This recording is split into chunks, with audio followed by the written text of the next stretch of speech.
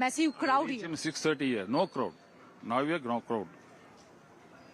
So you can see that people have started arriving here, and we can see that lots of senior citizens has also come here. You can see the crowds here, and the voting has begun in the BS college in Bangalore. But this time we are seeing that lots of the first-time voters and the senior citizens are coming here for the voting, and we can speak to some more people. You have come so early for the voting. Yes, we wanted to finish it early, first time, first thing in the day. First-time voter? No. So when you are a youth, so when you are going for the voting, what you will see, the candidates or a party? The party, yeah, because when you see overall how they are, functioning in the rest of the country, right? So I think the party. Yeah. So you have seen that currently I am at the BS college in Bangalore, and people have started coming here, especially the senior citizen and the youth. And we can see that lots of people gather here for the voting. And within a few minutes from now, Finance Minister Nirmala Sitharaman and the founder of the Infosys, Mr. Narayan Murthy and Sudha Murthy will come here for voting. Yes, they in fact have been one of the crucial message bearers in terms of voting and ensuring that they vote in all elections. They are expected to vote in a short while from now there in Bengaluru. Now look at how the process takes place, and as Preeti has been showing here as well, near Mount Carmel College in Bengaluru, we've had a lot of senior citizens being the first voters at this station here. We've also had a lot of youngsters also turning up in quite a good numbers. In fact, the idea in Bengaluru, we usually see good voter turnout by 8 or 9, and the trend has been that by around noon we've seen the voting pace slowing down and once again picking up in the last 2-3 hours of polling. Remember, it will go on till 6 o'clock. The polling will go on till 6 o'clock. This time round, the Election Commission having different theme-based polling stations. We are at Mount Carmel College. There is a pink booth here. They also have a booth for youngsters. There's one theme-based polling station around going green. We've also had a Go Native polling station. In fact, in the tribal areas of Karnataka, they've also ensured that there are polling stations that have a traditional theme and something that voters there can connect with. Now, going back to Purnima, we've seen fractured mandate in Karnataka in the last 3 out of 4 elections. Perhaps it was only in 2013 that we had a clear-cut mandate to the Congress party. 2008, the BJP fell short of majority by a few seats. They had to go for post-poll arrangements to ensure that they get majority. We've seen a fractured mandate in 2018, leading to 2 governments between 2019 and 23. Perhaps that's something that all parties have spoken about, asking people to give a clear mandate. Is that something that you think will be on the minds of people when they go to vote this time round?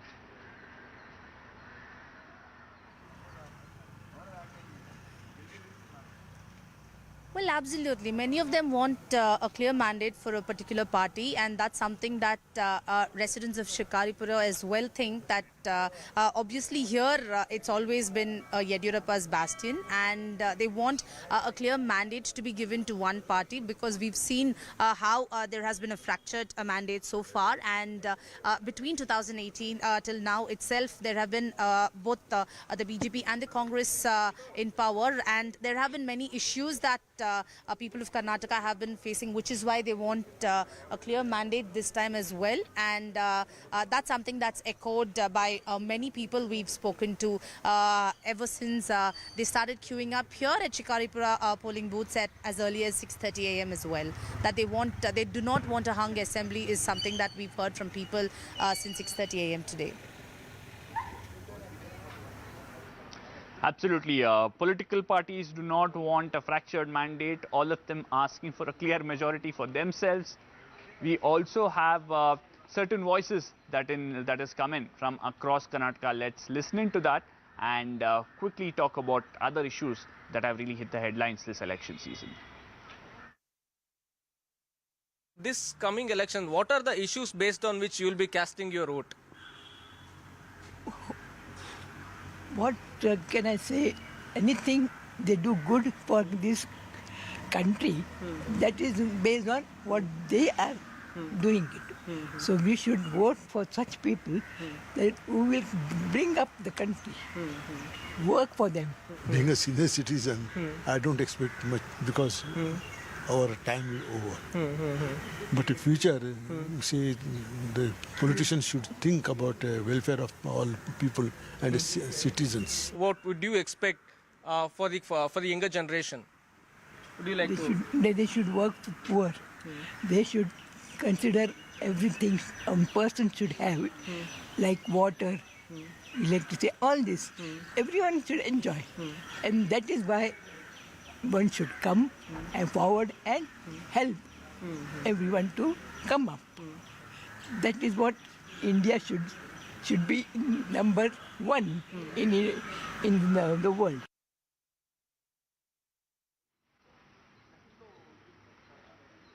Well, all our reporters are spread out across Karnataka. We'll keep going to them, but quickly we are here at the Mount Carmel College, and we have a senior citizen couple here. They've been waiting since 6 in the morning, and they've just finished voting, perhaps one of the first voters in Bengaluru. Sir, I'm sure you've voted in multiple elections over the last few decades. How important is it for youngsters to come out and vote? Every time we come here just to request everybody to come and vote.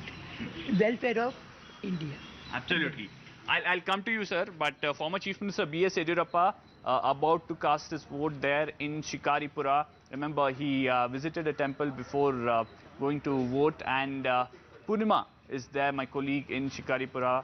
That's the bastion of B.S. Yediyurappa, and that's where he and his family have voted for a number of elections. Now, Purnima, over to you. Well, Harish, Yediyurappa, Vijendra have in fact come to the temple. They have entered the temple now to seek blessings, and from here they will be going to cast their vote. Remember, B.S. Yediyurappa and his family have always been one of the early voters that we've seen over the years, and this time also they are in fact visiting the temple as we speak. You can see the visuals on the screen here. They are visiting a Hanuman temple, which is about half a kilometer from their residence. From here, they will be going to the polling booths to cast their votes. Both Vijendra and former Chief Minister B.S. Yediyurappa here inside the Hanuman temple, and that's the visual that you can see on the screen. They are going to the polling booth from here. Back to you. Okay, perhaps in a short while you will see B.S. Yediyurappa making his way to the polling station. It's been a tradition for him to go to a temple before he casts his vote. Sir, we've seen Bangalore having a very low voter turnout. How important do you think it's for the city to vote in big numbers to ensure the city's infrastructure improves? It is very, very important for every citizen and come and vote for vote. Yes. And never be lethargy in doing all this.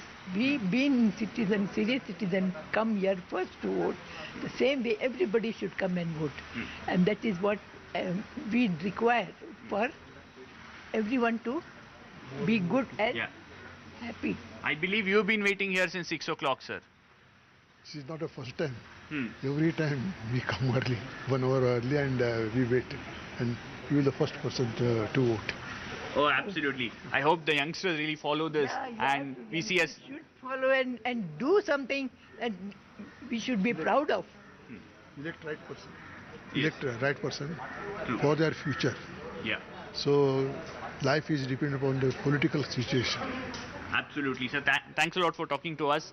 There you go, a very clear message from these senior citizens that you need to come out and vote, and who you vote and who comes to power really will have an impact on your life as well and the country as a whole. Ritu, you are at Siddaramaiah Hundi. Usually rural areas see very good voting in the first few hours, and overall as well they have a higher percentage of voting. What are you seeing at Siddaramaiah Hundi? Okay, Thank you, sir. Very true. You see, as you mentioned, there will be a lot of voters who actually turn up early time in the morning. I'll also try and get you some voices here from the senior citizens that I really can see in the visual who have all lined up here. We'll try and speak to them about what really matters to them while they are voting here in the important constituency. You see, this is the bastion of the Siddaramaiah, the former chief minister. Sir, ನೀವು vote ಮಾಡಕಂತ ಬಂದಿದ್ದೀರಾ. So ನಿಮಗೆ ಯಾವ issues ತುಂಬಾ matter ಆಗುತ್ತೆ vote ಮಾಡಬೇಕಾದ್ರೆ? Madam, ನಮ್ಮಲ್ಲಿ ಈ ವರ್ಣ ಕ್ಷೇತ್ರ ಅನ್ನೋದು ಒಂದು ಇಡೀ ದೇಶದಲ್ಲೇ ಒಳ್ಳೆ ಎಲ್ಲರೂ ಮನಸ್ಸಲ್ಲಿ ಇರ್ತಕ್ಕಂಥ ಕ್ಷೇತ್ರ ಇದು. ಯಾಕೆಂದರೆ ಸಿದ್ದರಾಮಯ್ಯನವರು ಪ್ರತಿನಿಧಿಸ್ತಿರೋದ್ರಿಂದ ಇಲ್ಲಿ ಸೋಲಿಸ್ಬೇಕು ಅಂತ ಭಾಳ ಛಲ ತಗೊಂಡು ಇದು ಮಾಡಿದ್ದಾರೆ. ಆದರೆ ಇಲ್ಲಿ ಸಿದ್ದರಾಮಯ್ಯನವ್ರಿಗೆ ಒಳ್ಳೆ ಜನ ಬೆಂಬಲ ಇದೆ. ಹಿಂದುಳಿದ ಜನಾಂಗದ ನಾಯಕ, ವಿರೋಧ ಪಕ್ಷದ ನಾಯಕರು ಮತ್ತು ಈಗಲೂ CM ಆಗೋಂಥ ವ್ಯಕ್ತಿ. ಅದರಿಂದ ಜನ ಅವ್ರನ್ನ ಕೈ ಬಿಡಲ್ಲ. ಈ ವರ್ಣ ಕ್ಷೇತ್ರ ಅನ್ನೋದು ನಮ್ಮ ಕರ್ನಾಟಕದಲ್ಲೇ ಒಂದು. There you see one of the voters saying that Varuna constituency happens to be an important constituency. I can see one more youngster here. So, ನೀವು vote ಮಾಡ್ತಿದ್ದೀರಾ? First time vote ಮಾಡ್ತಿದ್ದೀರಾ ಇಲ್ಲ second time vote ಮಾಡ್ತಿದ್ದೀರಾ? So, ಎಷ್ಟು important to vote ಮಾಡೋದು ಅನ್ನೋದು? ಮತ್ತು ಯಾಕೆ vote ಮಾಡಬೇಕು? ವೋಟ್ ಅನ್ನೋದು ಭಾರತೀಯ ಪ್ರಜೆಗೆ ಎಲ್ಲರಿಗೂ ಇಂಪಾರ್ಟೆಂಟು. ಅದು ಒಂದು 5 ವರ್ಷಕ್ಕೊಂದ್ಸಲಿ ಬರುತ್ತೆ, ಹಂಗಾಗಿ ಇಂಪಾರ್ಟೆಂಟ್ ಆಗೇ ಆಗುತ್ತೆ ಪ್ರತಿಯೊಬ್ಬ ವ್ಯಕ್ತಿಗೂ. ಆಮೇಲೆ ಇನ್ನೊಂದೇನೆಂದರೆ ನಮ್ಮ ರಾಜ್ಯಕ್ಕೆ ನಮ್ಮ ಯಾವ ಥರ ಚೀಫ್ ಮಿನಿಸ್ಟ್ರು ಬೇಕು ಅನ್ನೋದು ನಮ್ಮ ಕೈಲಿ ಇರುತ್ತೆ. ನಾವು ಅದನ್ನು ಆಯ್ಕೆ ಮಾಡ್ಕೊಳ್ಬೇಕು. ಹಾಗಾಗಿ ನಾವು ಯೋಚನೆ ಮಾಡಿ ಅವರಿಗೆ ವೋಟ್ ಹಾಕಬೇಕಾಗುತ್ತೆ. ಹಂಗಾಗಿ ಇಂಪಾರ್ಟೆಂಟ್. ಸರ್, ನಾನು ಆಗ್ಲಿಂದ ನೋಡ್ತಾ ಇದ್ದೀನಿ, ನೀವು ಲೈನಲ್ಲಿ ನಿಂತಿದ್ದೀರಾ, ಬೆಳಗ್ಗೆ ಬಂದಿದ್ದೀರಾ. ಸೊ ವೋಟ್ ಮಾಡಬೇಕಾದ್ರೆ ಯಾವ್ಯಾವ ಇಶ್ಯೂಸ್ ನಿಮಗೆ ಮ್ಯಾಟರ್ ಆಗುತ್ತೆ ಮತ್ತು ಯಾಕೆ ವೋಟ್ ಮಾಡಬೇಕು? ನೀವು ಸೀನಿಯರ್ ಸಿಟಿಸನ್ ಬೇರೆ, ಯಾಕೆ ತುಂಬ ಯಂಗ್ಸ್ಟರ್ಸ್ ಬಂದ್ಬಿಟ್ಟು ಹೊರಗೆ ಬರಬೇಕು ವೋಟ್ ಮಾಡಲಿಕ್ಕೆ? ಪ್ರಜಾಪ್ರಭುತ್ವನ ಯಾರು ಎತ್ತಿ ಹಿಡಿತಾರೆ, ಇಶ್ಯೂ ಬೇಸ್ಡ್ ಪಾಲಿಟಿಕ್ಸ್ ಯಾರು ಮಾಡ್ತಾರೆ ಕರೆಕ್ಟಾಗಿ, that should be win. So both Siddaramaiah and I are the classmates and working as advocates for a long time, but now I retired from practice. I just continue the agriculture. Only So what are the development works that you're really looking forward to this time? Siddaramaiah developed so much, particularly those who suppressed in the society. He supported a lot. So you look you are of course a senior citizen, but why I want to ask you one thing, that why should youngsters more come out and vote this time? So what is your message? Right. Well, in fact, B.S. Yediyurappa, they're coming out of the temple. In a short while, he will be making his way to the polling station to cast his vote. Purnima, very important for the BJP to ensure that the entire community, Lingat community, or the larger voter base of B.S. Yediyurappa continues to back him and the party, despite Yediyurappa not being going out of the electoral race and not being in the reckoning for the chief minister post if the BJP comes back to power. Absolutely. B.S. Yediyurappa has always been a tall leader, and the crowds that in fact you see at his public meetings and also his campaigns, that is unbeatable. And even though he's not active in politics, he's been actively campaigning across the state, promising that BJP will definitely get a clear mandate, and that just because he's not actively involved in politics, that will not impact the BJP's performance. In fact, he's also been actively campaigning across the state, not just for his son, but for the party. And even here today, he and Vijendra are, as always, have come in early to cast their votes, and they are in fact going by foot to the polling booth. You can see the visuals on the screen after visiting the temple.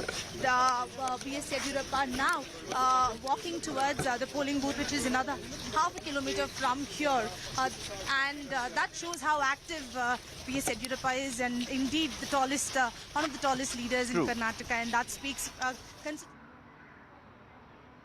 Yes, right. Purnima, we'll come back to you. We'll wait for B.S. Yediyurappa to make his way to the polling station in just a few minutes from now. But time for a quick break. On the other side, we'll get you more reports from across Karnataka on how the polling is picking up pace.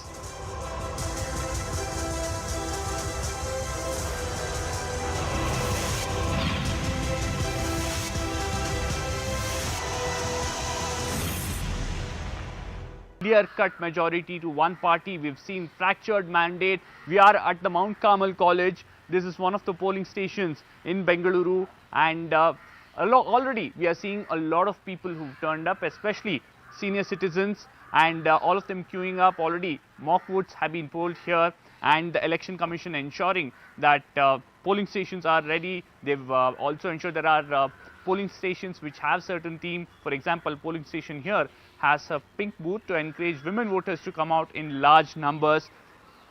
In fact, we have some breaking news coming in. Home Minister Amit Shah has put out a tweet on this crucial voting day.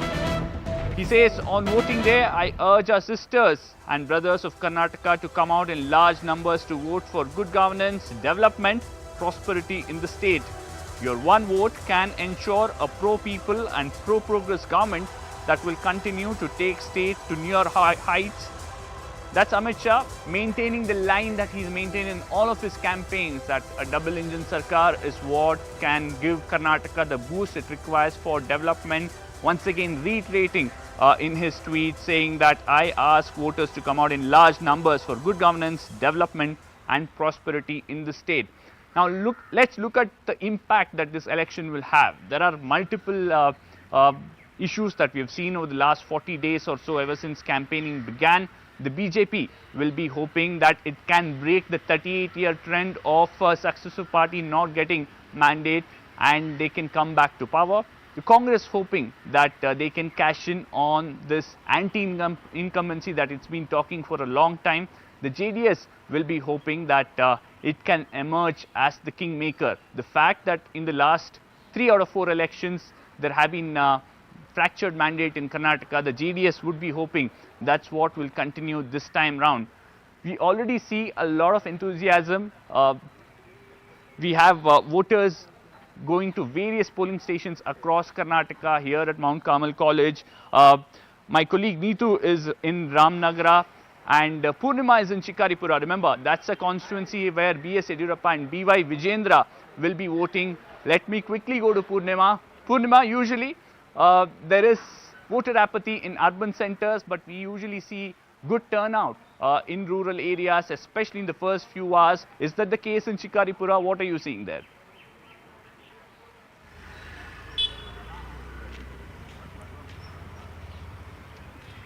Well, yes, people are lining up at the polling booths. We did visit at 6:30 and we saw people already queuing up in the polling booth where Yediyurappa and his family will all set to vote. Right now, we are outside a temple where Yediyurappa, his son Vijendra, all of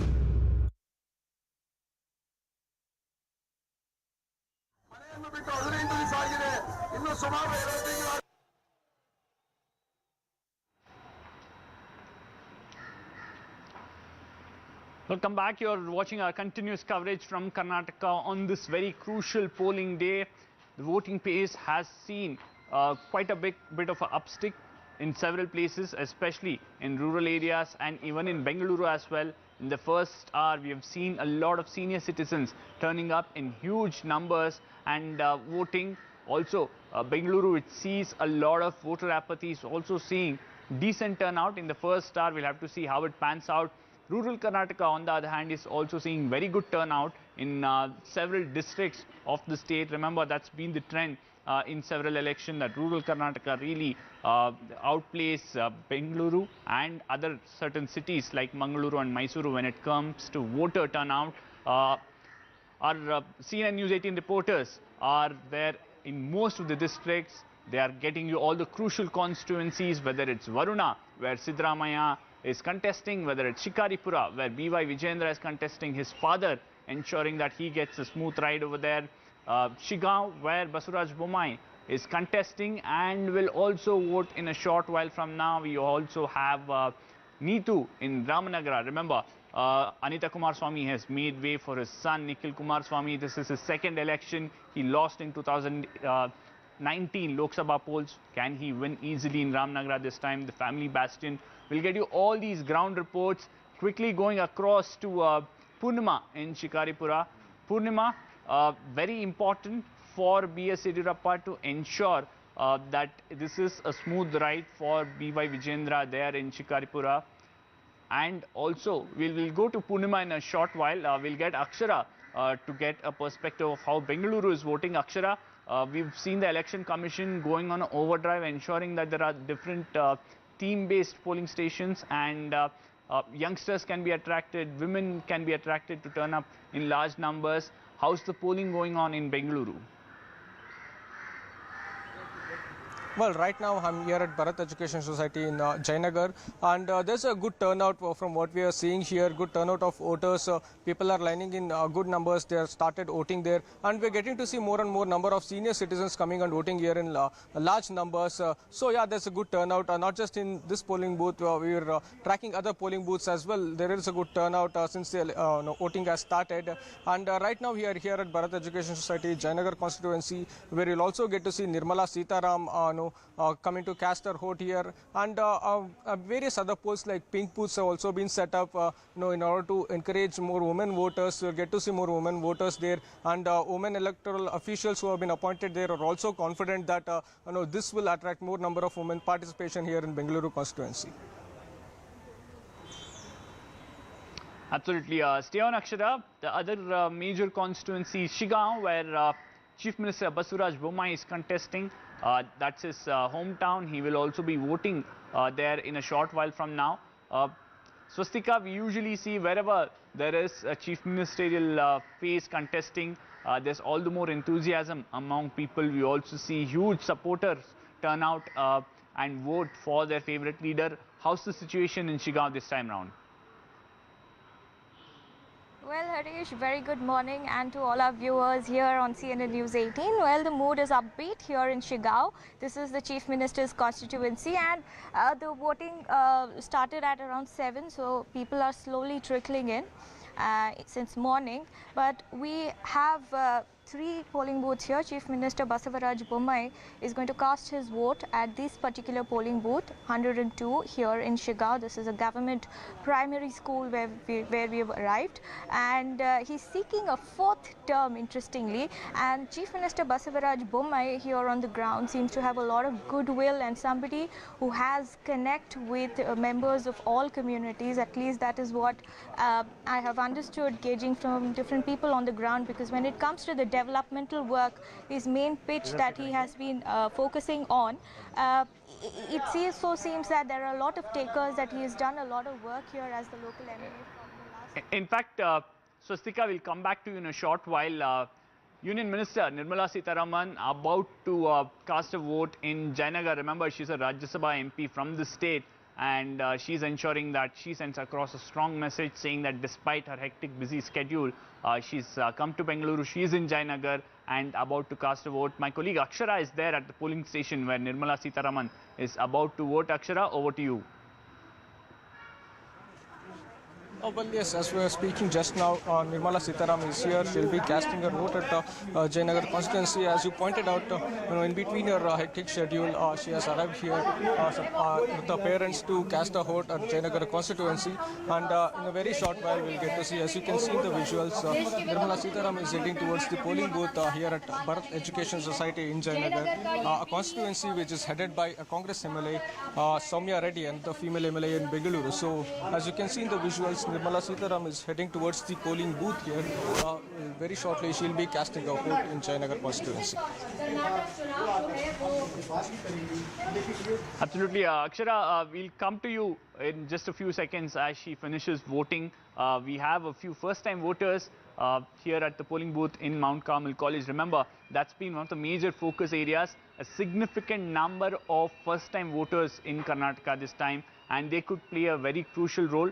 Ma'am, you've just finished voting here. How was the experience? This is something that a lot of people also wait for, that they vote first time. Yeah, actually I am pretty excited that I'm voting for the first time, and I feel really responsible doing it.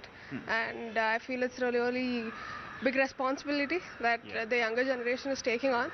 So I am very happy to do it. You know, the Election Commission has had several initiatives to ensure that youngsters, one, enroll, and second, come out and vote. But still there are concerns at times that youngsters, whether first time or second time voters, don't turn up in big numbers. What do you think is the reason? I mean, you talk to your friends and colleagues? What is the reason? What stops them, or what doesn't motivate them to come here? Well, I'm not pretty sure about it. Some of them have their voter ID, some of them don't. Some of them who stay in Bangalore or they keep traveling, they stay in hostel, they don't go to their hometowns. Maybe that is the reason. Not pretty sure, but probably that is one of the main reasons for them to travel back, and there won't be much time or something like that. Thank you, ma'am. Congratulations on your first vote. Thank you so much. Thank you. There you go.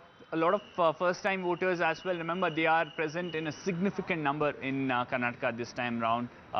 Will they vote for a party en masse? Will that change electoral dynamics? Remember, the idea or the assessment is that a lot of these first-time voters are also the ones who might not vote on traditional dynamics. They might not vote on caste. They might not vote on religion. They might look at other aspects. Will that be the case? If that is the case, then we are looking at a slow change in how Karnataka votes. Remember, in Karnataka, it's always been on caste lines that elections have been fought, and that there is a significant push by the BJP to ensure that doesn't happen, that doesn't work for the BJP. Will that change? That's something we'll have to see. And one constituency that votes irrespective of caste, and for one man that they love a lot, is Kanakpura. DK Shivakumar contesting from there. The BJP saying that we have put up a strong challenger in the form of R. Ashok, another Vokkaliga. Will that change equations in Kanakpura? Let's find out. Pallavi Ghosh joining us from Kanakpura. Pallavi, we saw the BJP announcing R. Ashok's name and saying that we will ensure that DK Shivakumar loses there. But we've also seen widespread support for DK Shivakumar. What's the enthusiasm at the polling booth like? Well, I'm just going to try and go across to the polling booth, but just behind me, the road leading up is the Kalambika temple, and that's where DK Shivakumar is going to be arriving around roughly 9 o'clock, and it's after that he's going to go to cast his vote roughly around 11 o'clock. That's what our Congress party has told me. But, it should be a cakewalk, as you know. That's the sense which the Congress party has, that it should be a cakewalk. In fact, they have been tweeting out to say that he's going to win with the largest number of mandate over here. But a Vokkaliga versus Vokkaliga is a very clear messaging coming in both from the Congress as well as from the BJP. I think the fight will really come back will to begin in just should the a bit. B.S. Yediyurappa there about to cast his vote in Shikaripura. That's his bastion. He wants to ensure that that is passed on to his son, and perhaps in the first step towards that is ensuring that he comes out and votes and sends across a signal to people. Purnima, this is something in a way symbolically passing on the responsibility of Shikaripura to his son.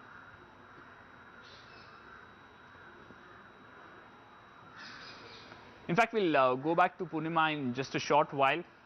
One significant development in Shikaripura has been Yediyurappa increasing his hold over the constituency of Shikaripura. We've seen his vote share consistently going up in Shikaripura. It's a constituency that has backed him even when he left the BJP in 2013 and floated the KJP and contested on a KJP ticket from Shikaripura. The constituency backed him then. Then later on, remember, although there was a lot of discussion on whether B.Y. Vijayendra will contest from Shikaripura or will he be put up as a candidate against Siddaramaiah and Varuna, you had B.S. Yediyurappa coming out and categorically mentioning that he has decided that he won't be contesting from Shikaripura and it will be his son, B.Y. Vijayendra, who will contest from Shikaripura. And the significant fact here is that despite the fact that he is a first-time candidate in Shikaripura, we've had B.Y. Vijayendra campaigning extensively across the state. Another big face about to cast vote is Nirmala Sitharaman, as I mentioned, the Union Finance Minister there in Jayanagar, standing in queue and ensuring that she votes in a short while from now. We've seen several ministers from Karnataka who've come back despite having a hectic schedule and ensuring that they vote, whether it was Venkaiah Naidu or others. Akshara, a strong message by the Union Finance Minister saying that one, she's coming out to vote and standing in a queue and ensuring that she votes in the first hour itself. Perhaps that should send a strong message to other politicians and bureaucrats and people at large that there can't be any excuse. Well, yes, absolutely. As you rightly mentioned, a strong message by the Union Minister Nirmala Sitharam pointing out the fact that one must come and vote. And she came here in the early morning, the first lot as well. And as you can see in the visuals, she is about to cast a vote. And she came with her relatives as a very strong message. And also, if you take a look at this particular constituency, Jayanagar constituency, which is headed by Soumya Reddy of the Congress party, and which was previously headed by Ramlinga Reddy, who won for four consecutive times in this particular constituency. So it's this particular constituency is a Congress stronghold in Bengaluru. So you have Nirmala Sitharam, Union Minister, coming here, casting her vote right now, sending a strong message that one must come and vote. There is no excuse when it comes to exercising your right. Akshara, the voter apathy in Bengaluru has been one major issue that the Election Commission has been trying to tackle. In Jayanagar, what do you see there? How's the enthusiasm? It's an upmarket area, has a lot of residential localities as well. Do you see the enthusiasm that we have seen in rural areas in Jayanagar as well?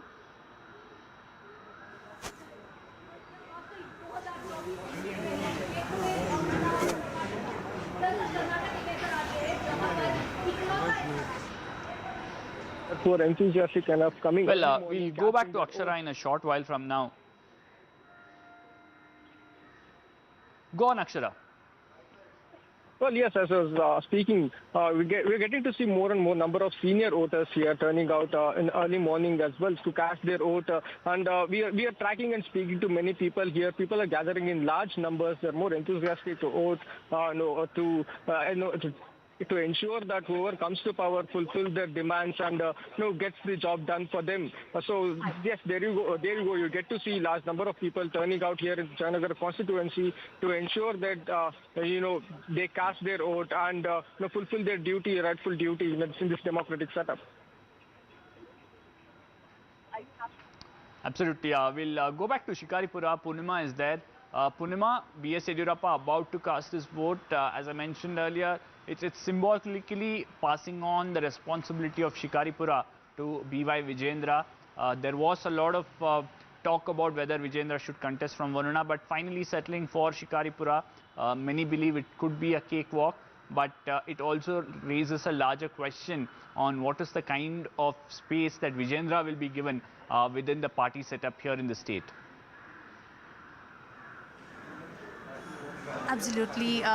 With Vijayendra now making his electoral debut, B.S. Yediyurappa has passed on the mantle to his son, and Shikaripura, remember, has always been a Yediyurappa bastion since the 1980s, and therefore it could be easy for Vijayendra to do well, though he has faced resistance from protests that we've seen in Shikaripura, while Vijayendra has also tried to address those issues and told the protesters that their voices will be heard. This, of course, is the first time that we are seeing Vijayendra making his debut, and the kind of support that we are seeing for Yediyurappa's family. Right. We'll keep coming back to you, Purnima. Keep tracking B.S. Yediyurappa and B.Y. Vijayendra there in Shikaripura. A crucial debut for Vijayendra. We'll slip into a short break now. On the other side, we'll also get you a sense of how the rest of Karnataka is voting. Some of the crucial constituencies like Ramanagara and Shigaon.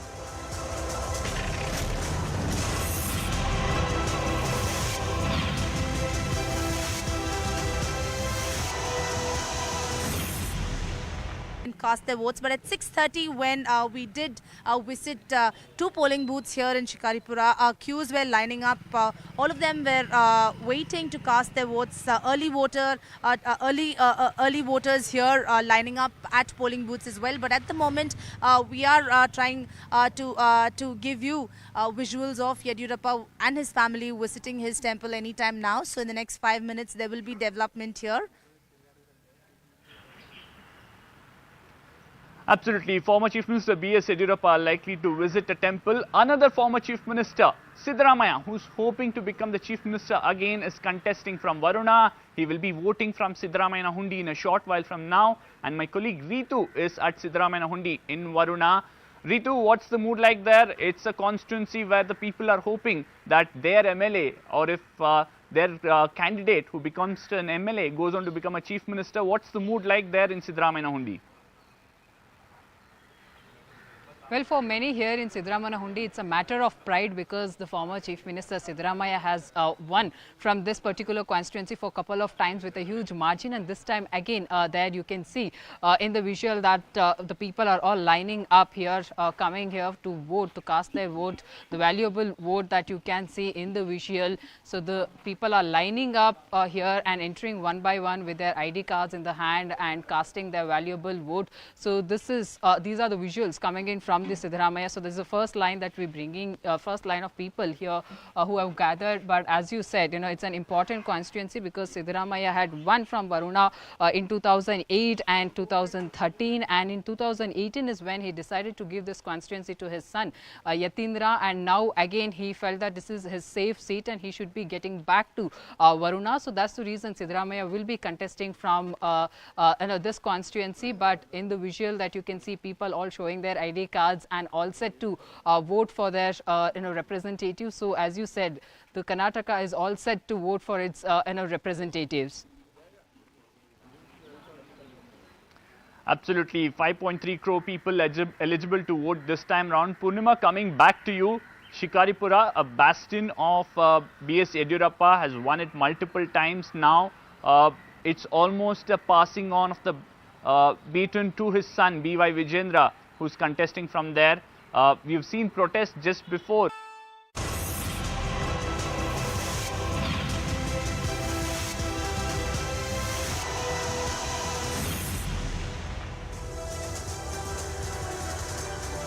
Welcome back. It's a big polling day here in Karnataka. 5.3 crore citizens eligible to vote. All parties hoping for a clear mandate this time round. B.S. Yediyurappa, former Chief Minister, the crowd puller for the BJP, voting there in Shikaripura. Purnima, coming back to you, it's very important for the BJP to ensure that one, there is enough space made for B.Y. Vijendra within the party. That would be one roadmap that B.S. Yediyurappa would want to know as soon as the results come out.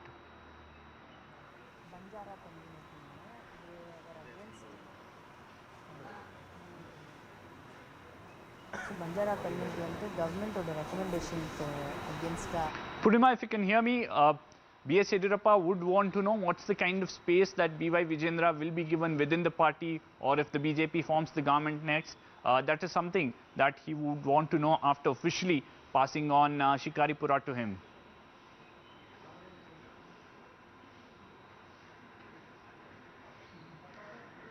Okay, we'll fix that audio line with Purnima and get back to her. But remember, there was a lot of chatter about ensuring B.S. Yediyurappa or B.Y. Vijendra contest in Varuna, but B.S. Yediyurappa vetoed it and ensured his son contests from Shikaripura.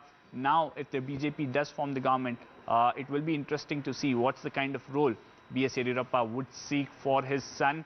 My colleague Akshara in Jayanagara, in Bengaluru, where Nirmala Sitharaman is about to vote. Akshara, we've seen a lot of apathy. We were talking about it, how urban pockets in the state do not vote at the same level as we see in a lot of rural areas of Karnataka. How is it in Jayanagar? We've also seen a lot of campaign by the Election Commission to ensure that people across age groups come out and vote, having theme-based polling booths. Has it had any impact, at least in the first hour or so? Well, yes, absolutely. I can vouch for that. There is a very good turnout here in Jayanagar constituency where people are coming out in good numbers to vote. Already a good significant chunk of people have casted their vote and are returning back home. And as you pointed out earlier, there are many issues which the Bengaloreans are facing. The civic apathy issues, potholes, bad stretch of road, unplanned and unorganized growth, and flooding as well, which has become a headache for the commuters here in Bengaluru, and traffic was one of the major issue faced by the citizens of Bangalore. So yes, this is the right time for them. They do realize that it's the right time for them to cast their vote and bring the change. So as you can see, in the visuals, there are good, significant amount of people, more number of people have turned out here at this particular Jayanagar constituency who cast their vote and already returning back to their homes. And at the very same time, you have Nirmala Sitharaman also standing in queue, and she'll be casting her vote, and soon she'll be out here and will speak, and we will get met her and we will speak to her. Yes, absolutely, Akshara. In fact, yes, citizens have been complaining. They can complain for 5 years. It's just once in 5 years they get the power to decide and whether to change or elect who they believe could set the future right for Bengaluru. We'll continue our election coverage. Time for a quick break now.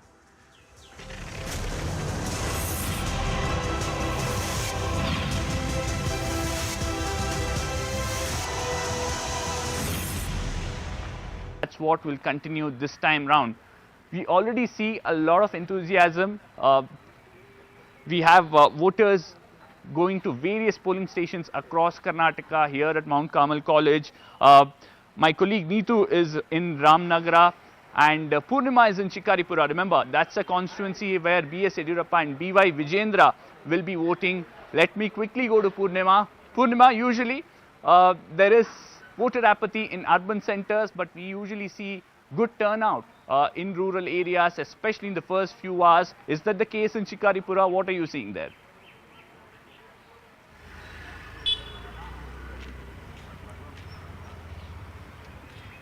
Well, yes, people are lining up at the polling booths. We did visit at 6:30 and we saw people already queuing up in the polling booth where Yediyurappa and his family will all set to vote. Right now, we are outside a temple where Yediyurappa, his son Vijendra, all of them will be here in a short while from now.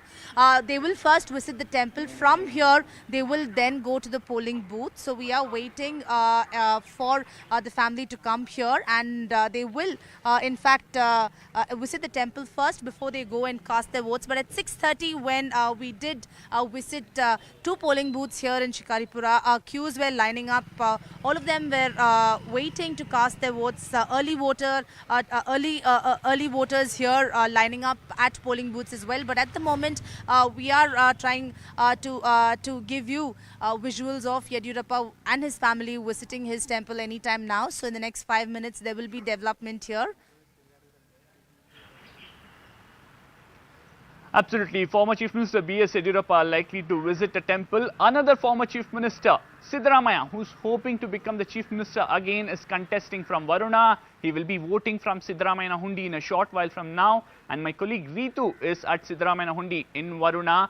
Ritu, what's the mood like there? It's a constituency where the people are hoping that their MLA, or if their candidate who becomes an MLA goes on to become a Chief Minister. What's the mood like there in Siddaramaiah Hundi?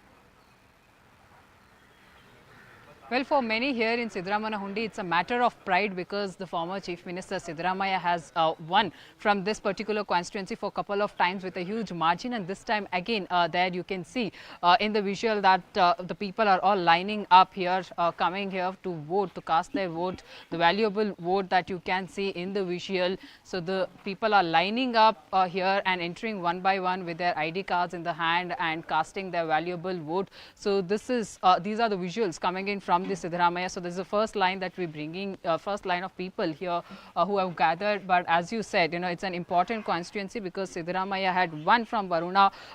Now.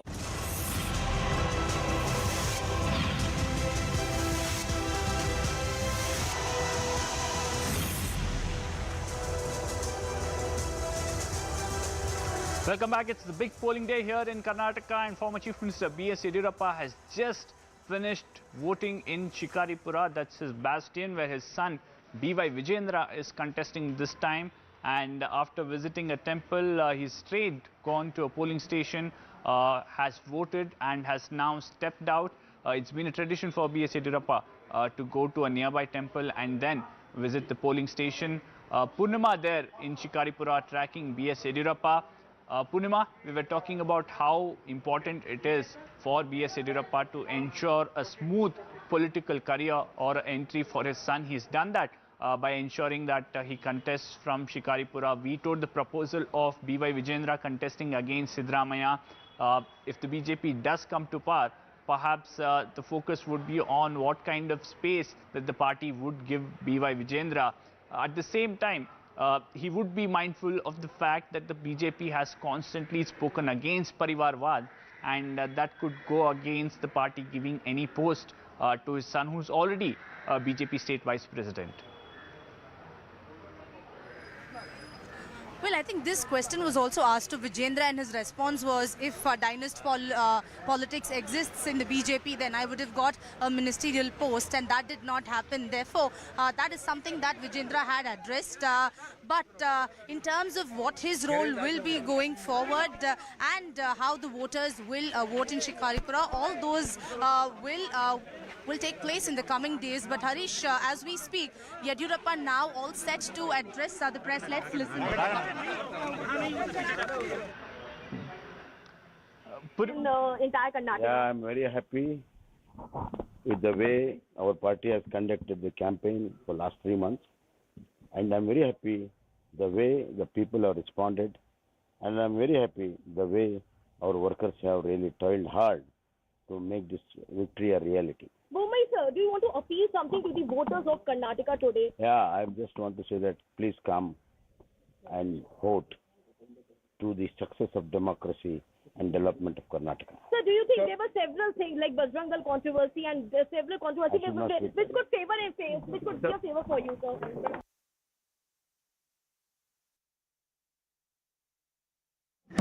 ಕನಿಷ್ಠ 40,000ಕ್ಕೂ ಹೆಚ್ಚಿನ ಅಂತರದಲ್ಲಿ ಗೆಲ್ಲೋದು ನಿಶ್ಚಿತ. ರಾಜ್ಯದಲ್ಲಿ absolute ಮೆಜಾರಿಟಿಯನ್ನು ಪಡೆದು ನಾವು ಸರ್ಕಾರವನ್ನು ರಚನೆ ಮಾಡುವಂಥದ್ದು ಸೂರ್ಯ ಚಂದ್ರ ಇರೋದೆಷ್ಟು ಸತ್ಯನೋ ಅಷ್ಟೇ ಸತ್ಯ. That's B.S. Yediyurappa once again reiterating that the BJP would form a government. And the entire state will get absolute majority, and we are going to form the government. There is no doubt about it. And people's response is very good. Whenever I tour in the state, the response was very good. On that basis, I am telling you that we are going to get absolute majority and we are going to form. Any message for the voters? That question does not arise when we are going to get absolute majority. What will be the number, sir? Absolute majority. More than 125 to 130 seats in the state we are going to win. Here about 40,000 margins. Vijendra is going to win. Sir, ಬಹುಮತ ಬರಲಿಕ್ಕೆ sir ಏನು ಪ್ರಮುಖವಾಗಿ sir ಕಾರಣ ಏನಿಸುತ್ತೆ ನಿಮಗೆ sir? ಪ್ರಮುಖವಾಗಿ ಮಾಡಿರುವಂತ ಅಭಿವೃದ್ಧಿ ಕಾರ್ಯಗಳು, ಮೋದಿ ಅವರು ಮಾಡಿರುವಂತ ಅಭಿವೃದ್ಧಿ ಕಾರ್ಯಗಳು, ಬಸವರಾಜ ಬೊಮ್ಮಾಯಿ ಅವರು ರಾಜ್ಯದಲ್ಲಿ ಮಾಡಿರುವಂತ ಅಭಿವೃದ್ಧಿ ಕಾರ್ಯಗಳು, ಇದೆಲ್ಲವೂ ಸಹ ಪೂರಕವಾಗಿರೋದ್ರಿಂದ ಅದರ ಆಧಾರದ ಮೇಲೆ ನಾನು ಹೇಳ್ತಾ ಇದ್ದೇನೆ. ಮತ್ತೆ ರಾಜ್ಯದ ಹುದ್ದೆಗಳಿಗೆ ಸುತ್ತ ಬಂದು ನಾನು ಹೇಳ್ತಾ ಇದ್ದೇನೆ, ನಿಶ್ಚಿತವಾಗಿ.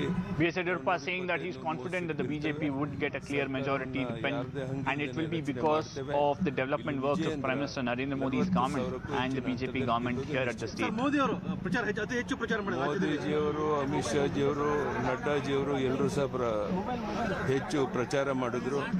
ಕರ್ನಾಟಕದ ಬಗ್ಗೆ ಹೆಚ್ಚು ಆಸಕ್ತಿ ಇದೆ. ಅವರೆಲ್ಲರ ಆಶೀರ್ವಾದದಿಂದ ಕರ್ನಾಟಕದಲ್ಲಿ absolute majority. Prime Minister Modi, Union Home Minister Amit Shah and JP Nadda have taken special interest in Karnataka and have campaigned extensively.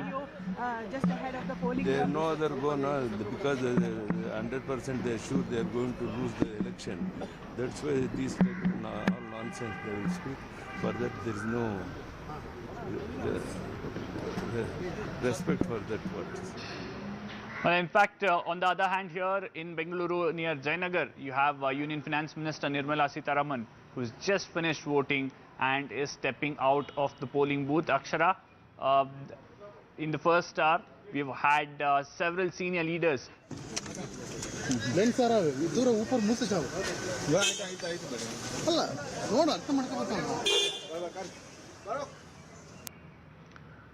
And now Union Minister Nirmala Sitharaman talking to the media after casting her vote. Remember, she's a Rajya Sabha MP from Karnataka.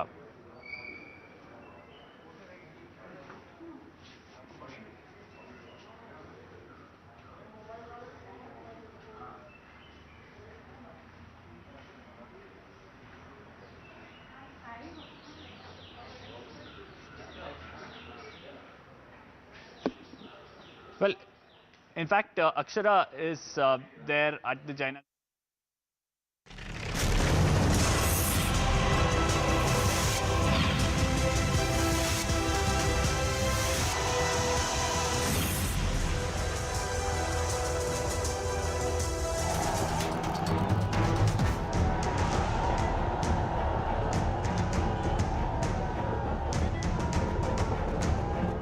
अब तक मुझे ये कांग्रेस के लोगों ने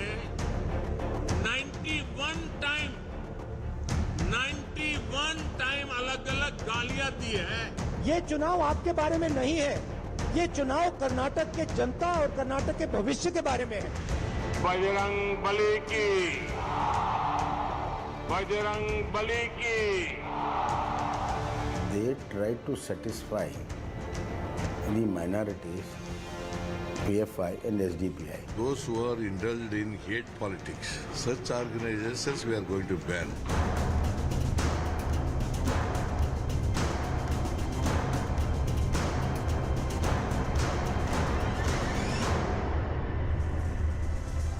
Good morning. It is the big election day in Karnataka. Over 5 crore voters will decide whether it's going to be a vote for continuity or a vote for change. We are now going straight across to Jayanagar in Bangalore, where Union Finance Minister Nirmala Siddaramaiah. मेरे से बात करने के तरीके और वगैरह से मुझे तो स्पष्ट लग रही है बीजेपी पूर्ण बहुमत के साथ जीत कर आ रही है। निर्मला जी, आपने किस मुद्दे पर वोट किया? क्योंकि आमतौर पे तो आम नागरिक वोट डालने जाते हैं, सबके कोई ना कोई इश्यूज है, क्योंकि आप भी यहाँ की वोटर हैं, तो आपके मन में क्या रहा वोट डालने के दौरान? बेंगलुरु का आने वाले दिन में और अच्छी तरीके से उनका इंफ्रास्ट्रक्चर हो और इधर का बिजनेस हो और पूरे कर्नाटका में स्टार्टअप और बाकी बिजनेस जैसे श्री अन्न तैयार करने वाले, प्रोड्यूस करने वाले किसान, सब के लिए इधर बीजेपी के सरकार और दिल्ली में मोदी जी के सरकार, वो डबल इंजन जो हम बोलते हैं, उसके लिए मैंने वोट डाला। जनता पार्टी जीत रही है, कितनी सीटें भारतीय जनता पार्टी जीत रही है? सीट के ऊपर अभी निर्मला जी, एक आपका मंत्रालय है जो आम आदमी को सीधा इफेक्ट करता है और लोग बहुत से अपोजिशन भी कह रही है कि महंगाई है, तो इसमें आप कैसे देखते हैं लोगों के लिए? मैं महंगाई के विषय में जो बात करने वाले विपक्ष के नेतागण के सामने ये प्रश्न अभी भी पूछ रही हूँ, लगातार पूछते रह रही हूँ। नीचे करो। जब यूपीए सरकार थी 10 साल 6% के ऊपर, 6 का महत्व क्या है? 4% कानूनन इन्फ्लेशन रहने का रेट है, उससे प्लस 2% तक 6% तक कानूनन आप टॉलरेंस बैंड कह सकते हैं। उससे ज़्यादा लगातार यूपीए के पीरियड में इन्फ्लेशन ज़्यादा था। मैं ये कंपटीशन नहीं कर रही हूँ उनका ज़्यादा मेरा कम, मगर कॉन्शियसली 2014 से लेकर आज तक इन्फ्लेशन का कंट्रोल के कितने सारे स्टेप्स मोदी जी के सरकार के द्वारा, और इधर भी मैं सीएम बसवराज बोम्मई जी का धन्यवाद कहना चाहती हूँ। एक्साइज ड्यूटी में पेट्रोल का प्राइस कम करने का 2 बार जो प्रयत्न हुआ, उनमें केंद्र सरकार जब कटौती की, बसवराज बोम्मई जी भी कटौती की। निर्मला जी, बजरंग इसीलिए इन्फ्लेशन का विषय में मैं जनता के साथ हूँ। हाँ, बोझ ना होना चाहिए और कम होना चाहिए, मगर विपक्ष को कोई हक नहीं मिलता क्योंकि उनके कार्यकाल को वो देखें। अपोजिशन कांग्रेस, राहुल, प्रियंका सब करने लगे हैं। हाँ, हम तो कभी भी बजरंग बली जी के नमस्कार करते हैं और हनुमान चालीसा पढ़ते हैं हम सब, मगर उनको चुनावी वक्त हो जाते हैं कांग्रेस वाले हनुमान जी के ऊपर। ये कर्नाटका हनुमान जी का धरती है, उनके जन्म स्थल है, इसलिए इधर आकर के उनके एक नेता इधर उधर की बात नहीं की, मैनिफेस्टो में लिख रही हो। बेवकूफी का उदाहरण इससे ज्यादा कोई कुछ नहीं। मोदी ने 16 जनसभाएं की है। मैम, एक सवाल Mody's charisma had worked over here in the last leg of election campaigning. Modi ji के करिश्मा, yes, it works even now, and it works all over the country because people directly connect with the Prime Minister.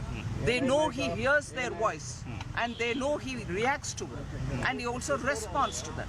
इसीलिए जनता के और प्रधानमंत्री जी के बीच में कोई और हो नहीं सकते, सीधा संवाद होता है। मैम, पिछली बार 104, इस बार कितना? You have Finance Minister Nirmala Sitharaman there casting her vote in Jayanagar in South Bangalore. You had Yediyurappa casting from Shikaripura, a seat which he has held since the 1980s, and now the baton has been passed on to his son B.V. Vijendra, who is the contestant there. And then, of course, you had Chief Minister Bommai, who's in Hubli. He's making his way to his native Shigaon, where he will be seeking a 4th term as an MLA.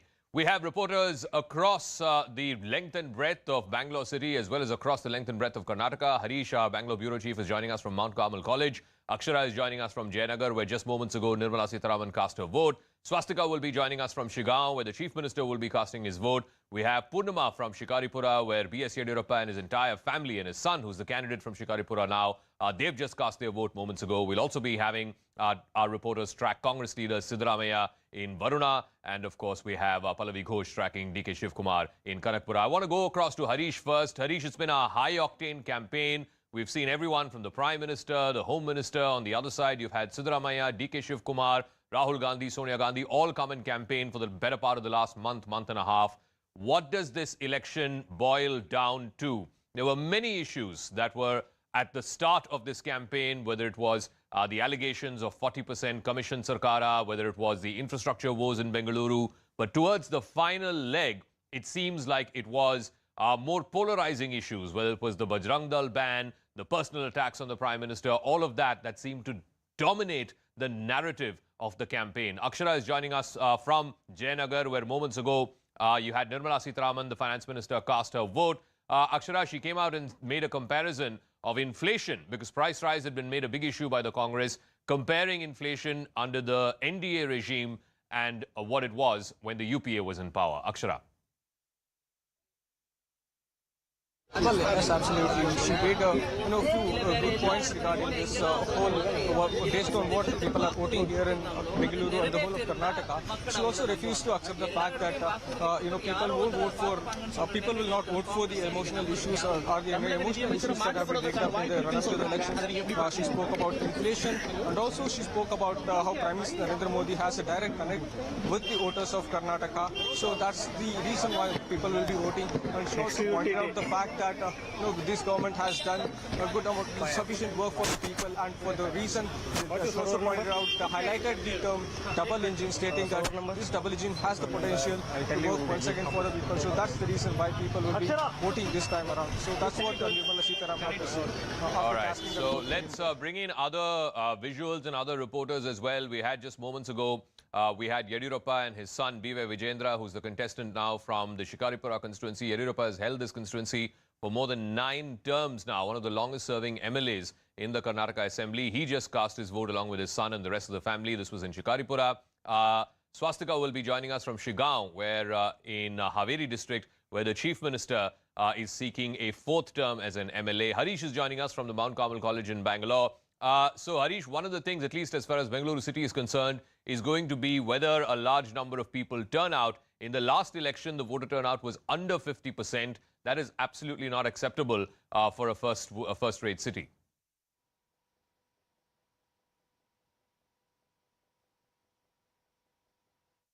Bengaluru is poor voter turnout. Remember, we've seen that difference from around the 50% in 2013 to around 52% in 2018. We sat in several councils sitting below 50%, and that's been a huge concern in Bengaluru.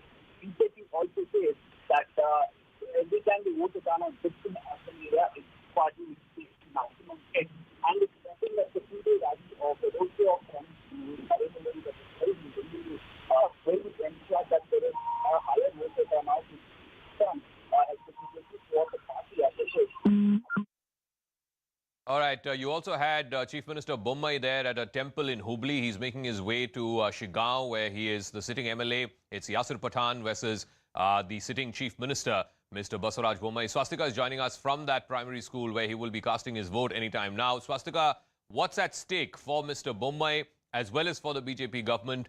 This constituency, this district there, Haveri, of course, the neighboring district of Hubli Dharwad, best exemplifies the Lingayat sort of vote problem for the BJP, or the vote division potentially for the BJP. Walk us through what are the issues that matter there in Shigaon. Well, the mood is quite upbeat to begin with, and Basavaraj Bommai, whether there's a lot of suspense on whether he would be re-elected as the chief minister, but as far as Shigaon is concerned, he's won this place 3 times and now he's seeking 4th term. If you talk about his personality, what I've gauged speaking to voters here on the ground is that he has a lot of goodwill among members across all communities. As you rightly mentioned, Veerashaiva Lingayats are the dominant community here, followed by Muslims. But Basavaraj Bommai, as far as his work is concerned as an MLA, has done a lot of work according to the people, whether it is with regards to building residential schools or bringing in irrigation projects. He has been somebody who has earned the goodwill of members of all communities, and that is something that the BJP is banking on for Basavaraj Bommai as far as Shigaon is concerned. But the main headache, or something that could be a deciding factor in this particular constituency, is the way the Kurubas as well as the other communities here vote for Bommai. And we are talking about the Dalit communities, Dalits and Kuruba. They could actually cut the vote factor. And there's also another interesting candidate in the fray, and that is the JDS's candidate, Shashidhar Yelihar. He is somebody who's also could be potentially dubbed as a dark horse, because he could also have the potential to cut through the Lingayat voters. But it all remains to be seen whether how things are going to pan out as far as the caste calculation is concerned. But so far on the ground, there seems to be a lot of positive goodwill for Mr. Basavaraj Bommai, who is expected to arrive here shortly to cast his vote. All right, if we can go back to Harish, clearly a lot is at stake for Mr. Bommai, for Mr. Yediyurappa. I think ultimately it's going to boil down to the question of, are the people satisfied with the government that they saw and the governance that they saw over the last 3 years, whether it was first under Yediyurappa and then subsequently under Mr. Bommai, or are they going to vote for change? Harish is now joining us. Harish, what is at stake in this election for the people of Karnataka? Well, a lot at stake. Remember, 3 out of the last 4 elections, we haven't got a clear mandate. It's been a fractured mandate. In 2008, B.S. Yediyurappa managed to ensure some of the independents back him and they formed a government. 2013, Congress got a clear mandate. We've had a fractured mandate in 2018, and we've seen 2 governments between 2018 and 2023. Now, the state, whether it's the investors or people in Bengaluru, they are asking that they in fact want a clear mandate to one political party. They believe that when there is no clear mandate, it leads to a lot of issues in the administration. For example, the BJP couldn't give a clear Bengaluru city development minister ever since coming to power in 2019. A lot of activists, a lot of people working for Bengaluru believe that really hit the Bengaluru's development, and without a dedicated minister, there was no day-to-day coordination or day-to-day monitoring of how the works happen. The other aspect one will also have to see is the impact that crossover or turncoats have. Remember, a huge amount of money was spent in by-elections, and many within the government saying that's counterproductive. We have seen a lion's share of cabinet ministries going to Bengaluru because there were already senior leaders in the BJP, and then you had turncoats. They had to be accommodated in the cabinet, and that in a way, many believe Hyderabad Karnataka region or Mumbai Karnataka region, people believe that they are shortchanged. Several of the districts went unrepresented. They did not get a space in the cabinet, and that impacts the development there is the another thought process. More importantly, it is also a fight between the leaders. Remember, Siddaramaiah believes the Congress has a very good chance and he can become the next chief minister. Many are also keenly watching if there will be a shift in how Karnataka votes on 2 counts. One, the state has traditionally voted on caste lines. Can the BJP turn it around this time and ensure whether the state votes on religious lines, or once again they'll back to Harish, just give me 1 second, because B.Y. Vijayendra is now speaking to my colleague Purnima. This time around, Shikaripura has always been Yediyurappa's bastion. This time he's not actively involved in politics. But does that make it more challenging for you? And is there more responsibility for you, for the residents? One thing I want to make it clear. Of course, yes, Yediyurappa declared that he is not going to contest elections, or rather is going to retire from electoral politics, but not from active politics. As you see, he was actively involved. In fact, he was leading campaigning from the front. He covered almost every constituency in the state of Karnataka. So there's no question of his, In fact, it has helped the party a lot. So if there's a hung assembly, would you be open to forming an alliance with the JDS? See, the hung assembly is a narrative that has been built by JDS consistently. But people of Karnataka, I don't think they're going to repeat the mistakes which they have done in the past, because they have suffered a lot during the coalition government. I am pretty confident people of Karnataka, they will bless Bharatiya Janata Party with absolute majority. Thank you. Thank you. It's a good day. That was B.Y. Vijayendra, the contestant, the candidate from Shikaripura, a constituency that his father represented since the 1980s. I think it was a 9-time MLA from there, one of the longest serving in the history of the Karnataka Assembly. And now B.Y. Vijayendra taking on the baton from his father, as it were. We also have Ritu, who's joining us from Varuna, where Siddaramaiah will be contesting. Remember, this is a new constituency from 2008. He held it in 2 terms, 2008 and 2013. And in the last election, he made way for his son, Yatindra, to contest from there. What is the mood like in Varuna? Where is Siddaramaiah? And what is the mood amongst the voters of Varuna? Well, you see, we are right now in Siddaramaiah Hundi, where the former Chief Minister Siddaramaiah will be coming to contest, to cast his vote, in fact. So what we do really know is that at this point in time, there are around 230,000 eligible voters, and where 60,000 are Lingayat voters and 51 are from SC, ST, and around 20,000 are from Kuruba community, and 15,000 around, Vokkaligas. But now what is really important over here is that we do know that how the Karnataka politics plays out. It was on the lines of the caste, but here in the Varuna constituency, which is right now that the Siddaramaiah is contesting from this particular constituency, he's a mass leader that you will also agree to. But however, what we really trying to speak to the voters, we understood that the kind of work that he has done in the constituency from a long time, they are very much satisfied it, but they really do need a lot of more development work as well. But this is that Karnataka public school that I'm trying and showing you in the visual, where people are coming and casting their vote here. I'm also joined by one of the voter here who has just casted his vote. So ನೀವು vote ಅನ್ನು ಹಾಕ್ಬಿಟ್ಟು ಬಂದಿದ್ದೀರಾ, ಯಾವ basis ಮೇಲೆ ನೀವು vote ಅನ್ನು ಹಾಕ್ತೀರಾ, ಏನು ಇಂಪಾರ್ಟೆಂಟು ನಿಮ್ಮ ಈ ಒಂದು ಕಾನ್ಸ್ಟಿಟ್ಯೂನ್ಸಿಯಲ್ಲಿ ಕೆಲಸ ಕಾರ್ಯಗಳೆಲ್ಲ ಆಗಿದೆಯಾ? ಹೌದು ಮೇಡಮ್, ಸಿದ್ದರಾಮಯ್ಯ ಅವರು ಮಾಡಿರೋಂಥ ಕೆಲಸಗಳು ನೋಡಿ, ಅವ್ರ ಗುಣ ನೋಡಿ, ಅವರ ವ್ಯಕ್ತಿತ್ವ ನೋಡಿ, ಅವ್ರ ನಾಯಕತ್ವ ನೋಡಿ ಓಟ್ ಹಾಕಿದ್ದೀವಿ. ಅವ್ರು ಮಾಡಿರೋಂಥ ಕೆಲಸಗಳು ನೋಡ್ತಿದ್ದಾರೆ ನೀವೇ. ಅವ್ರು ಏನೆಲ್ಲ ಮಾಡಿಕೊಟ್ಟಿದ್ದಾರೆ, ಏನೆಲ್ಲ ಕೆಲಸಗಳೆಲ್ಲ ಕಾರ್ಯಗಳಾಗಿದೆ ಇಲ್ಲಿ? ಎಲ್ಲ ಥರ ಕೆಲಸಗಳಿದೆ. ರೋಡ್ ಇರ್ಬೋದು, ಬೇರೆ ಬೇರೆ ಅವ್ರ ಪರ್ಸ್ನಲ್ ಲೋನ್ಗಳು ಇರ್ಬೋದು, ಇನ್ನೊಂದು ಇರ್ಬೋದು, ಮತ್ತು ಅನ್ನ ಭಾಗ್ಯ, ಸೀರಾ ಭಾಗ್ಯ, ಸಾದ ಭಾಗ್ಯ, ಎಲ್ಲ ಬಗ್ಗೆಗಳನ್ನು ಕೊಟ್ಟರಲ್ಲ ಇನ್ನೇ ಮೇಡಮ್. ಎಲ್ಲ ಬಗ್ಗೆ ಕೊಟ್ಟು ಅವ್ರ ವ್ಯಕ್ತಿತ್ವ ನೋಡಿ, ಅವ್ರ ನಾಯಕತ್ವ ನೋಡಿ. Well, there you see the voters saying that there has been a lot of development works that had taken place in the Varuna constituency, and they are quite satisfied with it as well. But they do really need a lot of work, like the regular supply of the power, the water supply as well, and the concrete roads too. So few voters did speak about it, but what we are given to understand right now is that the Siddaramaiah is in the Mysore at his house, and he will be coming here to cast his vote at around 10 a.m.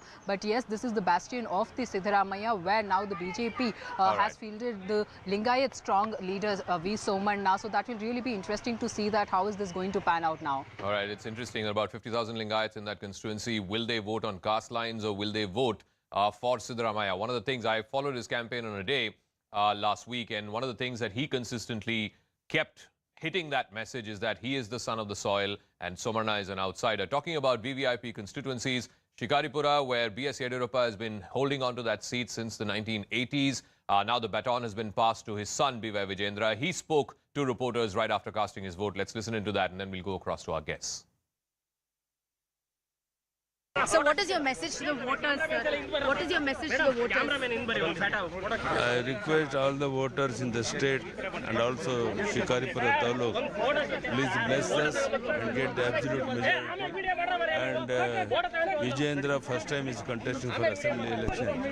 So bless him, margin of 40,000 votes. And sir, this is also the first time that you are not contesting and you are not Yes, I have decided it is a long back I have taken decision not to contest for the election. Even then people are giving respect, like anything, and that will not be any difference. It will not happen. In Karnataka, the voter turnout is usually less, especially in Bangalore. Not many voters come out and vote. Your message to them to come out and vote? I request them, because of rainy season, anytime the rains will start. So I request all the people of Karnataka come to polls as early as possible to cast your votes. Thank you. All right, That was B.S. Yediyurappa there of the BJP, the tallest leader of the BJP. He's now passing on the baton to his son, B.Y. Vijayendra, in that constituency of Shikaripura. Let me now bring in my colleague, DP Satish, who's joining us. Satish, you've traveled the length and breadth of Karnataka. What is at stake in this election? Clearly, Karnataka has voted on caste lines in elections in the past. Will that change? The BJP is hoping that will change in this election. What have you seen on the ground? Zach, I really don't think Karnataka will vote differently this time because caste has always been a big factor in all the elections. At least in all 10 elections since 1972, caste has always played a major role. Last week, me and you traveled together across Old Mysore region, southern part of the state, and we have noticed that caste still plays a major role. Whether that caste will favor Congress or BJP or JDS, that we don't know. But certainly, caste will definitely play a big role. And at the same time, as our colleague Harish Upadhyay has rightly said, Karnataka has got only one stable government in the last 15 years. In 2008, Yediyurappa could manage to form the government with the help of independents, but that government was shaky and there were three chief ministers and BJP was also split later. In 2013, Congress got absolute majority and Siddaramaiah as chief minister completed a full 5-year term. In 2018, it was fractured. First, JDS Congress formed the government, that collapsed. Later, BJP formed the government, that was also not stable. Then they had 2 chief ministers, and people of Karnataka are hoping that this time they are going to get a single party stable government. But I don't think this time people will not vote on caste, because I don't think that people will not prefer because I don't think people will forget their caste and vote in this election. Sorry. All right, DP, we'll see how this plays out. One of the things, and I think he's absolutely right, one of the things that will play on the back of voters' mind is that they've seen the results of a fractured mandate, first in 2008 and then subsequently now between 2018 and 23. Will the voters of Karnataka give a decisive mandate? I think that is going to be one of the things that certainly is going to have an overhang on this election. I'm going to take a quick break, but when we come back, we'll take you to different constituencies, we'll take you to different reporters and guests as well, and we'll show you on the magic wall the numbers, because Karnataka ultimately boils down to the numbers. It's a 3-horse race. Oftentimes we forget that the JDS is also a player in this election. This election cycle, though, they've been a lot more muted. Why is that, and what impact may that have? Quick break. We'll see you on the other side.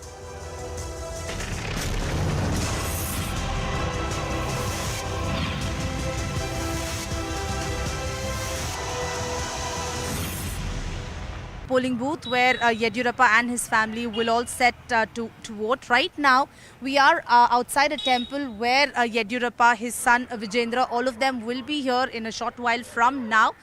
They will first visit the temple. From here, they will then go to the polling booth. So we are waiting for the family to come here, and they will, in fact, visit the temple first before they go and cast their votes. But at 6:30, when we did visit 2 polling booths here in Shikaripura, queues were lining up. All of them were waiting to cast their votes. Early voters here lining up at polling booths as well. But at the moment, we are trying to give you visuals of Yediyurappa and his family visiting his temple anytime now. So in the next 5 minutes, there will be development here.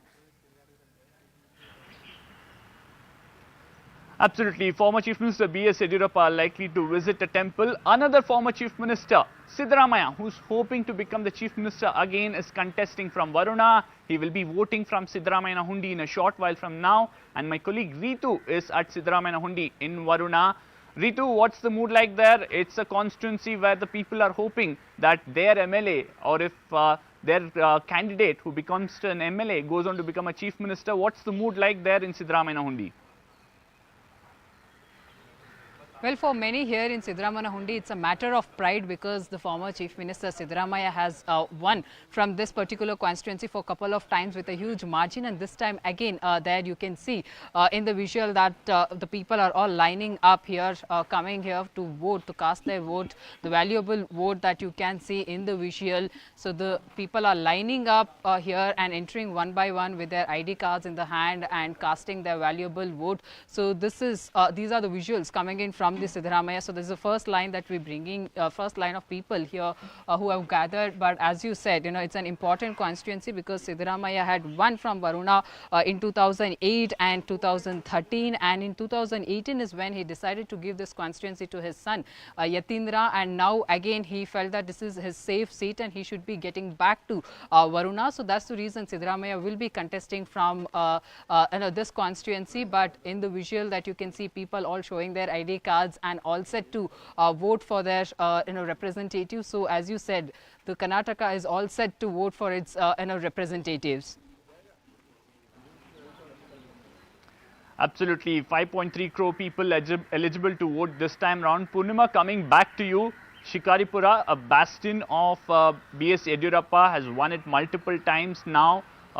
It's almost a passing on of the baton to his son, B.Y. Vijendra, who's contesting from there. We've seen protests just before the elections were announced because of the internal reservation, but a heated political campaign too has taken place in Shikaripura. Well, absolutely. Ever since the BJP started its elections in Karnataka, it was only Yediyurappa's bastion, except for once in 1999 when he lost, and of course in 2013 the BJP lost when Yediyurappa floated his own party and Yediyurappa won. So now he's passed on the mantle to Vijendra. But as you said, there has been resistance in terms of protests against government's recommendation for internal reservation. But Vijendra in his campaign has time and again said and addressed this particular issue and has promised them that they will definitely consider the protesters' voice will be heard, is something that Vijendra has assured during his campaign. And many say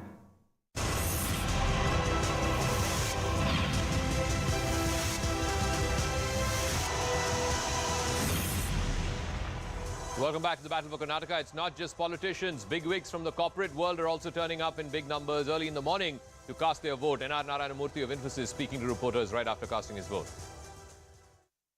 For our children. Therefore, it is the duty of every citizen to exercise this responsibility with a lot of care and with a lot of deep thought. So I'm very grateful that I had this opportunity. I just came back this morning from abroad and very, very happy that I had this opportunity. So, you mentioned that you just came back from abroad and yet you've come here to vote early morning. What would your message be to young voters in Bengaluru, because the city is notorious for having very poor voter turnout, for voter apathy? Well, as I said before, unless we exercise this responsibility diligently, with a lot of deep thought and with a little bit of effort, I do not think we will have the right to speak about progress or lack of it. Therefore, first we vote and then we can say this is good, this is not good. But if we don't do that, then we have no right to criticize. So Mr. Modi, are you disappointed that, the development and infra issues this election have been hijacked by caste politics? I have been out of country, so I am not familiar with what have been the issues. But you're very tech-savvy, so you would have read it online. Therefore, I am the wrong person to answer that. There are others who have been here, who have observed, who have taken a lot of interest. So therefore, I think the political parties have been targeting each other on corruption this time largely, because each of them saying that the other party being more corrupt than the other. Is that an issue that needs to be also highlighted? Again, as I told you, I am not able to comment on anything for which I do not have data. So otherwise, once you start criticizing without proper data, you lose your credibility. So I don't want to do that. Mr. Murthy, as a prominent citizen of Bengaluru, resident. All right, N.R. Narayanamurthy, founder of Infosys there, voting from Jayanagar in South Bangalore. Of course, those constituencies also have perennial infrastructure woes. Whether that is top of mind of voters there, we'll wait and see. But I want to take you to the magic wall, because clearly the numbers are telling a story, and the numbers always difficult to predict in a state like Karnataka. But let's just take a look at how the current assembly, the assembly that has been dissolved and the assembly that was last seen at Vidhan Sauda, this was the number as it stood in 2018 at the end of that election cycle. BJP at 104, it was the single largest party. It was within touching distance of that magic figure of 113. The Congress at 80, the JDS had 37, and suddenly, before the BJP could even react, you remember those pictures of Ashok Gehlot and Ghulam Nabi Azad landing up in Bengaluru, meeting H.D. Kumaraswamy and then staking claim on that very same day, making H.D. Kumaraswamy the chief minister. It was a Congress-JDS government for the first almost 2 years of that term, as it were. And then subsequently, as the Congress keeps saying, the BJP managed to get, I think, about 17 Congress and JDS MLAs to switch over. The BJP then went past the halfway mark, and this is how the picture has turned out over the last 20 years or so. Remember, in 1999, it was the Congress under S.M. Krishna that won a huge mandate, over 130 seats. That changed in 2004. For the first time, the Congress and the JDS joined hands. You had the Dharam Singh government that was in 2004. In 2008, this was after a brief dalliance between the BJP and the JDS, where Kumaraswamy was made chief minister and Yediyurappa was deputy chief minister. He went to the state, and for the very first time, the state voted for a BJP government, and Yediyurappa became chief minister in 2008. By the time it was 2013, Yediyurappa had split from the BJP. He formed his own party, the KJP, and again the Congress coming to power, Siddaramaiah becoming chief minister with over 120 seats. And then in 2018, as I mentioned, it was a fractured mandate. One thing that is absolutely going to make a critical difference this time around is whether it is going to be a fractured mandate or whether the people of Karnataka will vote for a single party, for a stable government. One of the things that you need to keep in mind is the two dominant communities, the Vokkaligas and the Lingayats. The Lingayats are specifically so in this election because there is a feeling that the Lingayat vote might be split. Remember, the Lingayats are about 17%, almost a fifth of the population of the state of Karnataka. They've been dominant, particularly in the central as well as northern parts of Karnataka, whether it is the districts of Shimoga, Haveri, Hubli, Dharwad, and then you go up to the north, places like Belgaum, Raichur, Bidar, etc. There are 67 seats, almost 70 seats out of 224, where the Lingayats are the dominant caste and the dominant sort of community of voters. They've always backed the BJP, certainly since Yediyurappa helmed the reins of the BJP. 40 to 20, that was the ratio in which the Lingayats voted out of those 70 seats. The BJP getting 41%, almost 42% of the vote share, and the Congress only 38. This was how the Lingayats voted. The other critical voting bloc, as it were, is the Vokkaligas, and they are dominant in the southern part, in the southern belt, the Old Mysore region, as it's called, from Hassan, Ramnagara, Kanakpura, even in Tumkur and in Kolar. This is the belt where the Vokkaligas are dominant. The JDS last time getting 37 seats, 24 of those 37 were in this belt. In fact, the JDS got more seats than the Congress and the BJP. The BJP was a distant third in this belt. Whether the BJP can make inroads into the Vokkaliga communities, I think that is going to be a critical factor this time around as well. Or is it going to be a direct fight between the JDS and the Congress? We'll keep an eye out on how the Vokkaligas and the Lingayats vote. But let me first go across to Pallavi Ghosh, my colleague, who's joining us from Kanakpura, where Congress strongman DK Shivakumar is seeking another term. Of course, he's a Vokkaliga, and I think Kanakpura, in that sense, represents the Vokkaliga politics of Old Mysore region. Walk us through what you're seeing, not just in that constituency, but across the region of Old Mysore, where it was always between the JDS and the Congress, but the BJP is desperately trying to make inroads. What are you seeing on the ground?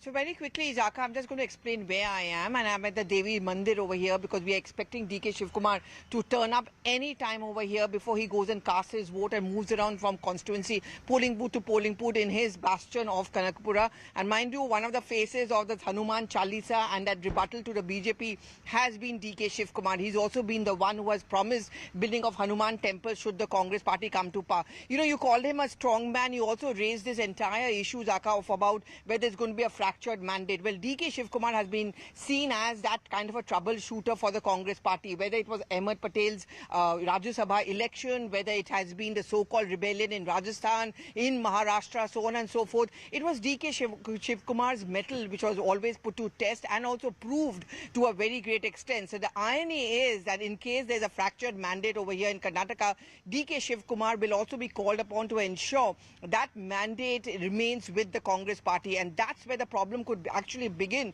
for the Congress really, Zaka, because there are going to be two claimants as of now to the top post if the Congress wins. Of course, Siddaramaiah, who is the veteran former CM and a strong man over here, large number of MLAs are with him, but DK Shivakumar certainly would want his pound of flesh.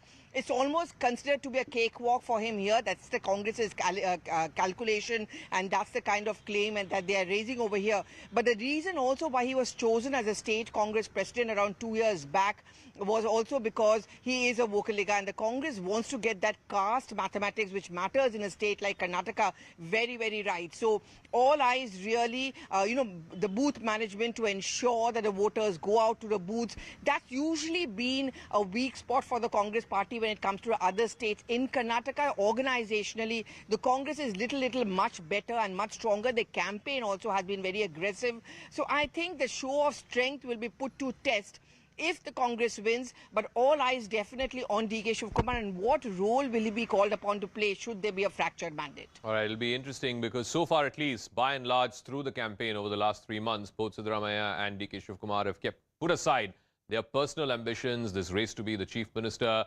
Will that necessarily change, and how if and when we get a full mandate? Let me now bring you up to speed with what is at stake for the two major parties, the BJP and the Congress. I think we can fairly certainly say that this has now been reduced largely to a two-horse race because of the muted nature of the JDS's campaign. For the BJP, Basavaraj Bommai, whether he will retain the only state where the BJP has been in power in southern India. Remember, if they lose Karnataka, then the BJP is not in power in any of the 5 South Indian states. How may that play in the run-up to 2024? The other big thing, it shows that stability and the vote for stability and continuity is what the people of Karnataka want. Remember, Karnataka is a huge contributor to India's GDP, almost 10% of India's GDP coming from that one state. So is it going to be a vote for stability, a vote for continuity, or a vote for change? A win could also blunt the allegations of this 40% commission sarkara. That was one of the big themes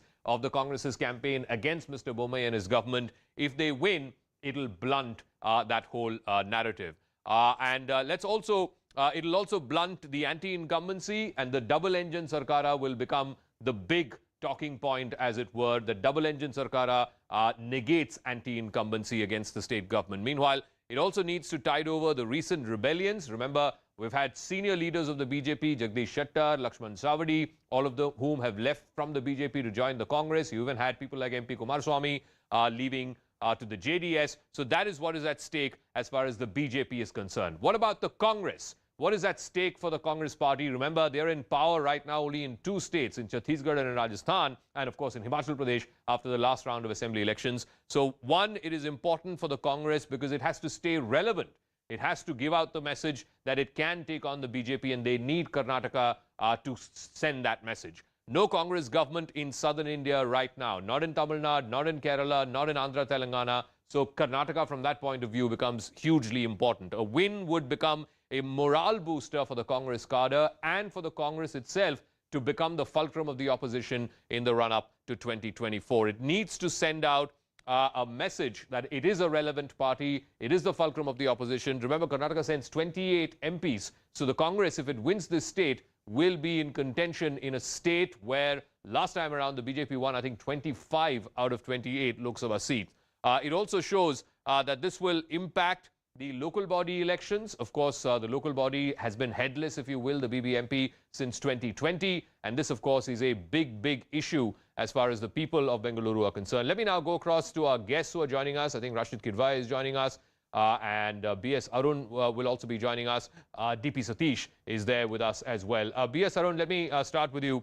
We talked about, Vokkaligas and Lingayats, and Karnataka elections have always been dominated by these two dominant castes. But we tend to forget, but between them, we're looking only at about 30% of the electorate, 33% of the electorate. There is still an outstanding almost 70% of Dalits, OBCs, minorities, other castes, other backward castes, who generally don't tend to get the headlines. But do you believe in this election that could also be an important factor, because the backward classes could tend to rally around a party and a candidate? Absolutely. It's very important to know how these castes, other than the Vokkaligas and the Lingayats, vote. The Dalits, there are two sections of Dalits in Karnataka. One is the left hand, other is the right hand. The left hand has come to support the BJP over the last few years. And mind you, last time, out of the reserved seats of the SCs, it was BJP which got a majority of the seats across the state. And these seats are more in number in Raichur, in Chitradurga and other districts. And BJP has been doing fairly well, in these regions also. Other than that, if you come to the OBCs, it's sort of spread out in both the parties. And Siddaramaiah is known to be an icon among the OBCs. He carried out the Ahinda Yatra or the Padayatra in 2013, which catapulted the Congress to power. And since then, Siddaramaiah is known as the leader of the OBCs. He himself belongs to Kuruba community, which is a shepherd caste within the OBCs. So these sections are also important. There are others, say, for example, the Muslims, and Muslims have been favoring the Congress over and over again in the last few elections. So the importance of the castes and communities in Karnataka cannot be ruled out, because even in a city like Bangalore, this matters very much. In the last elections, if we see, the caste combination mattered a lot, because it's the Vokkaligas and the other communities who ruled the roost in Bangalore. This is despite Bangalore being a cosmopolitan city. All right, just give me a moment. We're getting a piece of breaking news, after which I want to go across to DP Satish. There's a verbal altercation, I believe, that has broken out between Congress and BJP workers. This is in Chikmagaluru. BJP workers were allegedly seen wearing saffron shawls very close to the polling booth. Remember, the EC rules are very clear. You should not have any kind of symbol or symbolism associated with any party within a certain distance of polling booths. The incident took place in a place called Basavanahalli polling booth in Chikmagaluru. Congress workers were seen asking the BJP Karyakartas to remove the saffron shawls. But this, of course, happening in one constituency in Chikmagaluru. Let me go across to DP Satish and get a sense of how, at the end of the day, they say elections in the modern day is won by which party is able to get out its voters, turn up the vote, as they say. In that respect, at least the evidence that we have seen over the last many elections, state elections, Lok Sabha elections, is that the BJP, because it's a more organized party, a more cadre-based party, is better able to turn out its voters, unlike the Congress, which is dependent largely on ordinary people, because one of the complaints against the Congress has been that you don't see Congress workers on the ground. Was that necessarily different in this election in Karnataka, DP? Zaka, it's true that BJP is more organized and they have a cadre all across the state, and they definitely get their people to vote. But at the same time, look at Bengaluru city, voting percentage is always less, and sometimes less than 50%. And Bengaluru has got a very good BJP cadre, and RSS has a strong presence in Bengaluru city. BJP has also got a very strong presence in Bengaluru city. But Congress always wins more seats than the BJP in Bengaluru city. Last time, Congress won 15 seats out of 28, BJP 11 and JDS 2. And if you don't count Bengaluru, rest of Karnataka will always vote well, above 70%, around 70%. It's not so less. And Congress has got, Congress doesn't have the cadre BJP has got, but people come on their own and vote. And I want to add one more thing, what Mr. Arun has said earlier, because Lingayats and Vokkaligas together, they are about 32% of the state's total population, but they are economically, socially, politically, the most powerful castes in Karnataka. Together, they have about 90 to 100 MLAs. And these two communities together can add another 10% vote because they control other vote banks. So Lingayats and Vokkaligas together control about 45% of Karnataka's vote share. Okay, all right. We'll see how this story plays out. I'd request both Satish and Arun to stay on with us. I'm going to take a quick break. It is voting day in Karnataka. If you're a resident of the state, if you're a resident of Bengaluru, please come out and cast your vote. You have seen the governance of the last 5 years. Here is a chance for you to make a difference, the one day where the voter actually matters. So please come out and turn up in large numbers. We'll be going across to all our reporters from Ritu in Varuna to Pallavi Ghosh in Kanakpura. We have in Shikaripura Purnima, who is joining us, and of course in Shigao we have Swastika, who will be joining us, the Chief Minister's constituency. We'll take a quick break. We'll be back with our reporters and our guests right on the other side.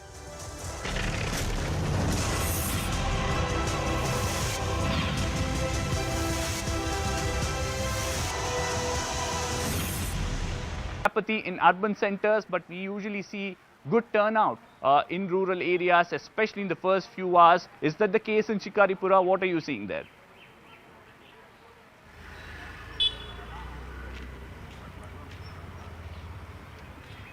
Well, yes, people are lining up at the polling booths. We did visit at 6:30 and we saw people already queuing up in the polling booth where Yediyurappa and his family will all set to vote. Right now, we are outside a temple where Yediyurappa, his son Vijendra, all of them will be here in a short while from now. They will first visit the temple. From here, they will then go to the polling booth. So we are waiting for the family to come here, and they will in fact visit the temple first before they go and cast their votes. But at 6:30, when we did visit 2 polling booths here in Shikaripura, queues were lining up. All of them were waiting to cast their votes. Early voters here lining up at polling booths as well. But at the moment, we are trying to give you visuals of Yediyurappa and his family visiting his temple anytime now. So in the next 5 minutes, there will be development here. Absolutely. Former Chief Minister B.S. Yediyurappa are likely to visit a temple. Another former Chief Minister, Siddaramaiah, who's hoping to become the Chief Minister again, is contesting from Varuna. He will be voting from Siddaramaiah Hundi in a short while from now. And my colleague Ritu is at Siddaramaiah Hundi in Varuna. Ritu, what's the mood like there? It's a constituency where the people are hoping that their MLA, or if their candidate who becomes an MLA goes on to become a Chief Minister. What's the mood like there in Siddaramaiah Hundi? Well, for many here in Siddaramaiah Hundi, it's a matter of pride because the former Chief Minister Siddaramaiah has won from this particular constituency for a couple of times with a huge margin. And this time again, there you can see in the visual that the people are all lining up here, coming here to vote, to cast their vote, the valuable vote that you can see in the visual. So the people are lining up here and entering one by one with their ID cards in the hand and casting their valuable vote. So this is these are the visuals coming in from the Siddaramaiah. So this is the first line that we're bringing, first line of people here who have gathered. But as you said, you know, it's an important constituency because Siddaramaiah had won from Varuna in 2008 and 2013, and in 2018 is when he decided to give this constituency to his son Yatindra, and now again he felt that this is his safe seat and he should be getting back to Varuna. So that's the reason Siddaramaiah will be contesting from this constituency. But in the visual that you can see, people all showing their ID cards and all set to vote for their representatives. So as you said, the Karnataka is all set to vote for its representatives. Absolutely. 5.3 crore people eligible to vote this time round. Purnima, coming back to you, Shikaripura, a bastion of B.S. Yediyurappa, has won it multiple times now. It's almost a passing on of the baton to his son, B.Y. Vijendra, who's contesting from there. We've seen protests just before the elections were announced because of the internal reservation. But a heated political campaign too has taken place in Shikaripura. Well, absolutely. Ever since the BJP was started its elections in Karnataka, it was only Yediyurappa's bastion, except for once in 1999 when he lost, and of course in 2013 the BJP lost when Yediyurappa floated his own party and Yediyurappa won. So now he's passed on the mantle to Vijendra, but as you.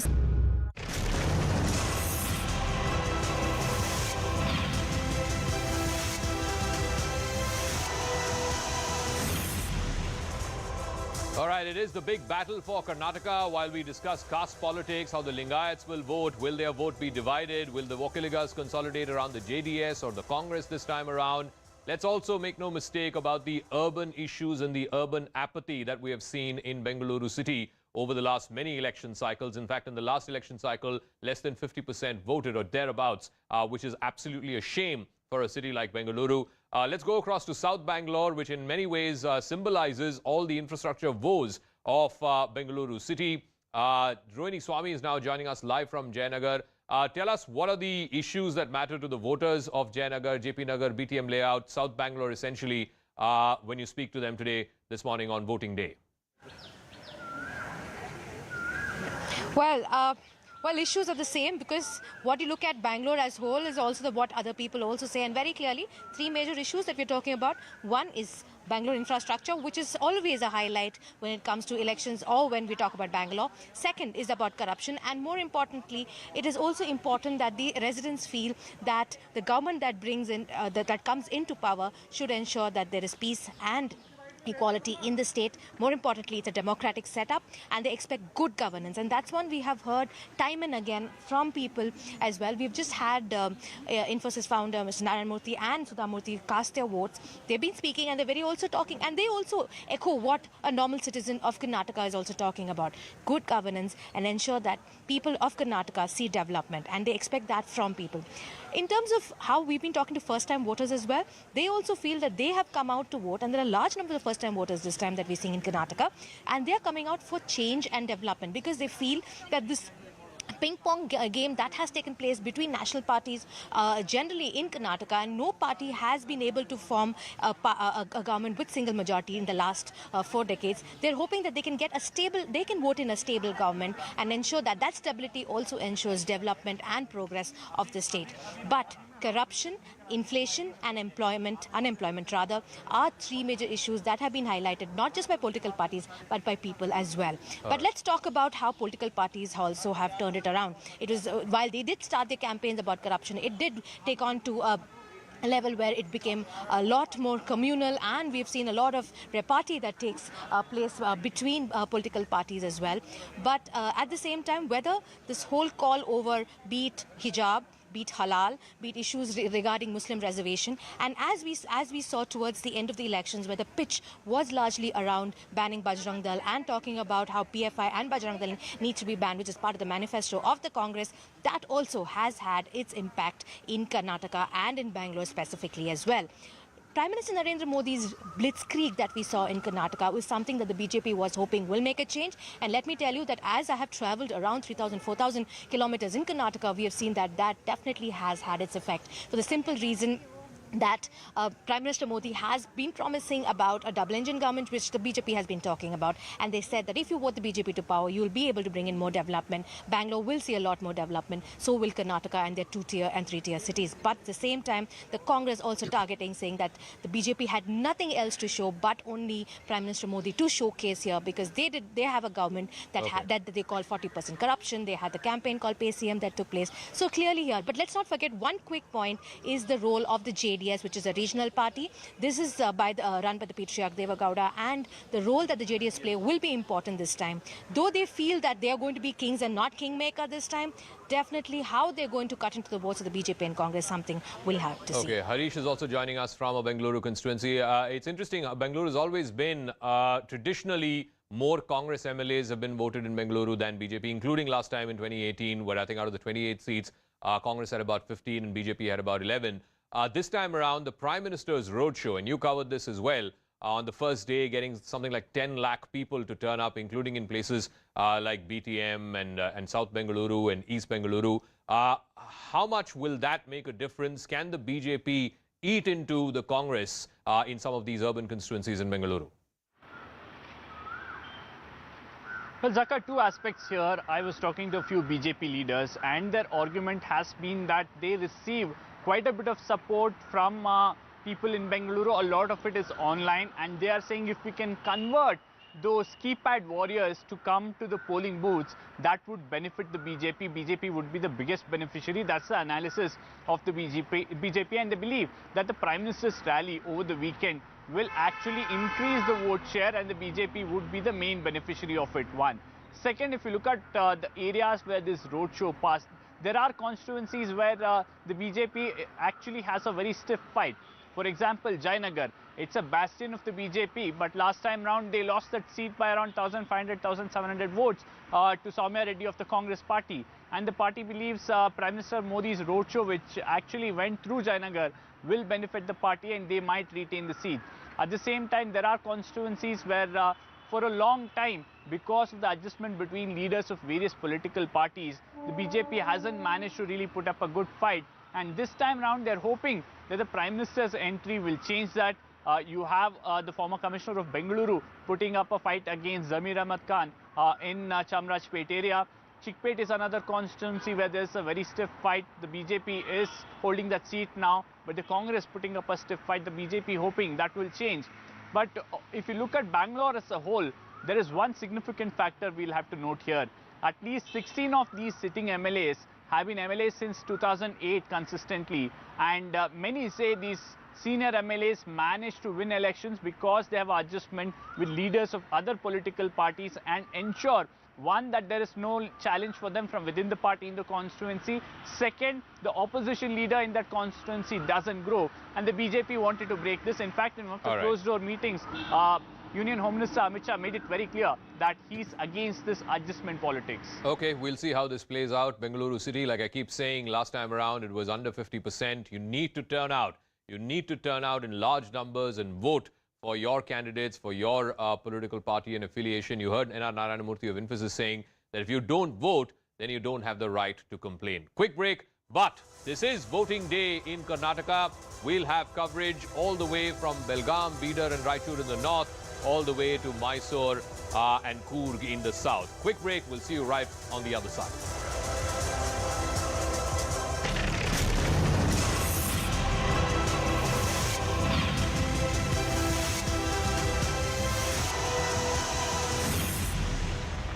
In Karnataka, it was only Yediyurappa's bastion, except for once in 1999 when he lost, and of course in 2013 the BJP lost when Yediyurappa floated his own party and Yediyurappa won.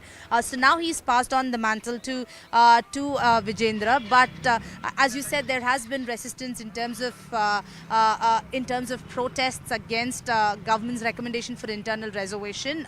But Vijendra in his campaign has time and again said and addressed this particular issue and has promised them that they will definitely consider the protesters' voice will be heard, is something that Vijendra has assured during his campaign.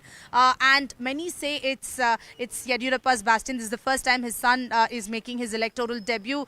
Aggressive campaigns, but it's going to be a tough fight because there has been resistance. And now the Lingayat community, while Yediyurappa says is 101% with the BJP, we'll have to wait and see which way the voters will vote. But it has been Yediyurappa's bastion, and now Vijendra has been actively campaigning, not just here but across the state as well. But here there has been resistance. Vijendra tried addressing it while he was campaigning, but which way the voters will vote, all eyes on 13th. At the moment, looks like a tough fight here in Shikaripura as well. 5.3 crore people of Karnataka eligible to vote today, and remember, in the last 38 years we haven't had a successive government or a successive party getting mandate from the people. In the last 4 elections, only in 2013 we've had a clear-cut majority to one party. We've seen fractured mandate. We are at the Mount Carmel College. This is one of the polling stations in Bengaluru, and already we are seeing a lot of people who've turned up, especially senior citizens. and all of them queuing up already. Mock votes have been polled here, and the election commission ensuring that polling stations are ready. They've also ensured there are polling stations which have certain theme. For example, polling station here has a pink booth to encourage women voters to come out in large numbers. In fact, we have some breaking news coming in. Home Minister Amit Shah has put out a tweet on this crucial voting day. He says, on voting day, I urge our sisters and brothers of Karnataka to come out in large numbers to vote for good governance, development, prosperity in the state. Your one vote can ensure a pro-people and pro-progress government that will continue to take state.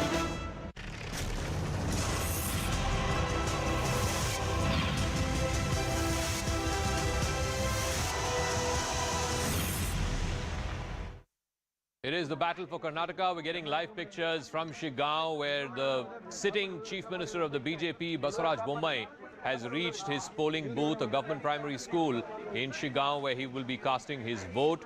Remember, he is seeking an MLA term for the 4th time from the Shigaon Assembly constituency. This is a Lingayat-dominated seat, and this is something that is going to be keenly watched out for, whether the Lingayat vote is intact with the BJP, as has been the case for the last 2-3 decades now in Karnataka, or will the Lingayat vote split between the BJP and the Congress. Remember, the Congress is claiming that many Lingayat leaders have left the BJP to join the Congress, the likes of Jagdish Shettar, the likes of Lakshman Savadi, etc., and that the Congress believes will split the Lingayat vote. Let me now go across to Swastika, who's joining us, so you can see Basavaraj Bommai there, along with the rest of his family, arriving there to cast his vote. What is the dominant theme for voters of Shigaon, as it's a VVIP constituency, the sitting Chief Minister's constituency? Well, CM's constituency is definitely, and you just have seen Basavaraj Bommai walking into booth number 102, where he's going to cast his vote any minute from now. For the people here in Shigaon, he's somebody who has cut across party lines. This is an area which is dominated by Lingayats, followed by Muslims, and both these communities have always backed Mr. Basavaraj Bommai, who is now seeking a 4th term from this.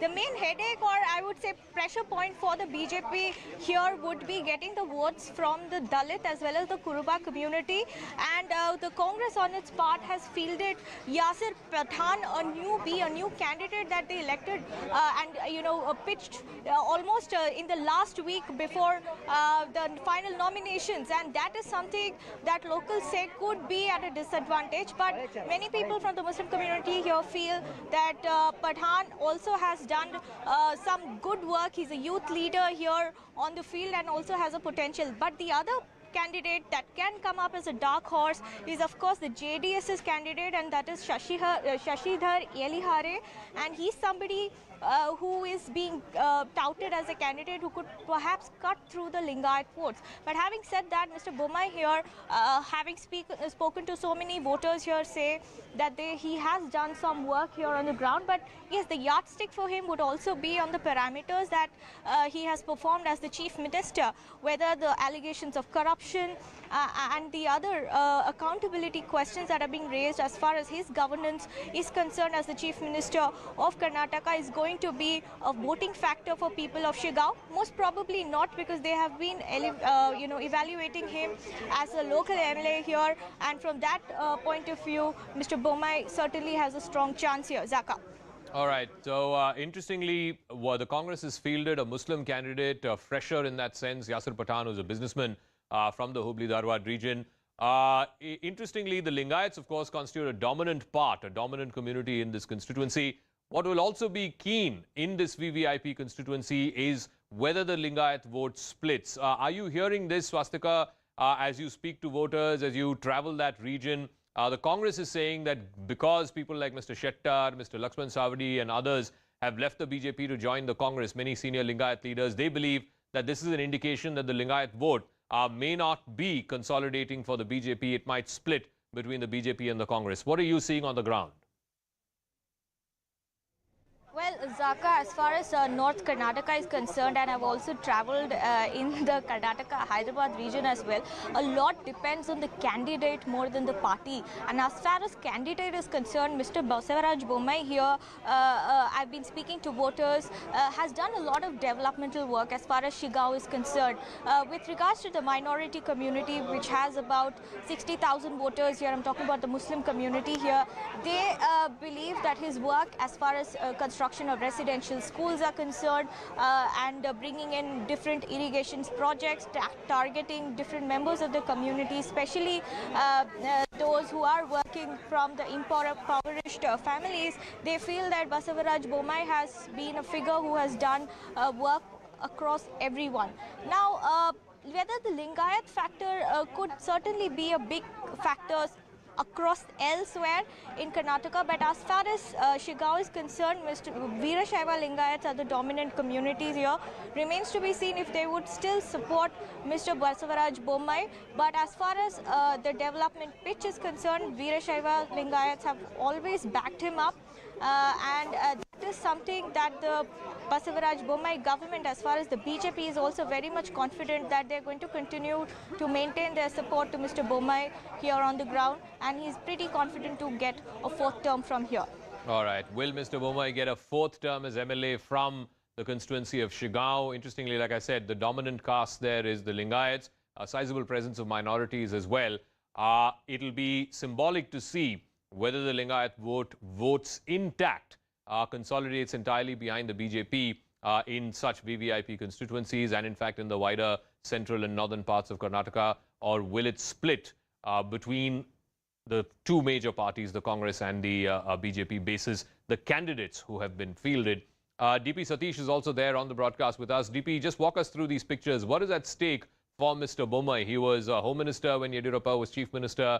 Apparently, Yediyurappa gave his blessings to Mr. Bommai as the Chief Ministerial candidate, as the Chief Minister to replace him when he stepped down a couple of years ago. What has been the track record of Mr. Bommai, and will he be able to do something that we haven't seen in Karnataka politics for many decades now, an incumbent government coming back to power? Zaka, the problem is Mr. Bommai is the Chief Minister, but he is not the Chief Ministerial face of the BJP. BJP has half-heartedly announced that he is the Chief Minister and they may...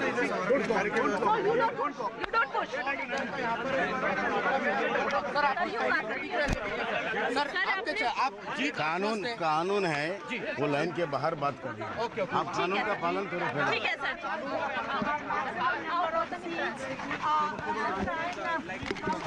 told Akshita that these elections are not that easy and the people of Karnataka does not repeat the... All right, Basavaraj Bommai there coming out. In fact, he's telling reporters he will speak to them after the mandatory distance. I think it's about 100 meters or so outside every polling booth. You have to be outside that area to be able to speak to reporters. So Mr. Bommai ensuring that rule of the Election Commission is maintained. Let's try and go across to Swastika if she's there, if she can hear me. I can see her in the frame. Swastika, just paint the picture for us. Clearly, Mr. Bommai is being surrounded by media persons trying to get a bite from him. And he's insisting he will speak only outside the gates of that government primary school. Let's listen in to what Mr. Bommai had to say. Swastika, just walk us through the pictures you're seeing.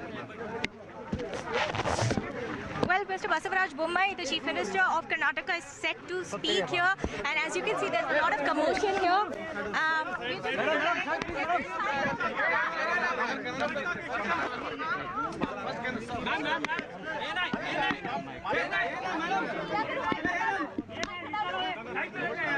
ಎಲ್ಲ ಆತ್ಮೀಯ ಮಾಧ್ಯಮದ ಸ್ನೇಹಿತರೆ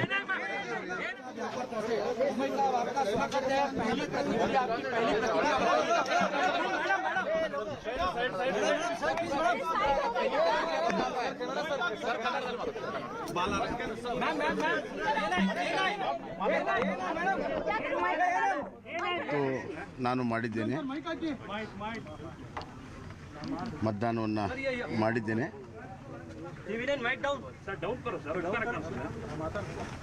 ಕರ್ನಾಟಕ ವಿಧಾನಸಭೆಗೆ ನಡೆಯುವಂಥ ಈ ಚುನಾವಣೆ ನಾನು ಜನರಲ್ಲಿ ಮತ್ತೊಮ್ಮೆ ಕೇಳ್ಕೊಳ್ತೀನಿ, ತಾವು ಹೊರಗಡೆ ಬನ್ನಿ, ದಯವಿಟ್ಟು ನಿಮ್ಮ ಹಕ್ಕನ್ನು ಚಲಾಯಿಸಿ ಮತದಾನವನ್ನು ಮಾಡಿ ಪ್ರಜಾಪ್ರಭುತ್ವ ನೆಸೆಗೊಳಿಸಿ ಮತ್ತು ಇದರ ಮುಖಾಂತರ ಕರ್ನಾಟಕದ ಭವ್ಯ ಭವಿಷ್ಯ ಅಭಿವೃದ್ಧಿಯ ಭವಿಷ್ಯವನ್ನು ಬರೆಯೋದಕ್ಕೆ ತಮ್ಮ ಒಂದು ಮತ ಬಹಳ ಮಹತ್ವದ್ದು.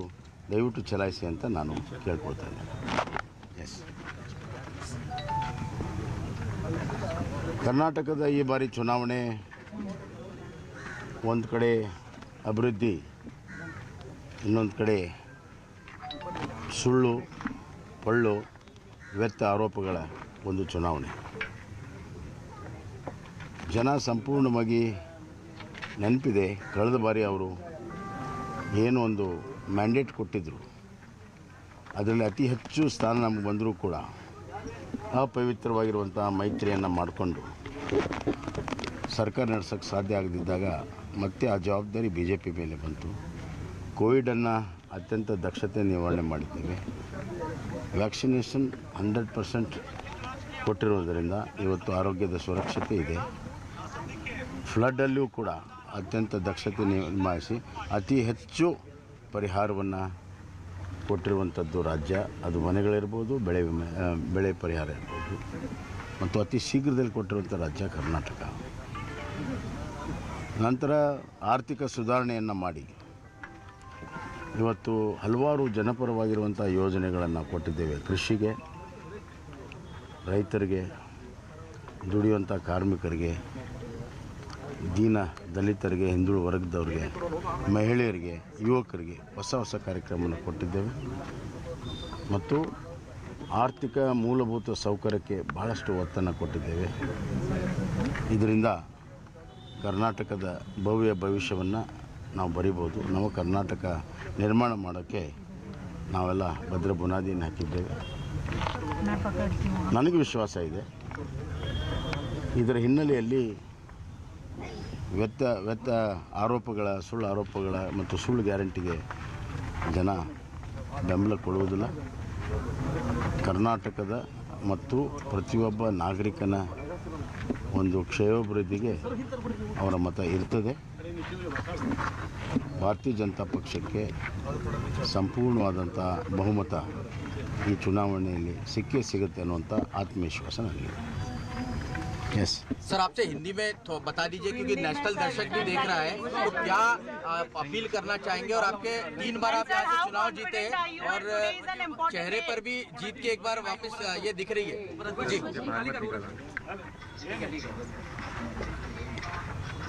ಮತ್ತೆ ನೀವೇನ ಕೇಳೋದಿದ್ದೀನಪ್ಪ ಸರ್ ಹಿಂದೆ ಶಾಸಕರಾಗಿ ನೀವು ವೋಟಿಂಗ್ ಮಾಡ್ತಾ ಇದ್ರಿ. ಹಿಂದೆ ಶಾಸಕರಾಗಿ ಸಚಿವರಾಗಿ ವೋಟಿಂಗ್ ಮಾಡ್ತಾ ಇದ್ರಿ, ಇವಾಗ CM ಆಗಿ ವೋಟಿಂಗ್ ಮಾಡ್ತಾ ಇದ್ರಿ. ಸರ್, ಯಾವ ತರ ಫೀಲ್ ಆಗ್ತಾ ಇದೆ ನಿಮಗೆ? ಡಿಫರೆನ್ಸ್ ಏನು ಭಾಳ ವ್ಯತ್ಯಾಸ ಇಲ್ಲ. ವೋಟಿಂಗ್ ಮಾಡುವಾಗ ಶಾಸಕರಾಗಲಿ ಇದು ಆಗಲಿ ಒಬ್ಬ ನಾಗರಿಕನಾಗಿ ವೋಟ್ ಮಾಡಿದ್ದೇನೆ. ಮುಖ್ಯಮಂತ್ರಿ ಅನ್ನೋದಕ್ಕಿಂತ ಕರ್ನಾಟಕದ ಒಬ್ಬ ನಾಗರಿಕನಾಗಿ ನಾನು ವೋಟ್ ಮಾಡಿದ್ದೇನೆ. ಈಗ ಚುನಾವಣೆ ಪ್ರಚಾರ, ಲಾಸ್ಟ್ ಚುನಾವಣೆ ಪ್ರಚಾರ ಆದ ನಂತರ ನಿಮ್ಮ ಸರ್ವೆ ಪ್ರಕಾರ ಎಷ್ಟು ಸೀಟಲ್ಲಿ ಸಂಪೂರ್ಣವಾದಂಥ ಮೆಜಾರಿಟಿ ಬರ್ತದೆ. ಅದರಲ್ಲಿ ನಾವು ಅನುಮಾನನೇ ಇಲ್ಲ. ಭಾಳ ಸ್ಪಷ್ಟವಾದಂಥ ಬಹುಮತ. ಈಗ ಸರ್ ಅವರು ಹನುಮಾನ ಚಾಲಿಸ ಇದನ್ನೆಲ್ಲ ಇದು ಮಾಡ್ತಾ ಇದ್ದಾರೆ, ಅದೆಲ್ಲ ವರ್ಕೌಟ್ ಆಗುತ್ತಂತ ನಾವು ಯಾವುದನ್ನು ಕೂಡ ಎಲ್ಲವನ್ನೂ ಕೂಡ ಚುನಾವಣೆ ಮತಕ್ಕಾಗಿ ಮಾಡಿದ್ದಲ್ಲ. ನಮ್ಮ ನಂಬಿಕೆಗಳು, ನಮ್ಮ ವಿಶ್ವಾಸಗಳಿಗೆ ತಕ್ಕಾಗಿ ಕೆಲವು ಮಾಡ್ತೀವಿ. ಅದಕ್ಕೆ ನಮ್ಮ ಮತ್ತು ಆ ದೈವನಿರುವಂಥ ಸಂಬಂಧ ಅಷ್ಟೇ, ಅದು ಬಿಟ್ಟರೆ ಏನು ಬೇರೆ. ಈಗ ಕಾಂಗ್ರೆಸ್ದವರು ನಿಮ್ಮನ್ನು ಫಾಲೋ ಮಾಡ್ತಾ ಇದ್ದಾರೆ. ಅವರಿಗೆ ಬಜರಂಗ ಬ್ಯಾನ್ ಮಾಡ್ತೀರ ಮತ್ತೆ ಅವರು ನಿಮ್ಮನ್ನು ಬಜರಂಗ ಹನುಮಾನ್ ಮಂದಿರಕ್ಕೆ ಹೋಗೋದು ಇವತ್ತು ಬೆಳಿಗ್ಗೆಯಿಂದನೂ ಸಹಿತ ಅವರು ಸಹಿತ ದೇವಸ್ಥಾನ ಅವ್ರು ಯಾವಾಗಲೂ ಹಂಗೆ ಹೇಳಿದ್ದನ್ನು ಮಾಡೋದಿಲ್ಲ, ಮಾಡೋದನ್ನು ಹೇಳೋದಿಲ್ಲ. ಇದೇ ಅವ್ರದ್ದು, ಇದು ಅವ್ರ ಟ್ರ್ಯಾಕ್ ರೆಕಾರ್ಡ್ ಇರೋದೇ. बोम्मई सर, हिंदी में थोड़ा सा बता दीजिए आपके लिए कितना इम्पोर्टेंट ये चुनाव है और जिस तरह से प्रचार। आप 1 मिनट चुप रहे तो आराम से मैं बताता हूँ। इतना जोर से बोले तो कैसा? I have voted and I have done my duty towards democracy, and it is a privilege to vote in my own constituency. And the people of my constituency have suffered so much of love, affection, and this time I'll be winning with record margin. So is BJP is going to win record seats. A comfortable majority will be there. So there is a fight between development and negative campaign, sinister campaign, which Congress has to try to do it. But however, the people of Karnataka are always positive oriented, positive mind, and they vote for positive development. And I am sure BJP will get Sampurna majority. So what are the message that you give to the voters and key issues as well? Yeah, that's what I said. Please vote.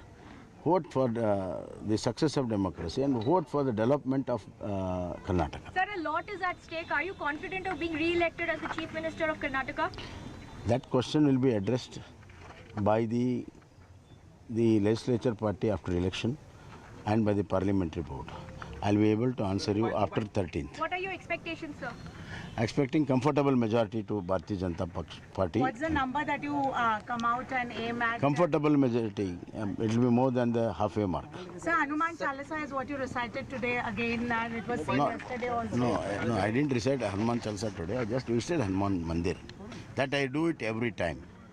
That I do it. It is not something which I am doing it this time. Sir, in a constituency which is also dominated by Muslims, do you think the hijab halal issue is going to be is going to put you on the back foot here? See, I got a very special relation with my people here, be it minority or anything. I love them, they love me, and they know me and I know them. And I've been very fair as far as development and other issues are concerned. So I am going to get all cross sections of the people vote. Thank you, sir. Is Chief Minister Basavaraj Bommai, the incumbent Chief Minister, voting from Shigaon constituency.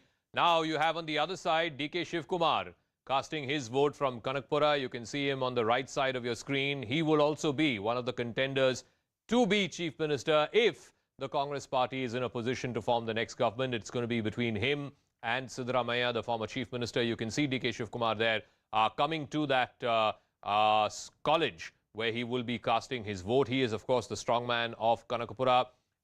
Remember, the BJP is trying to put up a fight against him in Kanakpura. They have fielded R. Ashok, former minister, who's contesting from Kanakpura, also Vokkaligas. So is it going to be the battle of the two Vokkaligas, as it were?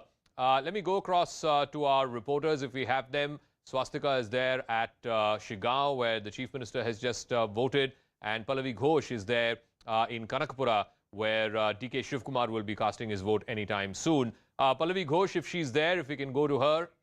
All right, we'll try to go to her in just 1 second. But Swastika, the Chief Minister sounding confident that he'll win, not just Shigaon, but also the BJP will win with a comfortable majority, is what he has said.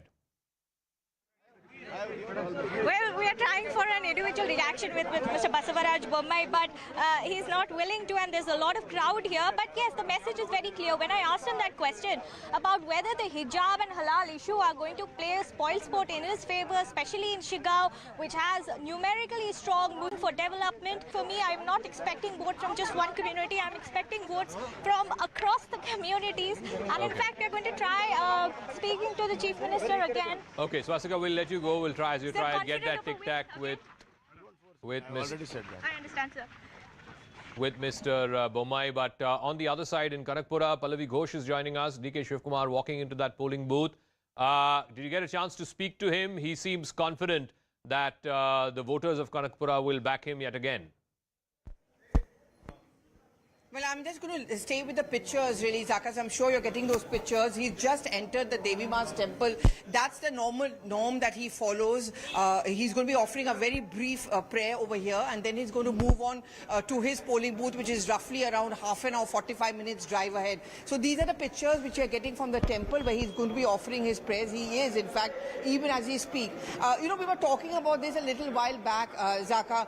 This entire controversy over the Bajrang Dal ban issue as a part of the Congress manifesto, it was actually left to DK Shivakumar to do that damage control. It's not a coincidence that he goes to Mysuru, he goes to the Ma Chamundeshwari temple, he goes to the Hanuman temple over there, and he also makes his promise that should the Congress party come to power, then a committee would be set up and Hanuman temples would actually be built across the state. In fact, I've been noticing over the last few days, whenever he's been giving his sound bites or he has been interacting with people, he has been keeping a Bajrang Bali statue or deity with him and holding a picture just to make the point that, you know, he believes in Hanumanji and the Congress party is not anti-Hindu. So much of the fulcrum of this whole narrative which the Congress party is trying to build up depends on DK Shivakumar, and he certainly has been the face of this particular campaign to do that damage control. Zaka, those pictures are still, I'm sure, being beamed out live even as we speak, where he's offering a brief prayer, and from here he then goes on to a polling booth. We were also discussing this a little while earlier. He's called the Sankat Mochan of the Congress party. You know, he himself tells us in jest that my name is DK Shivakumar, there's Shivji in my name, so I'm as much of a Hindu as the BJP claims that they are. Why he becomes a Sankat Mochan is that whenever the Congress party has faced you know, infighting or rebellion, he's been the one to try and ensure that the MLAs are not poached. Assam, Maharashtra, even the late Ahmed Patel's election, that was, I think, a first introduction of the national media, national politics to DK Shivakumar. You know, if in case there is a cliffhanger result over here in Karnataka as well, a lot will depend on DK Shivakumar's ability, of course, along with Siddaramaiah, to ensure that there are no MLAs who are poached of the Congress party, and the Congress will try its best to form its government over here. All right. He is, of course, the strongman of Kanakpura. He, of course, as a 27-year-old, back in 1989, he won from Satanur as a giant killer. And if DP Satish is there, if I can go across to him, what role will DK Shivakumar play if the Congress were to be in a position to form the government? There is, of course, this running feud between him and Siddaramaiah as to who will become chief minister. But in the campaign, over the better part of the last 3 months, both gentlemen have sort of put that issue to the back burner. Zaka, if Congress wins and if it comes to power, DK Shivakumar, who is the Karnataka Pradesh Congress Committee President, will definitely stake his claim to the post of the Chief Minister, because DK Shivakumar has been an MLA 7 times and this is going to be his 8th victory if he wins from Kanakpura. And if Congress wins, DK Shivakumar will definitely claim that he should be made the Chief Minister, because he will claim that Siddaramaiah has already been the Chief Minister, and DK Shivakumar, being KPCC President, has led the party and he is known for his organizational skills, and he is also a Vokkaligas, the second major community in Karnataka state. DK Shivakumar will definitely try his best to get the coveted post. If there is a hung assembly, DK Shivakumar will definitely try to poach as many MLAs possible from, mainly from JDS camp, or at least he will try to forge an alliance with the JDS to form the next government in the state, because DK Shivakumar knows it is a do or die battle for him, because he has invested everything in this election, and DK Shivakumar can't afford to lose this chance, and he will definitely try his best. And DK Shivakumar is no longer a junior leader, he is a senior leader of the party. If I am correct, he is 61 or something now, and he has held important portfolios in the state. And after Siddaramaiah, he is the second most important leader of the party in the state. Okay, we'll take a break. Like I said, he's shot to politics and shot to fame in that 1989 election, defeating H.D. Deve Gowda, the former Chief Minister, former Prime Minister, in that battle in Satanur. This was in 1989, and he has been a 6-time MLA since then. I think a 7-time MLA since then. We'll take a break on those pictures. He'll be going to cast his vote after this puja. But quick break, voting day in Karnataka. We have reporters from the length and breadth of the state, from Belgaum and Bidar in the north all the way to Mysore and Madikeri in the south. We'll have our reporters touching base with us right on the other side of this quick break.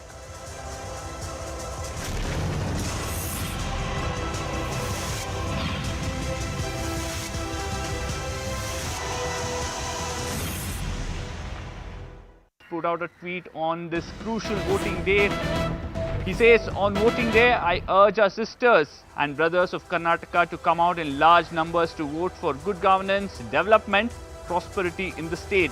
Your one vote can ensure a pro-people and pro-progress government that will continue to take state to near heights. That's Amit Shah maintaining the line that he's maintained in all of his campaigns, that a double-engine Sarkar is what can give Karnataka the boost it requires for development. Once again reiterating in his tweet, saying that I ask voters to come out in large numbers for good governance, development and prosperity in the state. Now let's look at the impact that this election will have. There are multiple issues that we have seen over the last 40 days or so, ever since campaigning began. The BJP will be hoping that it can break the 38-year trend of a successive party not getting mandate, and they can come back to power. the Congress hoping that they can cash in on this anti-incumbency that it's been talking for a long time. The JDS will be hoping that it can emerge as the kingmaker. The fact that in the last 3 out of 4 elections there have been fractured mandate in Karnataka, the JDS would be hoping that's what will continue this time round. We already see a lot of enthusiasm. We have voters going to various polling stations across Karnataka, here at Mount Carmel College. My colleague Neetu is in Ramnagara and Purnima is in Shikaripura. Remember, that's a constituency where B.S. Yediyurappa and B.Y. Vijendra will be voting. Let me quickly go to Purnima. Purnima, usually there is voter apathy in urban centers, but we usually see good turnout in rural areas, especially in the first few hours. Is that the case in Shikaripura? What are you seeing there?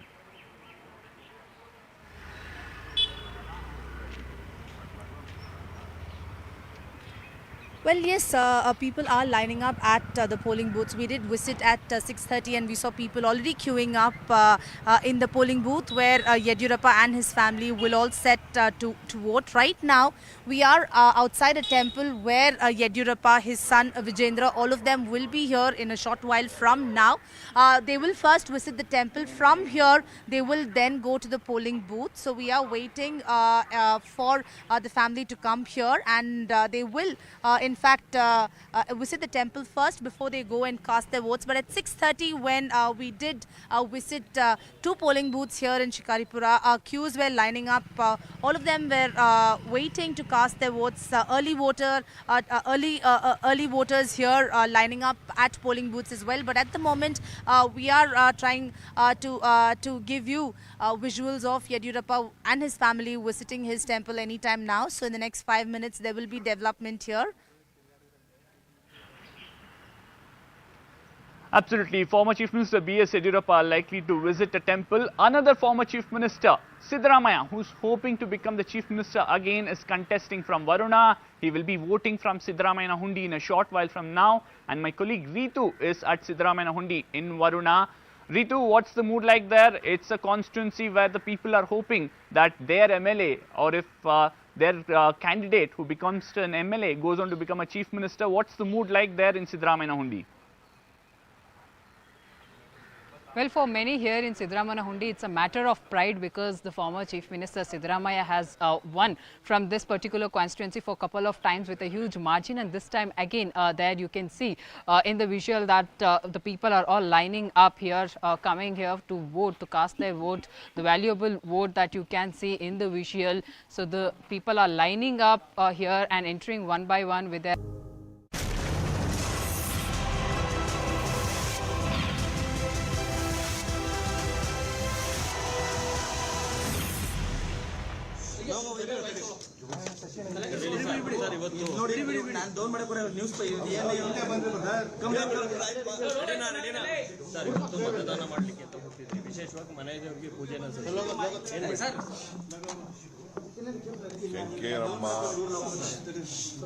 ನಮ್ಮ ಮನೆ ದೇವರು ನಾನು ಯಾವತ್ತೂ ಅರ್ಜಿ ಹಾಕಬೇಕಾದ್ರೆ ಇಲ್ಲಿ ಬಂದು ಈ ದೇವಿಗೆ ಪೂಜೆ ಮಾಡಿ ಇಲ್ಲಿಂದನೇ ನಾವು ಹೊರಟಿ ತಾಲೂಕು ಆಫೀಸ್ಗೆ ಅರ್ಜಿ ಹಾಕ್ತೀವಿ. ಸೊ ಮತದಾನ ಮಾಡಬೇಕಾದ್ರೂ ಒಂದು ಸಂಪ್ರದಾಯ ಇಟ್ಕೊಂಡಿದ್ದೀವಿ. ಇದಲ್ಲದೆ ಕಬ್ಬಾಳಮ್ಮ ದೇವಸ್ಥಾನಕ್ಕೆ ಹೋಗ್ತೀನಿ. ಸೊ ಹಾಗೆ ಈಗ ಕುಟುಂಬ ಸಮೇತ ಬಂದು ಇಲ್ಲಿಂದ ಒಂದು 15-14 ಕಿಲೋಮೀಟರ್ ಇದೆ ದೊಡ್ಡ ಆಲಡಿ, ಅಲ್ಲಿಗೆ ಹೋಗಿ ಮತದಾನನ ಮಾಡ್ತಾ ಇದ್ದೀವಿ. ಸರ್, ಇವತ್ತು ನಿಮ್ಮ ಪುತ್ರರು ಕೂಡ ಮೊದಲನೇ ಬಾರಿ ಮತದಾನ ಮಾಡ್ತಾರೆ. ಪುತ್ರನೂ ಮಾಡ್ತಾ ಇದ್ದಾನೆ, ಪುತ್ರಿನೂ ಮಾಡ್ತಾ ಇದ್ದಾನೆ. ಸ್ವಲ್ಪ ಜ್ವರ ಮಾಡಿ. ಆಕಾಶ್ ಕೆಂಪೇಗೌಡ, ಆಭರಣ ಇಬ್ಬರು ಮೊದಲನೇ ಬಾರಿಗೆ ಮತದಾನ ಮಾಡ್ತಾ ಇದ್ದಾರೆ. ಸೊ ಒಂದು ಎಲ್ಲರಿಗೂ ಹೊಸಬರಿಗೆ ಹುಮ್ಮಸ್ಸಿರ್ತದೆ. ನಾನು ಕರ್ನಾಟಕ ರಾಜ್ಯದ ಎಲ್ಲ ಹೊಸ ಮತದಾರರಿಗೆ ಕೂಡ ನಾನು ಪ್ರತ್ಯೇಕ ಮನೆ ಮಾಡಿದ್ದೀನಿ, ಅವ್ರಿಗೆ ಶುಭ ಕೋರಿದ್ದೀನಿ. ಅವ್ರಿಗೆ ಈ ಒಂದು ದೊಡ್ಡ ಜವಾಬ್ದಾರಿ, ಈ ರಾಜ್ಯಕ್ಕೆ ಒಂದು ದೊಡ್ಡ ಬದಲಾವಣೆ ತರಬೇಕು, ದೇಶಕ್ಕೆ ಅದೊಂದು ನಾಂದಿ ಆಗ್ತದೆ. ನಿಮ್ಮ ತೀರ್ಪು ಇಡೀ ದೇಶ ನೋಡ್ತಾ ಇದೆ ಅಂತ ಹೇಳಿ ಅವ್ರಿಗೆಲ್ಲ ಸಂದೇಶ ಕೂಡ ಕಳಿಸ್ಕೊಟ್ಟಿದ್ದೀವಿ. ಬಹುಶಃ ನಮ್ಮ ಈ ಯುವ ಮತದಾರರಲ್ಲ ಬಹಳ ವಿದ್ಯಾವಂತರಿದ್ದಾರೆ, ಬುದ್ಧಿವಂತರಿದ್ದಾರೆ, ಪ್ರಜ್ಞಾವಂತರಿದ್ದಾರೆ. ಸೂಕ್ತ ತೀರ್ಮಾನವನ್ನು ಈ ದುಷ್ಟ ಆಡಳಿತವನ್ನು, ಭ್ರಷ್ಟ ಆಡಳಿತವನ್ನು ತೆಗೆದು ಮತ್ತೊಂದು ರಾಷ್ಟ್ರೀಯ ಕಾಂಗ್ರೆಸ್ ಪಕ್ಷಕ್ಕೆ ಸಹಾಯ ಮಾಡ್ತಾರೆ. ಅವರೆಲ್ಲ ಮುನ್ನೋಟುವಂತ ಒಂದು ಚಿಂತನೆ ಇದೆ, ಅದನ್ನು ಮಾಡ್ತಾರೆ ಅಂತೇಳಿ ನಂಬಿದ್ದೇನೆ. ಅದೇ ಬಹಳ ಸಂತೋಷ. ಒಳ್ಳೆ ಹೊಸಬ್ರು ಬಂದಿದ್ದಾರೆ. ಅವರು ಓಟೆಲ್ಲ ಕೊಟ್ಟಿದ್ದು ಈ ವಯಸ್ಸಿಗೆ ರಾಜೀವ್ ಗಾಂಧಿ ಅವರು 21ರಿಂದ 18 ವಯಸ್ಸಿಗೆ ಇಳಿಸಿದ್ದಾರೆ. ಅವರಿಗೆ ಶುಭವಾಗಲಿ. ಪ್ರಜಾಪ್ರಭುತ್ವದ ಆಚರಣೆ ಒಳ್ಳೆ ಮನಸ್ಸಿನ ಬದಲಾವಣೆ ಗಾಳಿಗೆ ಬರಲಿ. ಸರ್, ಆರ್ ಅಶೋಕ್ ಅವರು ನಿಮ್ಮ ವಿರುದ್ಧ ಸ್ಪರ್ಧೆಯನ್ನು ಮಾಡಿದ್ದಾರೆ. ನೀವು ಎಷ್ಟು ಅಂತರಗಳಿಂದ ನೋಡಪ್ಪ, ನನಗೇನು ಗೊತ್ತದು. ಅವರು ಅವ್ರ ಚೀಫ್ ಮಿನಿಸ್ಟ್ರು, ಇನ್ಯಾರೋ ಲೀಡರ್ಸ್ ಎಲ್ಲ ಪಾಪ ಬಂದು ಎಲೆಕ್ಷನ್ ಮಾಡಿರುತ್ತೆ. ನೀವು ಹೆಂಗೆ ಹೇಳ್ತೀರಾ ನಾ ಗೆಲ್ತೀನಿ ಅಂತ? ಅವರು ಅಂತರ ಗೆಲ್ತಾರೋ, ಯಾರು ಗೆಲ್ತಾರೋ, ಯಾರು ಸೋಲ್ತಾರೋ, ಗುಪ್ತ ಮತದಾನ ಮುಗಿಲಿ. 13ನೇ ತಾರೀಕು ಕೌಂಟಿಂಗ್ ಆಗಲಿ. ನನ್ನ ಮತದಾರರು ದೇವರುಗಳಿದ್ದಾರೆ, ಅವರು ಯಾರಿಗೆ ಎಷ್ಟು ಓಟ್ ಕೊಡಬೇಕು ಅಂತ ತೀರ್ಮಾನ ಮಾಡ್ತಾರೆ. 13th, the results will be out and the people will decide the right choice for them. I am here with the goddess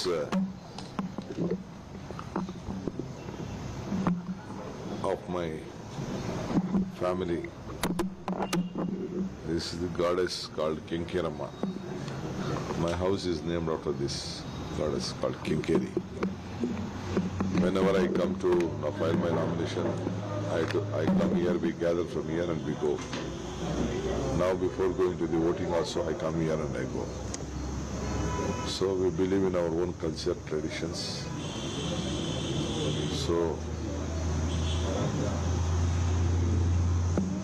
this is a very sacred for any of the family members. So that is why I have come here with my family and all my relatives. Today, young voters have got a great opportunity. Rajiv Gandhi gave me opportunity from 21 to 18. I think this is the festival of democracy. They will vote for a change. I have already requested all of them, congratulated them, and they will vote for a change.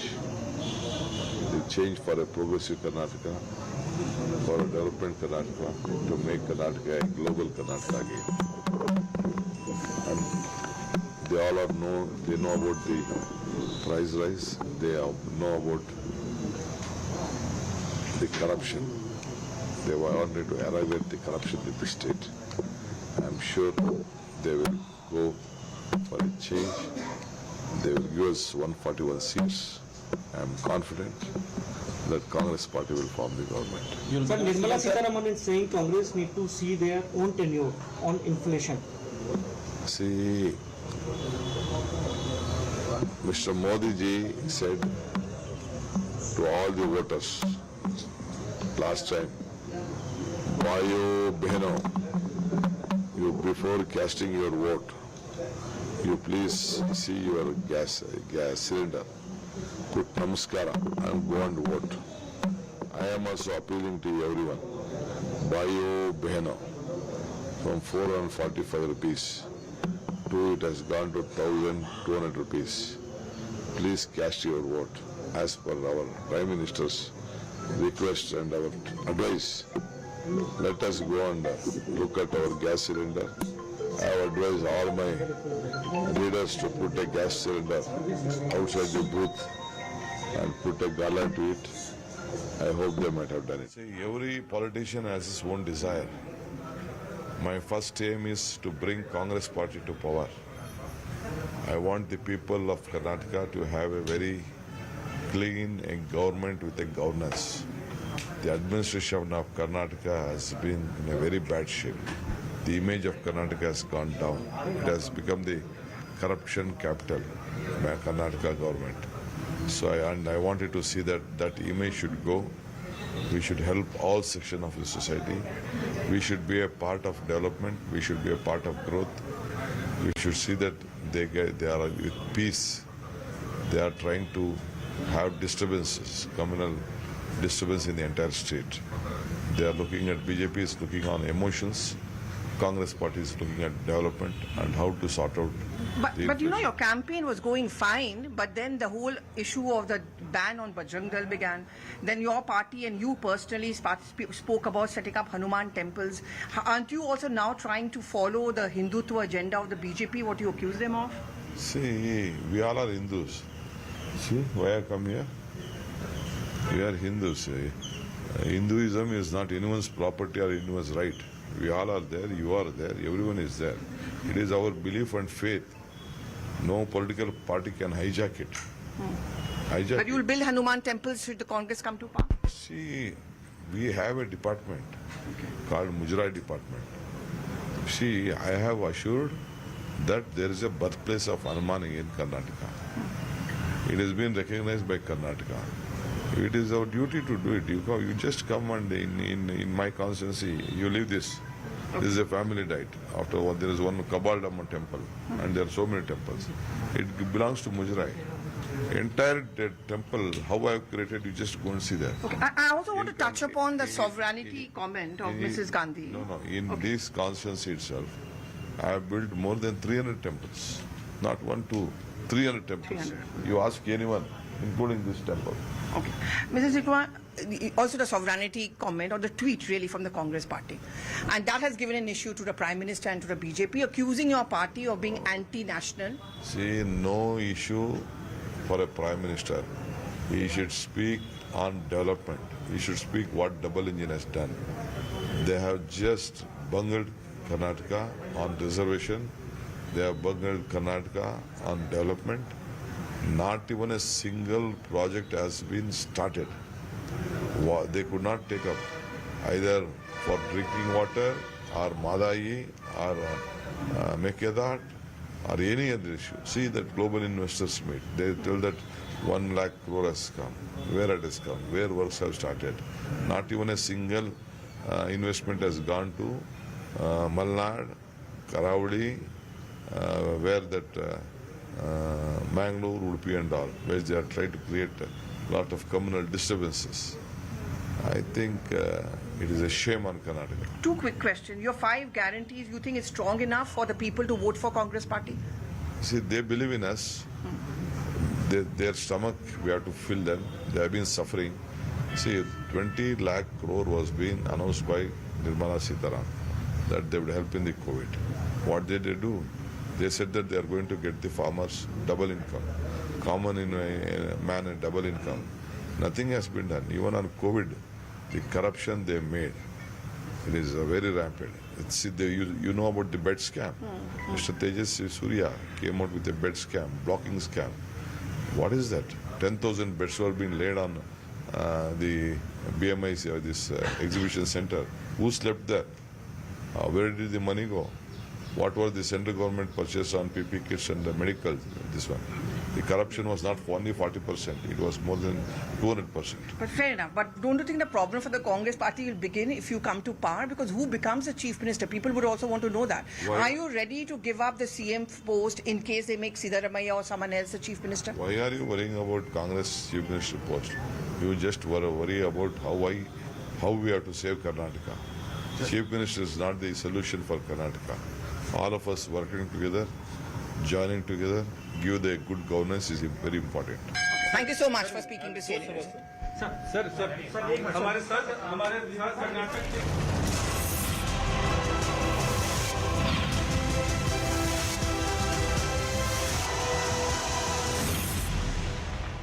Minister Amit Shah has put out a tweet on this crucial voting day.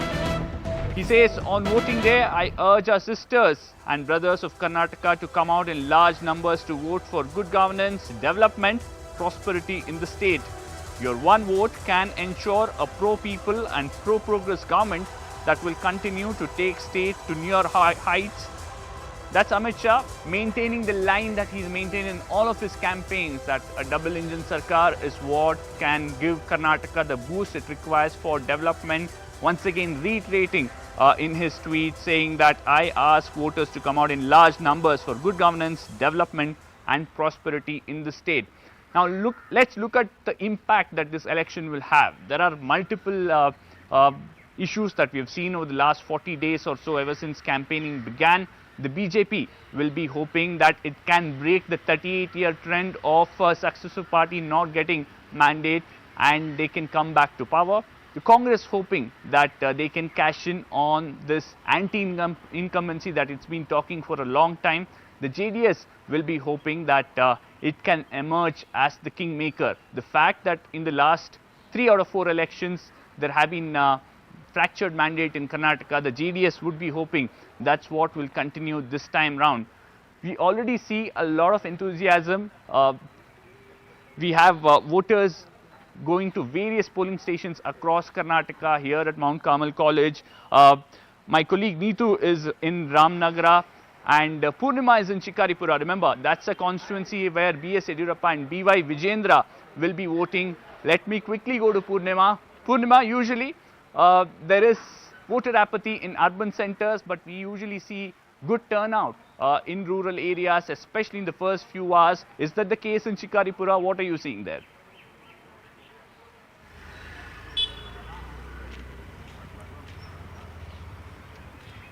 Well, yes, people are lining up at the polling booths. We did visit at 6:30 and we saw people already queuing up in the polling booth where Yediyurappa and his family will all set to vote. Right now, we are outside a temple where Yediyurappa, his son Vijayendra, all of them will be here in a short while from now.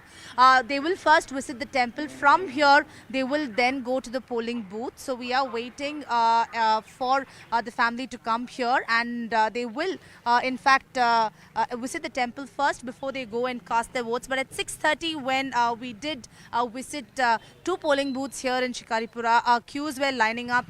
All of them were waiting to cast their votes. Early voters here lining up at polling booths as well. But at the moment, we are trying to give you visuals of Yediyurappa and his family visiting his temple anytime now. So in the next 5 minutes, there will be development here. Absolutely. Former Chief Minister B.S. Yediyurappa likely to visit a temple. Another former Chief Minister, Siddaramaiah, who's hoping to become the Chief Minister again, is contesting from Varuna. He will be voting from Siddaramaiah Hundi in a short while from now. And my colleague Ritu is at Siddaramaiah Hundi in Varuna. Ritu, what's the mood like there? It's a constituency where the people are hoping that their MLA, or if their candidate who becomes an MLA goes on to become a Chief Minister. What's the mood like there in Siddaramaiah Hundi? Well, for many here in Siddaramaiah Hundi, it's a matter of pride because the former Chief Minister Siddaramaiah has won from this particular constituency for a couple of times with a huge margin. And this time again, there you can see in the visual that the people are all lining up here, coming here to vote, to cast their vote, the valuable vote that you can see in the visual. So the people are lining up here and entering one by one with their ID cards in the hand and casting their valuable vote. So this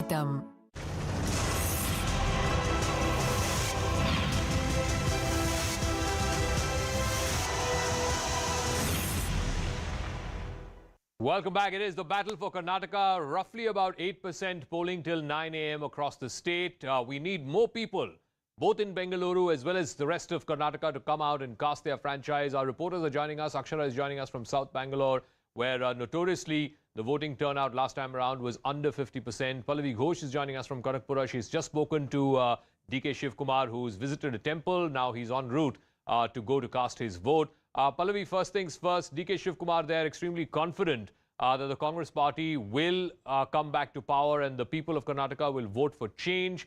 But tell me this, when you asked him 2 specific things, one on this whole polarization bid, this Bajrang Dal ban, so on and so forth, was the Congress trying to play catch up with the BJP? And 2, the whole question of who will become Chief Minister. What did he have to say? Well, on both the counts, at least as far as the issue of Bajrang Bali is concerned, very, very defensive. In fact, he was standing at the temple and frankly speaking, Zaka, he insisted on giving that interview to me right inside the temple because he wants to prove a point on a day like today that the Congress party is as much of a Hindutva party as, say, the BJP is. In fact, he did say that in the interview that this is not a property of any one political party. The Congress party believes in it. We have a trust, we have a system where we are going to be setting up Hanuman temples should the Congress party come to power. So we saw that swag, if I may use that word, in DK Shivakumar when we were talking about the whole Hindutva agenda. But on the issue of Chief Minister, no surprises there. In fact, if you've been noticing, Zaka, over the last 24 to 48 hours, there have been videos which have been issued by the Congress party where both DK Shivakumar as well as Siddaramaiah are interviewing and talking with each other. Clearly, the message that they are trying to send out is that we are one. In fact, yesterday also, both of them visited a temple in Bengaluru. They worshipped there together, again sending out a message that there is no infighting. They have to keep it under a lid. But obviously, once the results are out, if the Congress party wins, I think the gloves are going to be off. As DP Satish was pointing out, DK Shivakumar and his supporters will use the argument that he's never been the chief minister. He's been the Sankat Mochan or the troubleshooter of the Congress party, and perhaps it's time for the top leadership to pay him back. Siddaramaiah has the support of a large number of MLAs, a veteran, former CM, so that's where his high stake. Or will there actually be a dark horse? When I spoke to Mallikarjun Kharge also earlier in an interview, he made it very clear, I'm not the dark horse. But Congress party, like any other political party, is also known to spring surprises. So I wouldn't call throw my cards on the table because anything is possible should the Congress party come to power. All right, Akshara is also joining us from South Bangalore. We had Narayana Murthy, Sudha Murthy come out and cast their vote. A lot of IT folks are also coming out and casting their vote. We have talked about this sort of dominant theme, Akshara, about infrastructure woes in Bengaluru, and South Bengaluru sort of exemplifies that with the metro construction and flyover construction and the clogged roads and so on. What are the issues that people are talking about in South Bangalore, and are we seeing better turnout this time around as compared to what we saw in 2018? Well, here right now I'm at Vidya Girija School here in Basavangudi. So it's echoing. Go ahead, we can hear you. Go ahead. Well, there is a good turnout here. From 9 a.m. we saw a good amount of people coming here. In the visuals, you also have MLA of Basavangudi constituency, Ravi Subramanya, the sitting MLA. He's also minutes away from going inside and casting his vote. And at the very same time, you also have Congress MLA here, UB Venkatesh, who claims that this time he'll be coming to power. Congress will be coming to power in this particular constituency. He says that during COVID times, he has done a good work here. That's the reason why people will vote for him. On the other hand, citizens says that good infrastructure must be provided to the city. There are potholes that needs to be filled, no bad stretch of roads, and also across Bengaluru we saw flooding due to heavy rains as well. So these are the issues that overweigh the caste factor, which plays a very important role in other parts of Karnataka. And we are also accompanied by a first-time voter. Hi, so you casted your vote here for the first time. So what was the issue in your mind when you did so here today? Yeah, the very first was corruption, and then the national security, and definitely the integrity of the country. Yeah, these three were the main things in my mind before voting. So what do you have to say about the infrastructure here, and what work needs to be done in this particular constituency across Bengaluru? What was in your mind when you casted your vote? Problems across my mind were actually the women's security, because we have been seeing lately that Bangalore is facing a lot of problems. I mean, the women here, they are facing problems by various people. I mean, the auto drivers and all those things. So I think that should be looked into. Okay. That's the most important thing as of now. Okay, and we also have a very interesting person here, Colonel Srinivas, who's also casting the vote for the very first time. He couldn't do so because he was serving in the army. So could you tell us more about, and also what were the issues in your mind when you voted for the first time here in Bengaluru? Yeah, hi everyone, I am Colonel Srinivas. Jai Hind to everyone. And yes, that's right, I'm a first time voter, just like my wife and my daughter. The issues that I have considered, I have already cast my vote, you can see this. And the issues that I have considered are national security, no appeasement of any section of the society, somebody who delivers what he promises. So he's saying that he casted his vote to someone who delivers promises or the demands which they have. So that's what the people of Bengaluru had to say. First-time voters saying women's security and other infrastructural problems that need to be solved in the ITC. Let me also go across to my colleague Purnima, who has spoken to B.S. Yediyurappa, the strongman of the BJP, former chief minister, who's of course retired from active politics, from electoral politics. He's now given his seat to his son, B.Y. Vijayendra. This is what Mr. Yediyurappa had to say.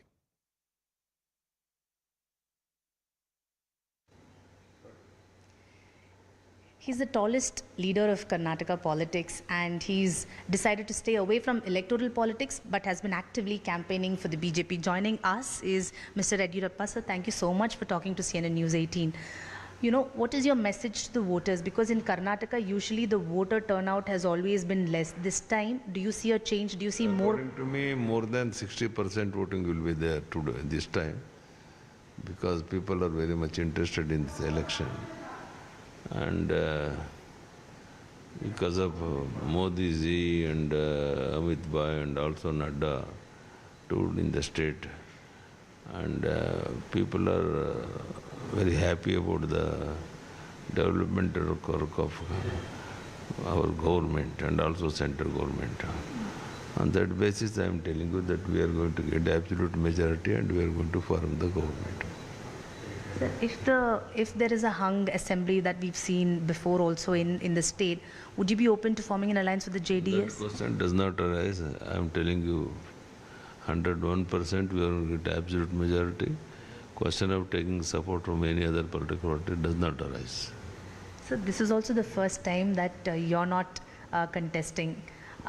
Your son has more responsibility as well. But, you know, how do you see the mood, sir? Because, you know, will your absence from contesting, will it have an impact for the BJP? Not at all, because long back I have taken decision and also I resigned for chief ministership, and also I told long back that I am not going to contest for assembly election. And I am active in politics and toured in the entire state. And my son is contesting from here, because of people also forced him to contest, and he'll get more than 40,000 margin this time, Vijayendra. And also, according to me, we are going to get absolute majority in the state, and we are going to form the government without anybody's support. Sir, will anti-incumbency really have an impact? Because that's there what is the no Congress question of anti-incumbency, because Bommai government has given very good programs, and also SC/ST reservation also helped us a lot. These are all is going to help us to get absolute majority. And will the Lingayat community, back you? Because, you know, that the Congress has also spoken about how... Lingayat community, I have requested them to support BJP, because 101% they are going to, more than 90% Lingayat community people are going to support BJP. There is no doubt about it. Thank you so much for talking to CNN News 18. With camera person Saravana, this is Purnima Murli for CNN News 18.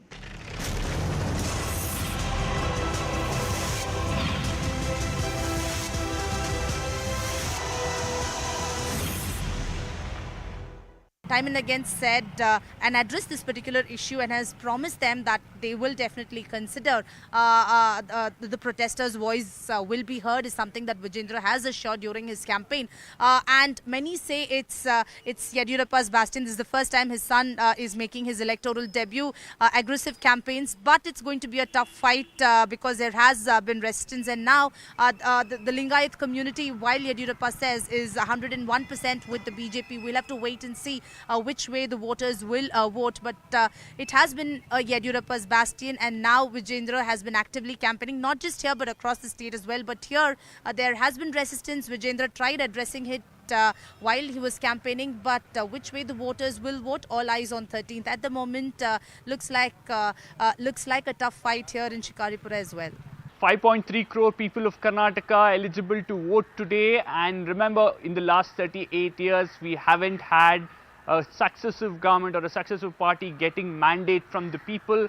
In the last 4 elections, only in 2013 we've had a clear-cut majority to one party. We've seen fractured mandate. We are at the Mount Carmel College. This is one of the polling stations in Bengaluru, and already we are seeing a lot of people who've turned up, especially senior citizens. and all of them queuing up already. Mock votes have been polled here, and the election commission ensuring that polling stations are ready. They've also ensured there are polling stations which have certain theme. For example, polling station here has a pink booth to encourage women voters to come out in large numbers. In fact, we have some breaking news coming in. Home Minister Amit Shah has put out a tweet on this crucial voting day. He says, on voting day, I urge our sisters and brothers of Karnataka to come out in large numbers to vote for good governance, development, prosperity in the state. Your one vote can ensure a pro-people and pro-progress government that will continue to take state to near heights. That's Amit Shah maintaining the line that he's maintained in all of his campaigns, that a double-engine Sarkar is what can give Karnataka the boost it requires for development. Once again reiterating in his tweet saying that I ask voters to come out in large numbers for good governance, development and prosperity in the state.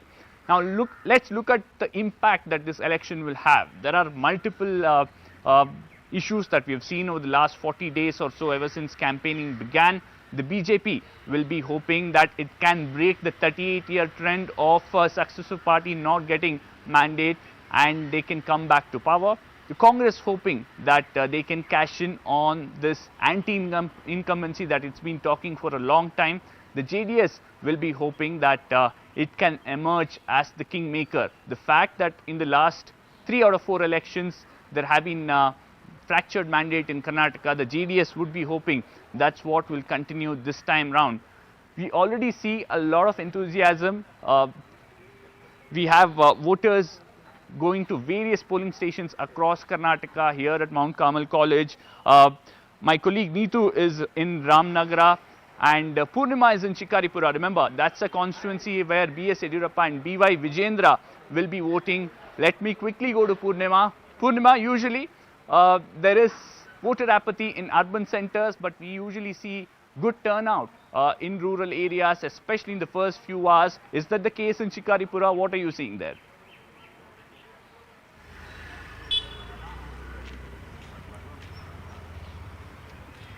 Well, yes, people are lining up at the polling booths. We did visit at 6:30 and we saw people already queuing up in the polling booth where Yediyurappa and his family will all set to vote. Right now, we are outside a temple where Yediyurappa, his son Vijendra, all of them will be here in a short while from now.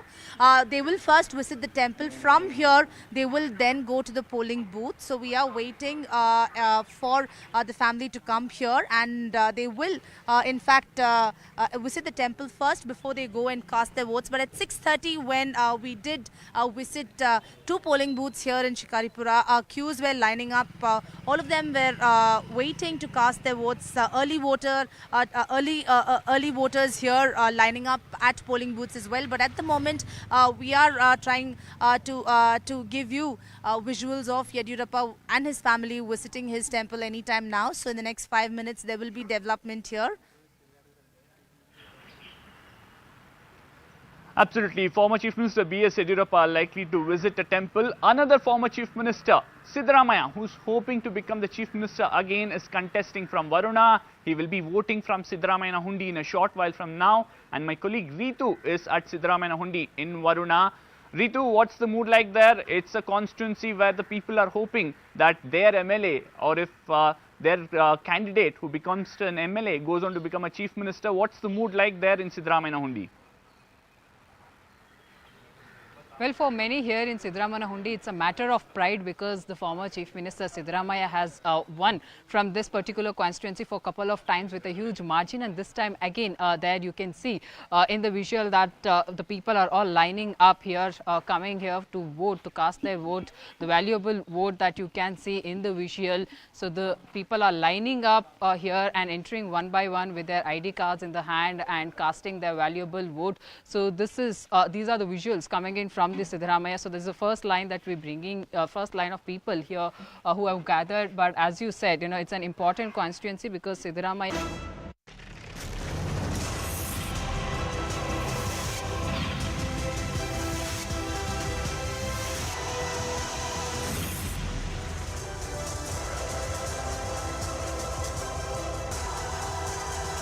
Good early morning. Air Alexa welcomes you on polling day in Karnataka as we bring you the beautiful Chinnaswamy Stadium, where there's been a lot of hectic action of the elections, ladies and gentlemen. And of course, from there on, multiple sites as we fly around Bengaluru in our Air Alexa studios as we bring you poll day. Karnataka goes to the polls 2018. The number was about 72% voter turnout. Karnataka this time has to do much better. More importantly, the city that we are flying about, this beauty of Bengaluru, where Bengaluru urban and Bengaluru rural both together count for more than 32 assembly seats into the Vidhana Sabha.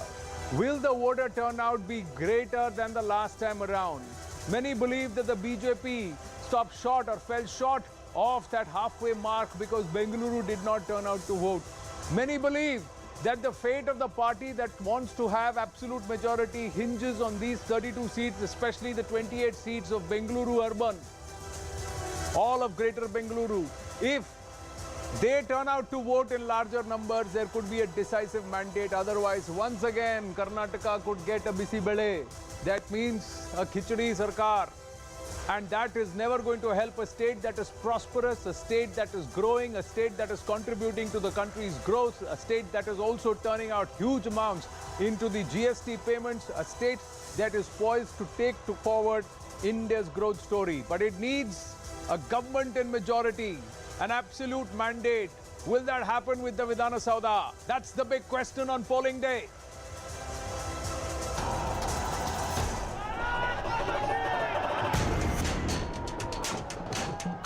जितना ज्यादा कीचड़ उछालोगे कमल उतना ही ज्यादा खिलने वाला। ये चुनाव कर्नाटक के जनता और कर्नाटक के भविष्य के बारे में है। Those who are indulged in hate politics, such organizations we are going to ban.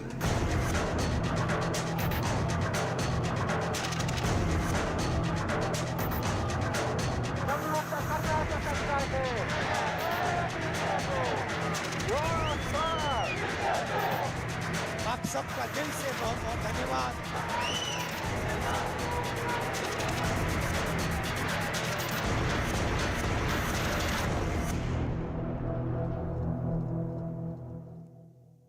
Karnataka, you have to go out and poll. Go out and make that vote count. Every single vote counts. इसलिए जाकर उंगली कर, vote कर. Let's listen into some of the voices who have turned up to vote from across the political spectrum, starting with Shobha Karandalaji.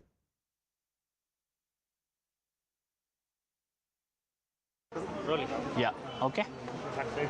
Joining us right now, Union Minister Shobha Karandalaje. Ma'am, you've just finished voting. There has been a high decibel campaign for 40 days. What is your assessment, ma'am? What is the feel on the ground? तो हम जरूर जीतेंगे।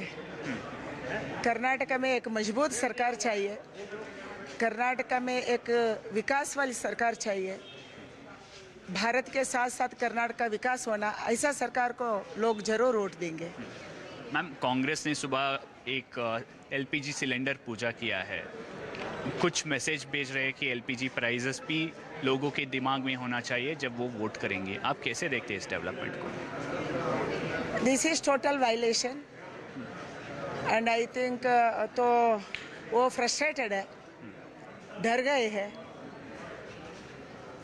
वो मतदान मैदान में नहीं है, अभी लड़ने का मैदान में नहीं है, लड़ने मैदान छोड़ दिया है, इसीलिए ऐसा पूरा ड्रामा कर रहे हैं। मैम, डीके शिवकुमार बोलते हैं कनकपुरा में कि हम काफ़ी जगहों पर हनुमान मंदिर बनाएंगे अगर सरकार में आएंगे तो। आपको लगता है ये सॉफ्ट हिंदुत्व है? इसका हाथ में सरकार था, उसी समय विश्व का बहुत बड़ा यीशु का स्टैचू बनाने का वादा किया था, उसको शिलान्यास भी किया था। ये डीके शिवकुमार है। अभी वोट बैंक के लिए ऐसा बात कर रहे हैं। कांग्रेस तो पूरा का पूरा हिंदू का खिलाफ है, हिंदू का खिलाफ बात करते हैं, क्योंकि वो आंजनेय का खिलाफ भी बात किया।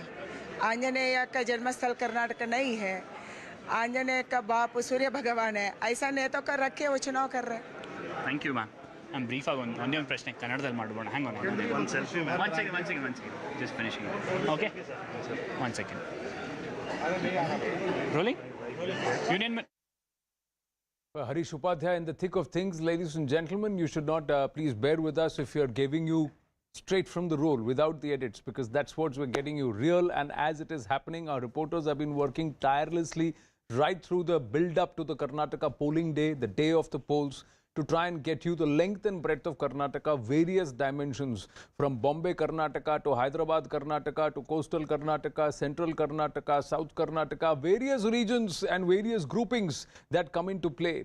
It's a high-voltage campaign, the stage set for the much-awaited Karnataka Assembly elections, 224 Assembly seats, 2,615 plus candidates and nearly 5 crore voters.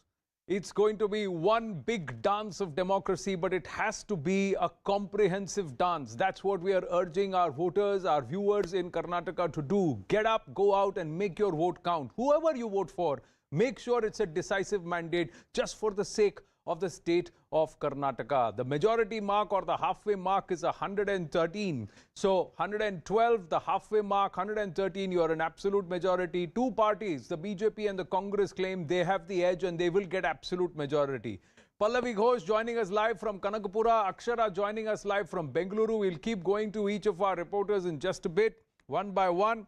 But more importantly, ladies and gentlemen, the test is for the voter of Karnataka. What are they going to vote for? Are they going to vote for the real ground civic issues, the perceived issues as far as administrative lapses, bureaucracy, the netas, corruption that's been alleged?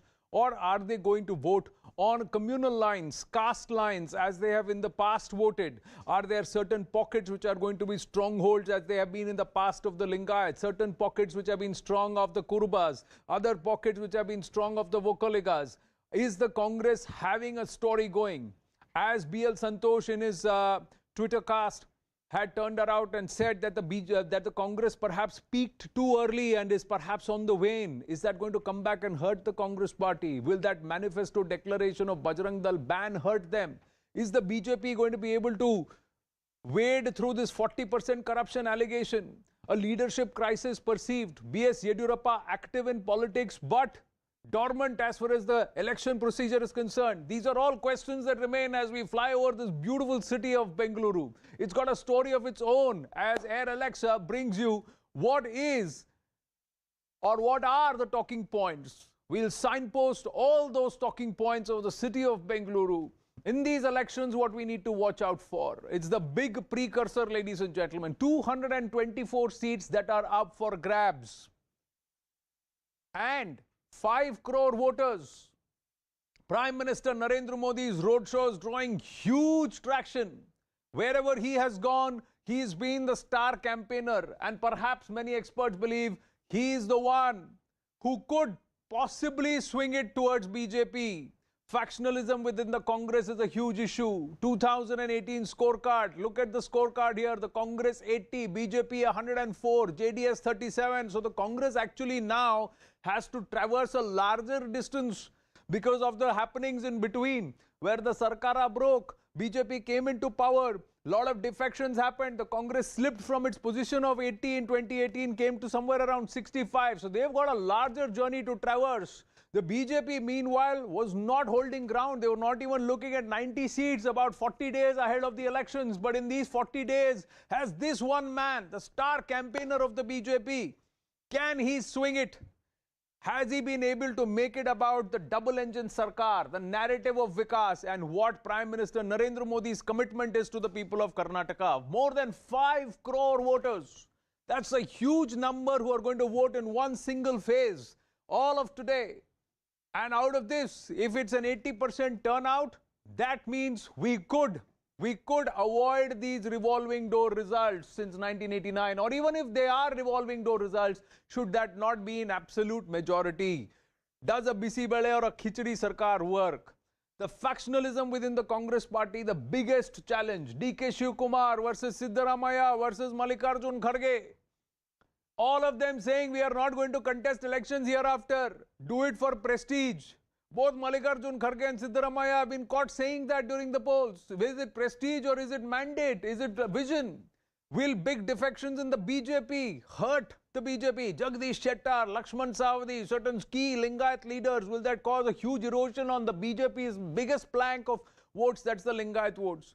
Home voting. This is something which is new this time around. There's been home voting for geriatrics, those above 80 years of age, those physically unable to get out of their homes, they have already cast their ballot. Under the presence of the Election Commission officials, they have already done that, and that is a never before. Now, is this a template which is going to be tried in other states and also in Lok Sabha 2024? We have to wait and watch. It's a tight fight on 46 urban seats. 46 urban seats, it's a tight fight. The Congress party this time has even ventured into the housing societies and engaged with residents in these societies. That's what they've tried to do in Bengaluru, in Mysuru. Will that all work for the Congress party? Will the BJP win majority of these 46 urban seats? It's the voter who has to decide. And they have to go out and vote. As Air Alexa comes out and shows you the caste-based fortes, 67 out of the 224 seats are Lingayat-dominated seats. Can the BJP try and get at least 55 to 60 of these seats? It's a huge ask. Only that is going to guarantee them perhaps a step closer to that halfway mark of 112. 112 seats with more women voters. 112 seats with more women voters than men. So the Mahila, what will the Mahila vote for? Will they rise above their caste considerations and look at the benefits that they have got? Rohini Swami joining us live from Jayanagar, that area of Bengaluru where it's a bastion, Rohini Swami, of Tejasvi Surya, his uncle, and certain other candidates who have in the past claimed that they have done good work. Who are you tracking right now? Rohini, just hold your thoughts. Yes. Basavaraj Bommai is speaking. You have the support of all the communities here. Muslims are pretty strong here. Hijab, halal issue going to put you on foot? You're asking this question repeatedly. Yes, Hijab and hijab is in your mind, not in people's mind. And my good relation with all cross sections is going to help me. And I get all the votes. I get all the votes, cross sections of the people. Sir, Congress has accused you of corruption and misgovernance. They are calling you 40% Sarkara. Do you think that these narratives are going to play out in the minds of the voters? See, this 40% Sarkara, they are telling for last 1 year. They have not come out with one case, not even a single case. People don't believe Congress because corruption means Congress, Congress means corruption. Sir, your chance of getting re-elected as the Chief Minister of Karnataka will be decided by our legislature party and parliamentary board. Sir, any last word to the voters here? Please come out and vote for success of democracy and future of Karnataka. Thank you so much. Short, sharp Q&A with Basavaraj Bommai after he's cast his ballot. He seems quietly confident. Whether or not he will return as Chief Minister is a big question. Will that 40% Sarkara jibe or that allegation stick? There hasn't been any open proof of corruption. Rohini Swami, Basavaraj Bommai says, but people on ground, are they feeling the pinch of corruption all around, cutting across party lines? You're in Jayanagar. What's the mood? Are people stepping out to vote? So we'll have to. And on the basis of all of these three, they are casting our vote. Congress is on the back foot. Yes. Yes, Rohini, go ahead. I see Tejasvi Surya behind you. South Bangalore. Right, I just have Tejasvi Surya behind me, but let me quickly tell you that this area especially is the bastion of Tejasvi Surya and he's Bangalore South MP as well. While he's speaking to the media, let me also tell you quickly that there are three issues. Number one, people are talking about what they want is they don't want corruption. Number two, they're talking about development, and they hope that whichever government comes to power, they ensure that it is a stable government, because people are quite unnerved and upset with the fact that for almost 4 decades now, Karnataka has not had a stable government. It has been having coalition. But I am quickly, if I can also get in and speak to Tejasvi and try to get him on. The reason of the Prime Minister's roadshows. Okay. Well, thank you so much for joining us. Hi, Tejasvi. How are you doing? Very good morning. Did you vote? Well, I will very shortly. I will, of course. So, Tejasvi Surya here joined, and let me ask you one question. On the top of the mind, for people in Karnataka, it is about development, it is about corruption, and Bangalore, it's about infrastructure, inflation and unemployment. What is it you think that the young voters should think, because they are also somebody who need to come out and vote, and Bangalore sees a very low percentage? 3 important factors. Whether there is a proven track record of leadership, which in the case of the BJP, the double engine government with the Prime Minister at the center, Yediyurappa ji, Bommai ji at the state, has delivered. Okay. 2, whether the state has seen very visible development and has seen a government which has been sensitive to the cultural sensibilities of the state. which in the case of the BJP is yes.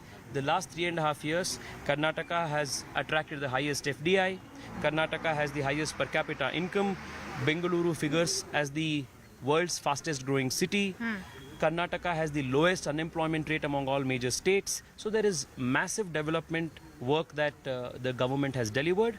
And so has the state fared in terms of its cultural assertion. Big cultural icons like Kempe Gowda, like Basavaraj, all of them have been greatly celebrated over the last few years, which has given us renewed sense of purpose. This is the second thing. The third is most importantly the vision for the next 5 years, which in our manifesto through the roadmap for a $1 trillion economy, through the agriculture startup fund, through ideas like the special state capital region for Bengaluru. All of these are very progressive ideas that the manifesto has promised. So all these three are very important factors to consider while voting. And I'm sure Let me take you on that, because when I've been talking to people in the polling booths, they have been saying they want a stable government, they want a corruption-free government. Well, corruption is something that you have been targeted by, especially by the Congress. How are you going to manage that? Well, the Congress targeting somebody for corruption, there can't be a bigger joke than that. Therefore, the people of Bengaluru have come out to vote for a stable government that only the BJP can provide. They have come out to vote for a corrupt-free government by keeping the Congress out. That is why they have turned up in large numbers. And they are going to be voting for a government that will lead the state towards all-inclusive development and prosperity for the next 5 years, which again can be delivered by the BJP only. How much is the Bajrangal issue going to help or not going to help the BJP? Well, see, on the 13th, people of Karnataka are extremely sensitive to the cultural pride of the state. The Congress, not just in this issue, but repeatedly has tried to insult the people of the state, belittle our cultural roots and traditions. People of Karnataka, people of Bengaluru will give a very resounding response to such audacious, such arrogance of the Congress.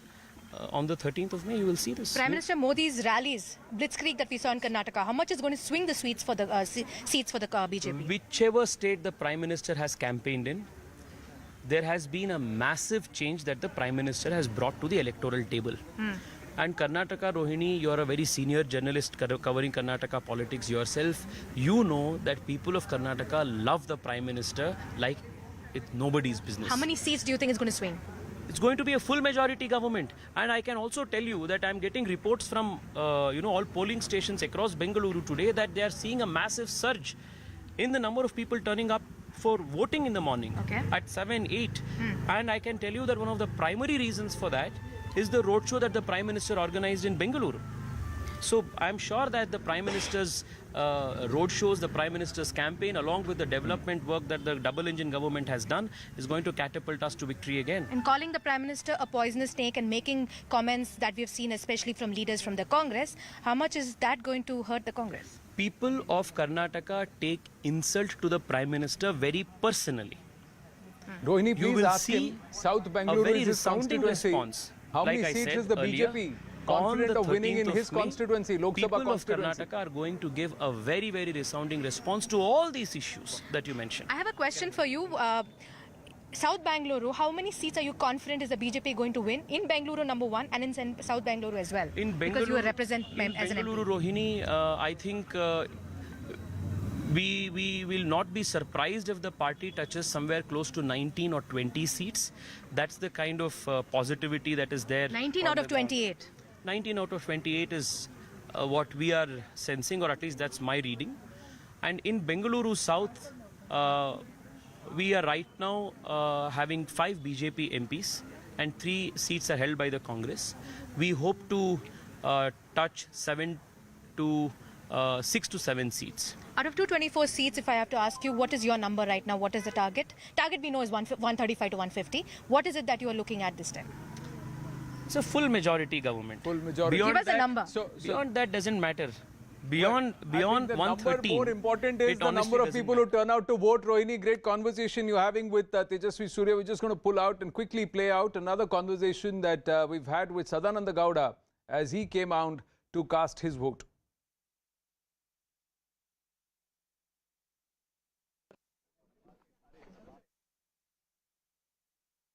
high decibel campaign went on for 40 odd days. What is the sense you are getting, sir? For the first time in the history of Karnataka, BJP will be blessed by the people with the absolute majority for more than 125, 130 seats this time. In 2008, we could able to reach out to only 110. Even 2018, we could able to reach out to only 104. With the help of some of our friends, we could able to form the government. But people want to see that, just like there at the center, Narendra Modi's government with absolute majority, Karnataka BJP should get absolute majority. And certainly this time, I am very much hopeful that we will go beyond 130. Earlier we targeted about 125, but after Modi's arrival, 2% vote shift was there. So certainly we will go beyond 130, 135. So Sadananda Gowda there being quite candid that Prime Minister Modi's arrival in Bengaluru or also in campaigning in Karnataka has resulted in a shift in vote share. He says 2%. Now, is he being very economical or is there far more traction of the Prime Minister? Because the BJP has been quite gung-ho about this 125 to 130 number. On the other hand, the pollsters, the mood on ground, our reporters when they go down on ground, they sense that there is an upper hand for the Congress party this time, and the Congress has been actively campaigning, not just in Bengaluru, but all across Karnataka. And they seem to be in pole position as a party, not just as to make it as a single largest party, but perhaps also get to that halfway mark comfortably. But what are the issues that have dominated the discourse in the run-up to polling day? The big issues, one of the biggest issues in Karnataka is corruption. This 40% commission and the PCM charge on Basavaraj Bommai and his government, is this going to stick? Is corruption going to be the biggest issue? Now, in that aspect, do other parties, can they color themselves in very, very holy colors? Or are they all the same? Sab ek hi tali ke chatte batte to nahi. This is something which the Karnataka voter now has to decide. Infrastructure, pothole deaths, water logging, these have been the major civic issues in Bengaluru. Will the civic issues be mar the decision as far as the assembly elections? Or will that reflect back in the corporation elections? Now, were these issues not there in previous groups? This is all what the voter has to think. What actually matters? Do quota wars matter? Lingayat quota being announced by Basavaraj Bommai. The announcement by the BJP to do away with the Muslim quota, saying that there will be no appeasement. Those who deserve the quota will get it. Will that actually matter? This entire Tipu versus Savarkar binary history that is being used to not just influence votes, but also perhaps which aspect of history has been highlighted or done away with. What is Karnataka going to actually lean for? Hijab, halal, and more importantly, the Bajrang ban. On ground, the hijab, halal issues did not resonate as much as perhaps in the last 5 to 6 days, this entire aspect of Bajrang Dal ban. Will that backfire for the Congress? Will that erode all the good work that they had done in trying to build a massive mahal for the Congress party on ground? Quietly, Congress tall leaders, despite the factionalism, have been working towards one cause, that is to bring the Congress to power in Karnataka. Big challenges this, big stories. Who's going to work? Well, you and me cannot decide, ladies and gentlemen. It's the voters of Karnataka who have to decide as they cast the ballot. More the numbers, perhaps the more clearer the mandate would be. We're going to take a very short break. Stay with us.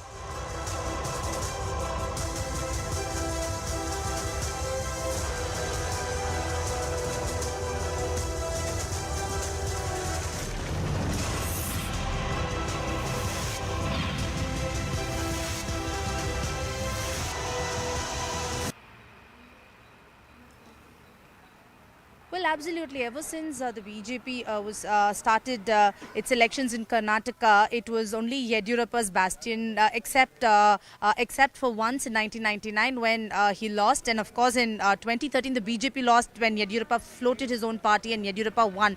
So now he's passed on the mantle to Vijayendra. But as you said, there has been resistance in terms of protests against government's recommendation for internal reservation. But Vijayendra, in his campaign, has time and again said and addressed this particular issue and has promised them that they will definitely consider the protesters' voice will be heard, is something that Vijayendra has assured during his campaign. And many say it's Yediyurappa's bastion. This is the first time his son is making his electoral debut. Aggressive campaigns, but it's going to be a tough fight because there has been resistance, and now the Lingayat community, while Yediyurappa says is 101% with the BJP, we'll have to wait and see which way the voters will vote. But it has been Yediyurappa's bastion, and now Vijayendra has been actively campaigning, not just here but across the state as well. But here there has been resistance. Vijayendra tried addressing it while he was campaigning, but which way the voters will vote, all eyes on 13th. At the moment, looks like a tough fight here in Shikaripura as well. 5.3 crore people of Karnataka eligible to vote today, and remember, in the last 38 years we haven't had a successive government or a successive party getting mandate from the people.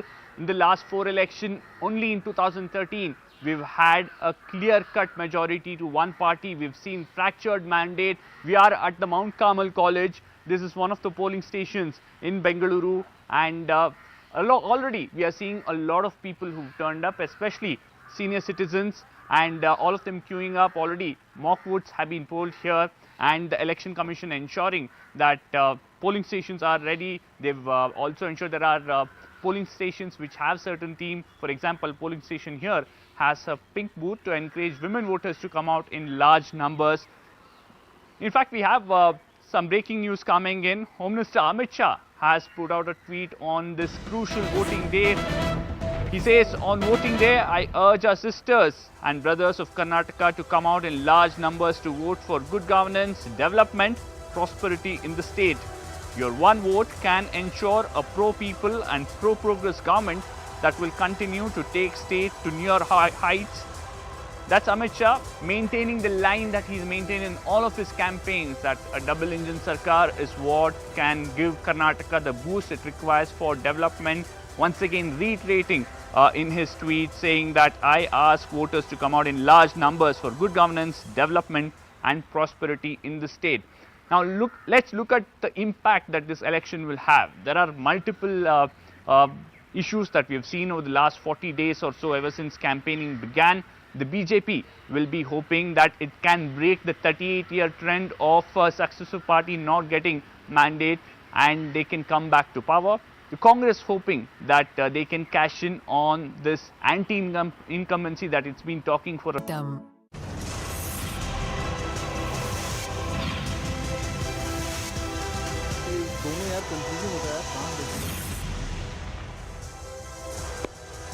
Back on air, Alexa, the beautiful Bengaluru, and this is the Halasuru Lake that you are seeing as we are flying over it.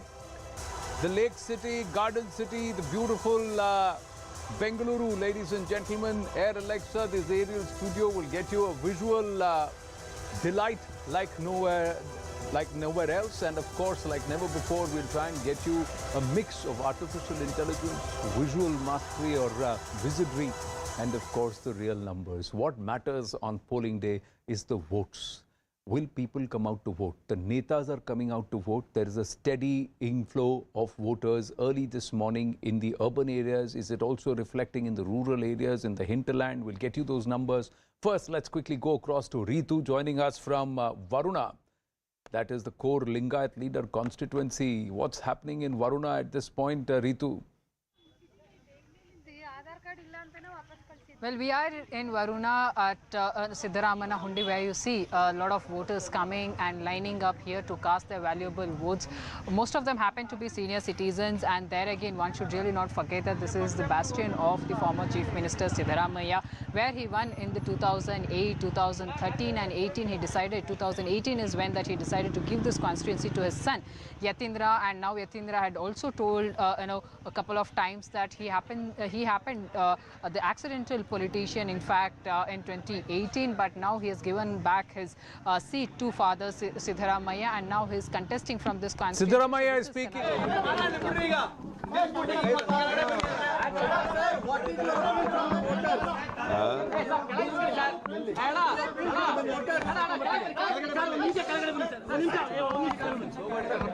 ಎಲ್ಲ ಆಚೆ ನಡಿ.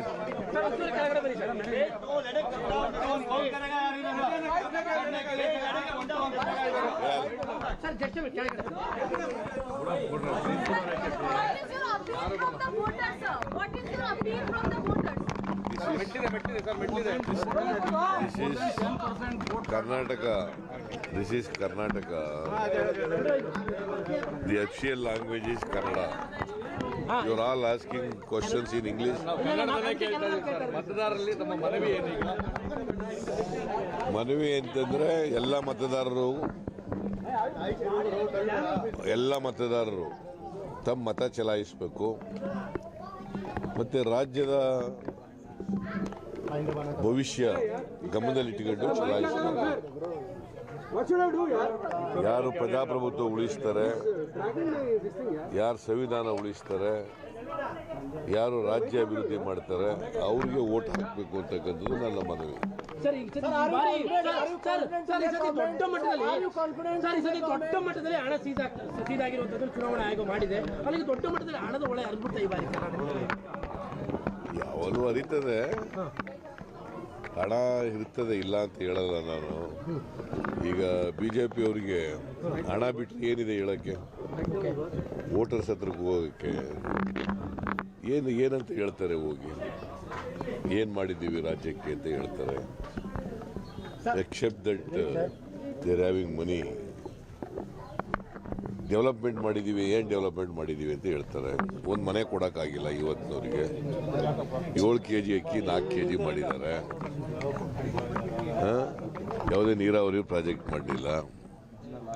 ಏನು ಮಾಡಿದ್ದಾರೆ? The former chief minister in Varuna, after casting his vote, asking the present media there to ask him questions in Kannada first and not in English. The tall Kuruba leader and the pollsters say that he still holds sway over the Kuruba votes. One of the most popular faces in Karnataka, popular faces of the Congress party. He said this is his last election. He says that almost every election in the recent past, but he's still there in the fray. And he still eyes that chief ministerial post. He still believes that the Congress party cannot look beyond him if the Congress gets the mandate.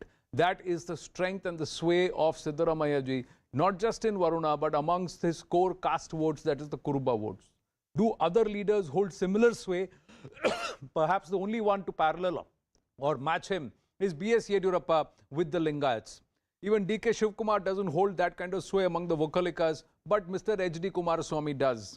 So these caste-based breakups, is that what is going to dominate the discourse in Karnataka? Or are the voters this time going to buck the always trend and rise above their caste leanings and vote for real issues? It's a big question. But more importantly, they should come out and vote. That's one of the first appeals that even Siddaramaiah ji has made, that people should come out and vote. B.S. Arun joining us at this point.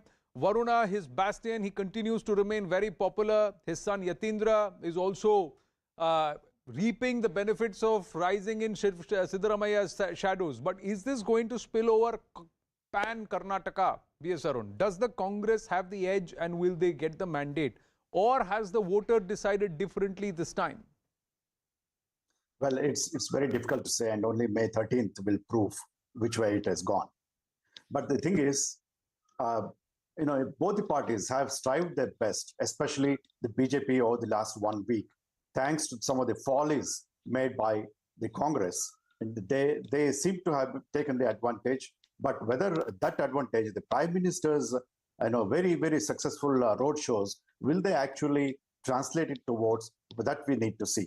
The Congress has not lagged behind, and they have raised the issues, especially the people's issues, the ground issues, the issues that bother people, like price rise, like corruption, infrastructure problems in the rural areas. These have been raised by Congress.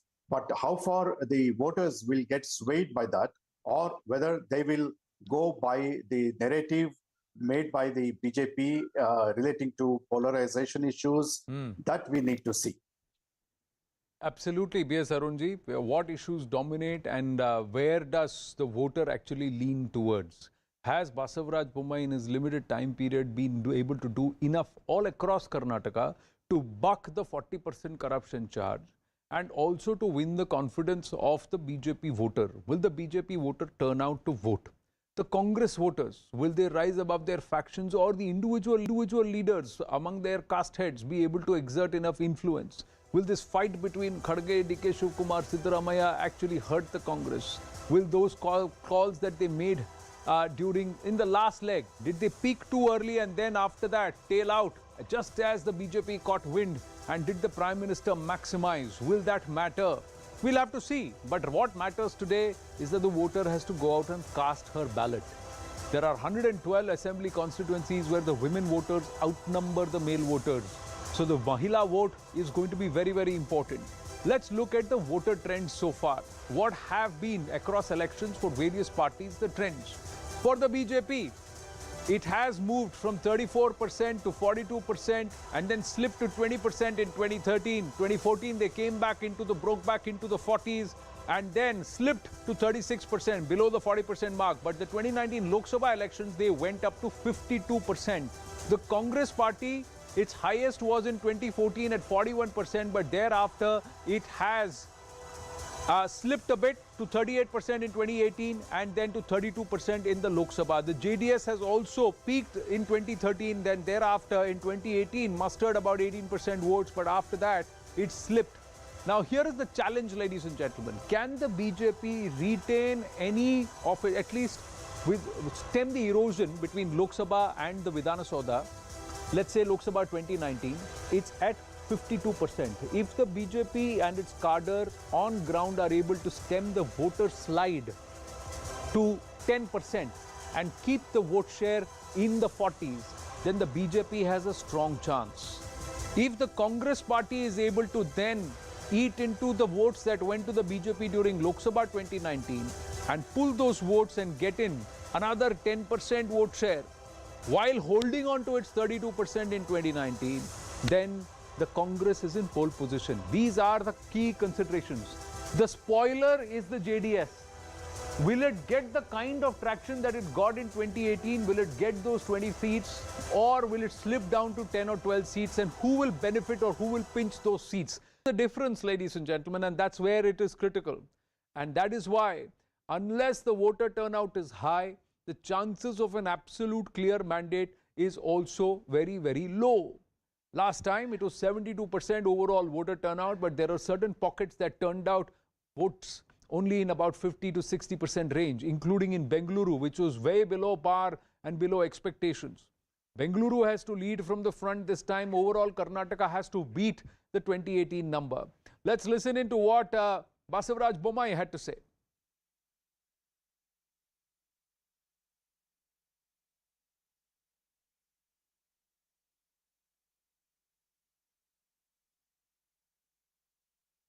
While the Chief Minister has been touring across the state, here in Shigao, his very constituency is being handled by his son and his wife, who have been canvassing for him for months on end. I am being joined by Bharat, who is the son of Chief Minister Basavaraj Bommai. First things first, what do you gauge from the voters here on the ground?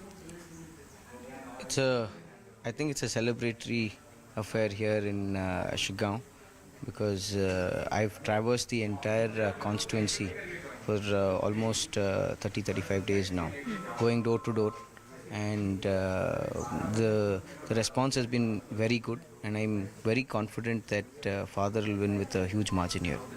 I also want to ask you, this is a Lingayat heavy constituency. With the exit of some high-profile leaders like Jagdish Shettar and Lakshman Saudi, do you think that these are going to be spoil sport when it comes to the Lingayat prospects here? Does it actually matter when it comes to Mr. Bommai's candidacy here? See, here people are very pro-development because they have suffered a lot 30 years back, 15 years back, especially 15 to 20 years back. They know the state of affairs, how the constituency was and how the constituency today is. In the last 15 years, father has been continuously ensuring a lot of development work happens. And here, whatever be the caste dynamics, people only look for development, and people will vote only for pro-development. And because of father's image as well as his development activities that has happened in the constituency, people will ensure that Basavaraj Bommai comes. Well, there are two parameters on which Chief Minister Bommai is going to be judged. Of course, as the local MLA of Shigao, he's eyeing a fourth term. But when you talk about the issues like hijab, halal, now Bajrang Bali, do you think that this communal disparity that has come up and has been an overriding factor as far as Karnataka election this time is concerned, do you think that is going to put Mr. Bommai at a disadvantage when it comes to the minority communities who have always backed you up in Shigao? See, I don't think that will have any bearing on the constituency or even throughout the state. Like I mentioned, Karnataka is a state that is growing. We have reached number 2 in terms of GST collection, highest in FDI. So people are watching the numbers, and people want Karnataka to be number 1. If you have to be the number 1, development is the only agenda. So people are looking into that.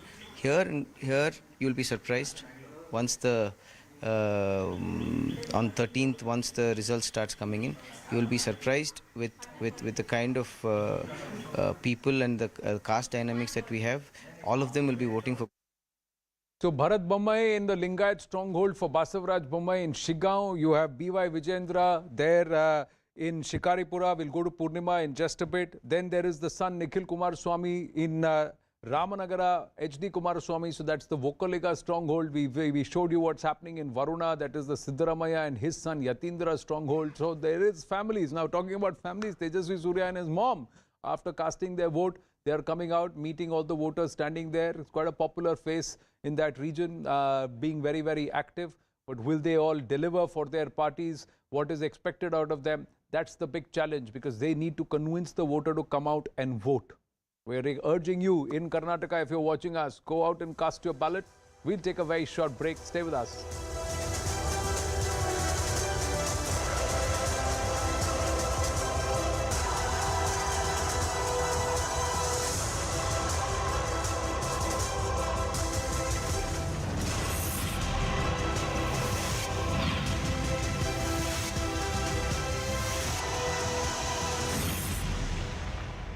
Voting day.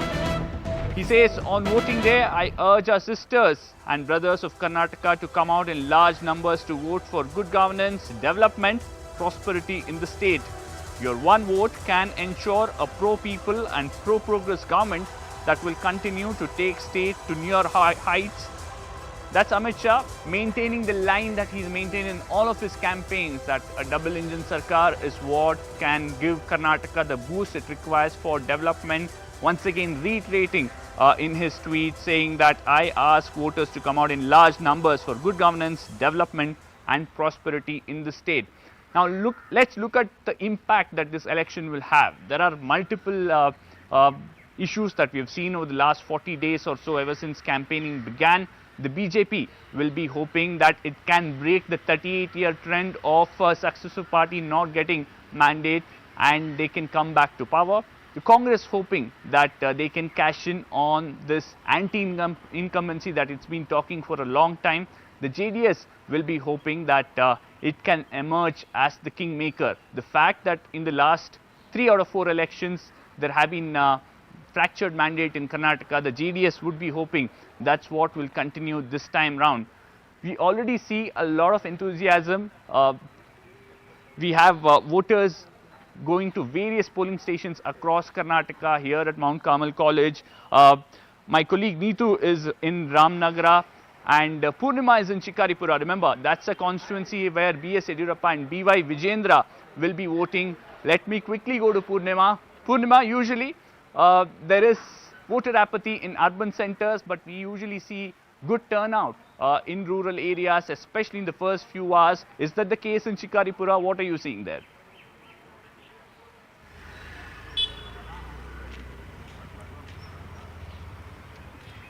Well, yes, people are lining up at the polling booths. We did visit at 6:30 and we saw people already queuing up in the polling booth where Yediyurappa and his family will all set to vote. Right now, we are outside a temple where Yediyurappa, his son Vijendra, all of them will be here in a short while from now. They will first visit the temple. From here, they will then go to the polling booth. So we are waiting for the family to come here, and they will in fact visit the temple first before they go and cast their votes. But at 6:30, when we did visit two polling booths here in Shikaripura, queues were lining up. All of them were waiting to cast their votes. Early voters here lining up at polling booths as well. But at the moment, we are trying to give you visuals of Yediyurappa and his family visiting his temple anytime now. So in the next 5 minutes, there will be development here.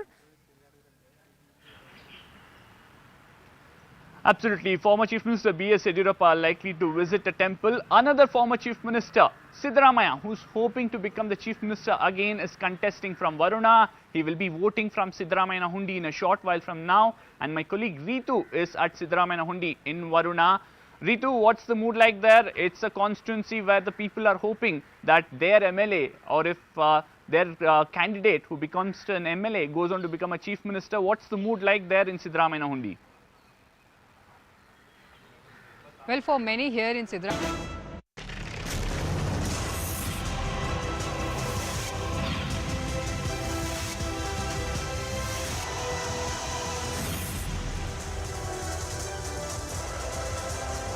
Well, that's the Kantirwa Stadium right below me.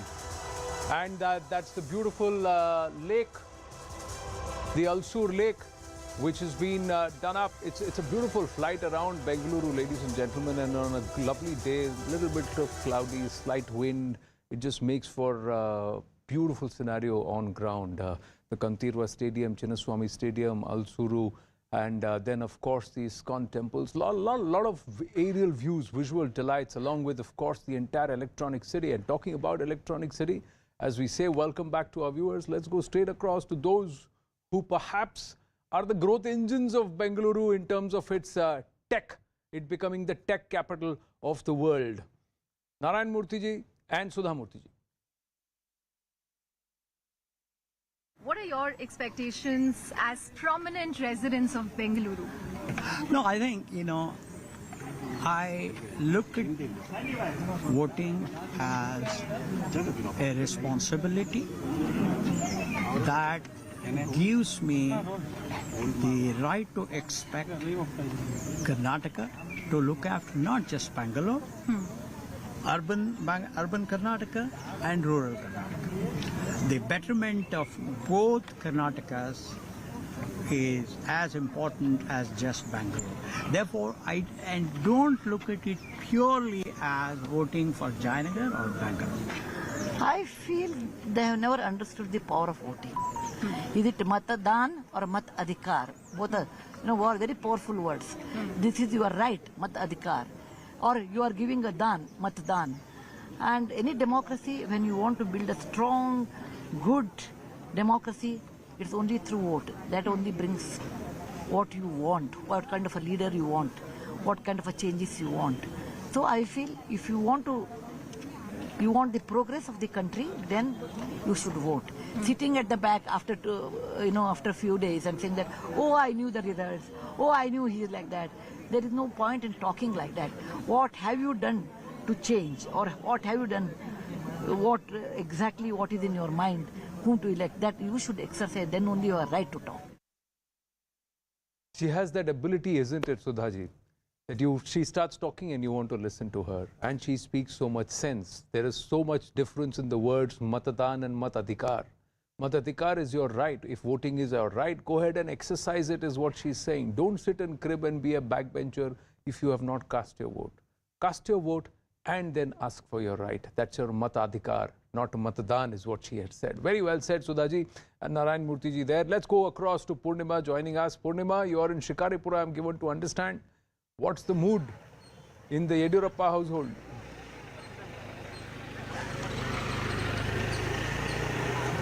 Well, Yediyurappa and his son, who is making his electoral debut, Vijendra, both of them sound confident that this has been a Yediyurappa bastion and the family is known to the people of Shikaripura. Here, outside a polling booth, you can see people here coming to cast their votes. In fact, from morning, especially between 7 and 8, we saw huge crowds where even Yediyurappa and his family had to wait in that queue to cast their vote. But the challenge here in Karnataka and also in Shikaripura is the voter turnout, which seems to be pretty less. But this time around, the BJP is confident that more people will come out and vote, because that's the message that they convey to the voters, to come out and vote and not wait till the last minute.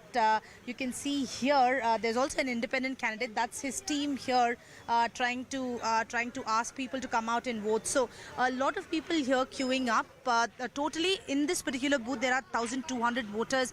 More than 500 voters have come out and voted. We'll have to wait and see the voter turnout. By 6 p.m. we'll get more clarity. So but Yediyurappa and his son confident that You're saying nearly 50% votes in this polling booth have already been cast. So is that a trend normally in Shikaripura? Do people come out early in the morning, vote, and through the hot sun and the midday sun they stay back, and then by about 4 the remaining come back and vote? Is that a trend? Well, in rural areas, more people come out, especially in the mornings. These are early voters. They come out in the morning and vote. We are talking about one polling booth in Shikaripura where at least 50% of them have come out, especially between 7 and 8 we saw queues. Right now it's a little dull, but you can still see people here queuing up at this hour, but we'll have to wait for the voter turnout. We are given to understand that in Shikaripura the voter turnout is better compared to a place like Bangalore, where the voter turnout is usually very low. But here they say many people come out and vote, and so early morning votes have happened. 50% in this polling booth where you're saying the votes have been cast. The remaining 50 should happen. There is a steady trickle. It's not very high numbers. In Bengaluru it's a different state. Let's try and understand the other part, another part of Karnataka. Let's go back to Ritu. She's in Varuna. Ritu, what is the voting pattern there in Varuna? And this is again amongst the Kurubas largely. So from the Lingayat dominion or dominated area of Shikaripura to the Kuruba dominated stronghold of Siddaramaiah. Yes, Ritu. So Varuna, again an important constituency for the Siddaramaiah's family, that we do know how that the members in the Varuna had voted for Siddaramaiah. But this time there's a close fight between Siddaramaiah as well as V. Somana, where the BJP has fielded in the Lingayat strong man. But it needs to be seen that how is that the voters are going to decide the fate of the representatives. How as you mentioned, you see the Kurubas are dominant in number, but we do know that Siddaramaiah is a mass leader, and how much that he also enjoys the vote bank of all communities, and moreover you see the works that he had taken up. So the people are looking up to those development works, and however, moreover, you see, V. Somana too had said to go. The people of Varuna gave chance to Siddaramaiah. Once they should also try and think about the change in the leadership and give him a chance, because he goes on to say that what work, the kind of work that he has done in the Vokkaligas Nagar, which happens to be a traditional constituency. So similar development work will be done in the Varuna as well. So that's the kind of word that the Lingayat strong leader, V. Somana, is giving. But meanwhile, Siddaramaiah says that the people of Varuna have always supported him, and moreover, it's his last election, so it's also very emotionally connected for the voters and for Siddaramaiah's family members as well. So he says that I remember him saying that it's his last election the last time around too. But Siddaramaiah ji seems to have that sway. He can play all the cards, and he's a master politician. Will that work again in Kuruba? Will people vote for somebody who's fighting their last election, or people vote for somebody who's coming and saying, listen, this is the work I've done somewhere and this is what I wanted to do? V. Somana is also the housing minister in this Karnataka government, and there is a lot of work which I personally saw when Tejasvi Surya and we were on the campaign trail in Govindarajnagar. But to mount a challenge in the bastion of Siddaramaiah in Varuna, that's a different task altogether. After all, at the end of it all, it's got to be the voter who will have to decide. We'll take a very short break and we'll come back with more. Stay with us.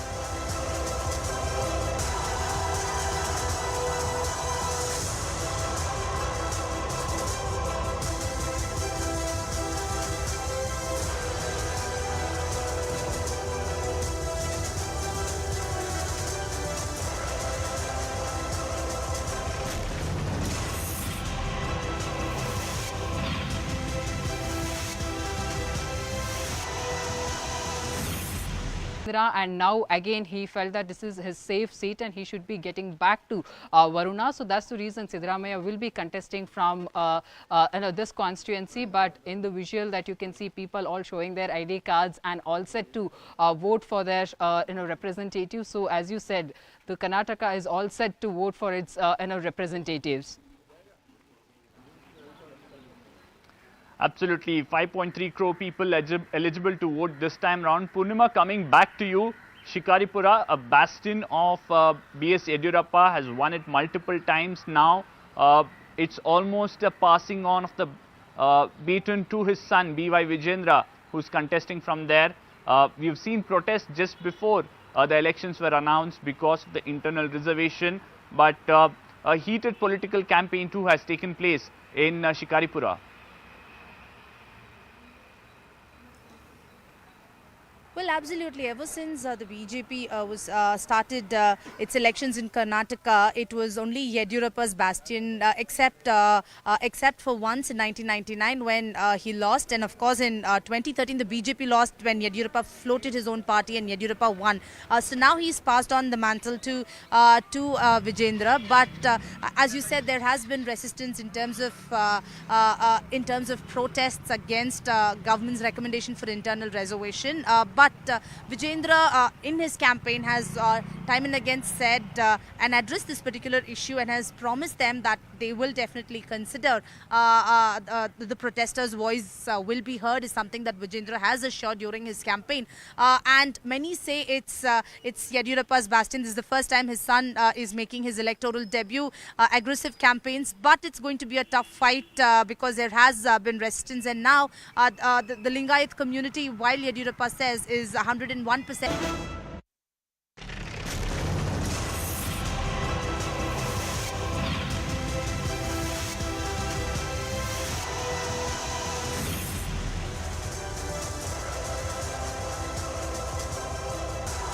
That's the Vidhana Sauda, ladies and gentlemen, as Air Alexa floats over the city of Bengaluru. The sights and sounds are amazing and it's a fantastic view from right on top.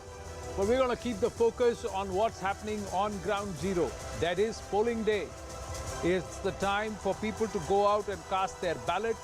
And here on CNN News 18, along with getting you breathtaking election news coverage and experience, we'd also want to urge you, the voter, to please go out and vote. Let's go back to Ritu in Varuna, where Siddaramaiah is soon supposed to come out and cast his ballot. Yes, Ritu.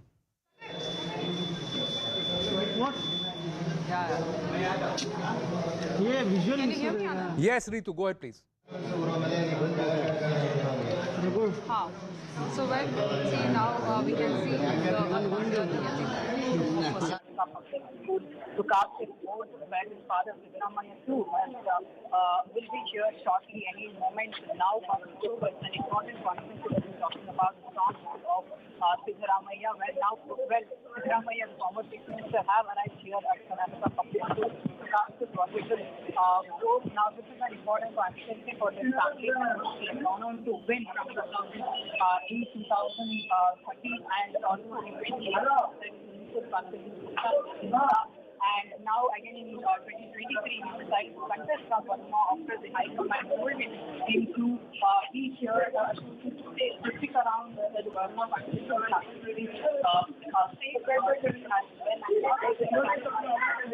Like now the Congress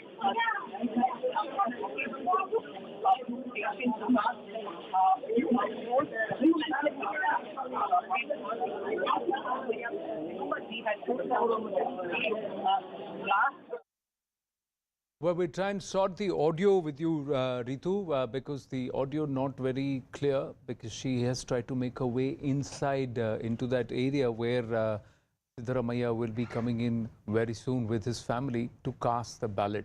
There is a steady stream of voters. BS around 5 crore voters. BS Arunji is with us. BS around 5 crore voters. Last time around 72% turnout, if my memory serves me right, in 2018. I'm talking about the Vidhana Sauda elections or the Vidhana Sabha elections. In this time around, would you want that voter turnout to be higher? Or would you want it to be in that 75 average, but especially in those pockets where, large chunk of voters didn't turn out, they should come out and vote? Because even if we look at about 4 crore voters turning out to vote, that's a decisive mandate. But that would also mean 1 crore people decided that they don't want to cast their ballot. Where do you stand on this importance of wanting to go out to vote?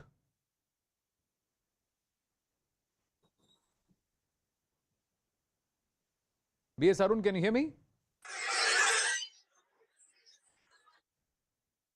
Oh, we just seem to have lost B.S. Arun there. We'll try and go across to B.S. Arun in just a bit. We'll also try and get you which are the big fights, which are the fights to watch out for, which constituencies to watch out for after we listen into Prahlad Joshi.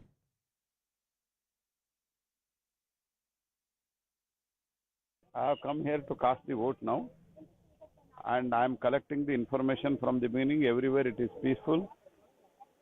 I am so happy people are celebrating this festival of democracy in a big way.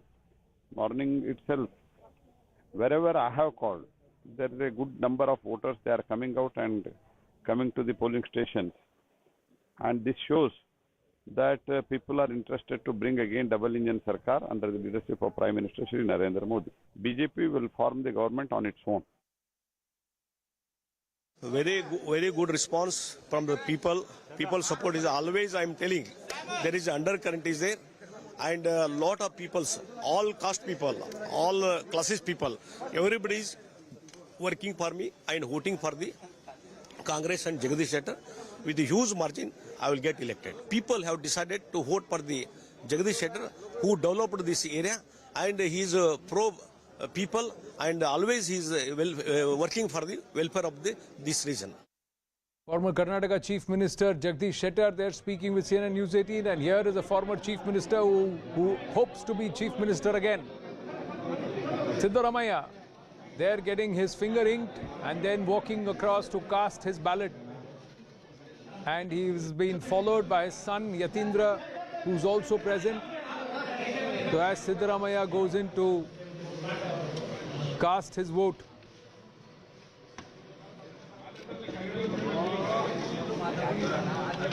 The Matadikar, as Sudha Murthy ji said, the right to vote has been exercised by the former Chief Minister, who's urging everybody to come out and vote in large numbers. He's confident of a massive Congress win.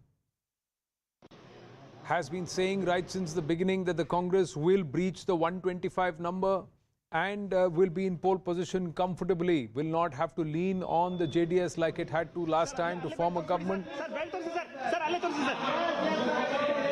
As he walks out after casting his vote and showing the finger where the ink has been marked, the index finger, the right index finger where the vote ink has been marked, he has cast his ballot. Now his supporters present inside the polling booth. Will he step out now? We should even see Yatindra. We should even see Yatindra come in. Plenty of daylight there, and that's why from a dark room right outside into broad daylight, you'd see some of the visuals burning. We'll adjust, the camera will adjust to the light in just a bit, and the images will get clearer. There you go. So better we are expecting Ritu is live with us. Ritu, so Siddaramaiah casting his vote. You're right there as he's about to step out. His son Yatindra also with him. Yes, Ritu, go ahead. Ritu, can you hear me? I think chaotic scenarios or scenes there. That's what happens, ladies and gentlemen. There's a jostle, hustle, bustle, and then everybody. Yeah. Ritu, can you hear me now? Ritu, we are live with you. Siddaramaiah inside, Yatindra inside, casting their vote.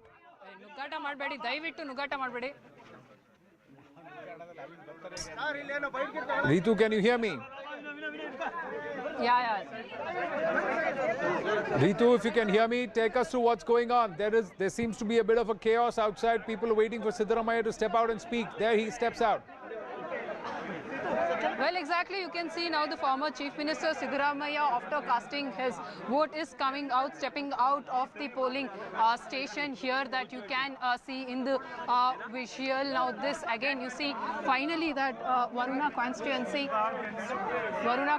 he also showing his finger that he has casted vote and giving a message out to a lot of people, saying them to come out and cast their valuable vote. So it is an important day, as Siddaramaiah says, it's a festival, democracy, and the one should really ensure that they take full utilize this such a beautiful setup of the Indian Constitution. So that's the kind of request that the former CM is also making.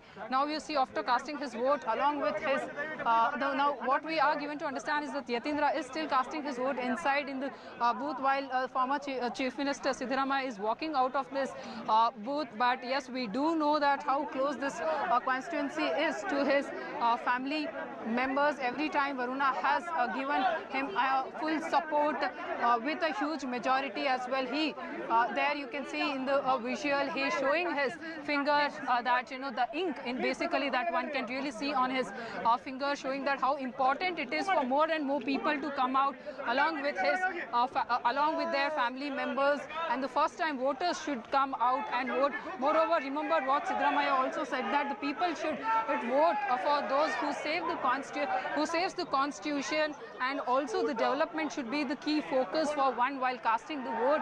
So that's the kind of word that Siddaramaiah had put out before casting his vote. But moreover, this again, as you see, there is a huge support that he really enjoys, the kind of popularity that the mass leader Siddaramaiah has it. Now remember, there's also been a lot of controversy that has taken place about the CM face as well. So that's where you see now Siddaramaiah and DK Shivakumar about the CM face there. While we do know that how former CM Siddaramaiah had gone on to say that he is the strong aspirant of CM post, and DK Shivakumar is also in the line, but in this election they are trying to put out the unity, trying to show the unity where they are. There you can see in the visual Yatindra, the son of former Chief Minister Siddaramaiah, in the visual after casting his vote. He is also out now walking along with his father. Now we'll have to see that from where they are really going to head from here to his house, or will he be meeting? Usually he does meet most of his friends in the Varuna as well. He does have a lot of good friends here in the Varuna, the childhood friends as well. Remember, while talking to most of the voters too told that how much that the Siddaramaiah has done in this constituency, and what they're really looking forward to is the kind of development that he will bring, more development. But meanwhile, there has also been a request that the voters have made it to Siddaramaiah that the Varuna to be considered as the taluk. But however, the kind of 5 guarantees that the Congress party had put out, so now Siddaramaiah says those are the local issues that are really matter for the voters, and Congress party is really committed to ensure that all those guarantees that all those guarantees will come true once they are out.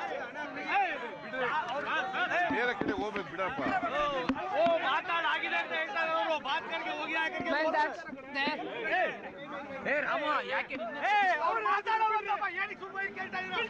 So it looks like Siddaramaiah and his son Yatindra have done all the talking before they come to the polling booth. He's right now saying he's not going to speak.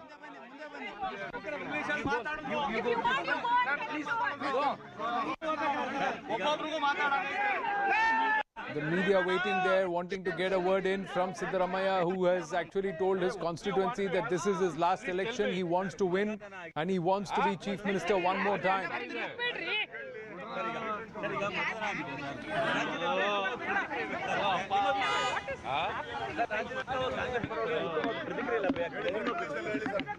There is a tremendous response.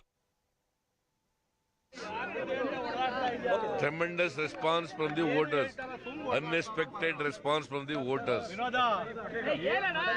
See, I will get, out of the polled votes, I will get more than 60% of the votes. Sir, what is the number you are going to get? Number I can't say exactly, but it will be. In Karnataka, 130 to 150. 150. 130 to minimum 130. Minimum 130. Maximum 150 seats we will get. Congress party would come back to power on its own with comfortable majority. Basavaraj Bommai has said that they are very much confident of coming with full majority and they will be forming the government. All parties are confident. Ultimately, 13th will decide. The counting will decide. Sidhu sir, you also told that this is going to be your last election as well. Is this also an As emotional far as I am moment? concerned, electoral politics is my last election. This is going to be my last election. I will continue in active politics. I am not going to retire. I am not going to retire, but I am not going to contest again. Sir, B.S. Yadurappa has said that you will lose and V. Somanna will win. Ultimately, it is not Yadurappa is going to. He is not a voter of this constituency. He is not a voter of this constituency. I will win 100%.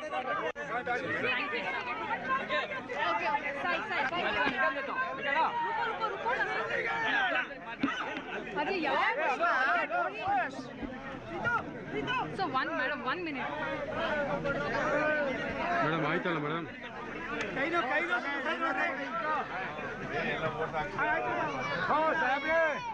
Sir, one line appeal, high percent of voters, sir. One line appeal for the people of Karnataka, high percentage of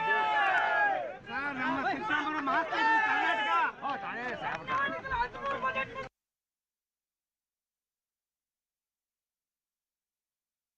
Well, that's the big headline coming in from Siddaramaiah. Whereas he's cast his ballot, he says this is his last electoral foray. This is the last election he's contesting. He will continue to be active in politics, but he will not contest elections hereafter. After casting his ballot, Siddaramaiah says this. My appeal to voters is don't miss to vote.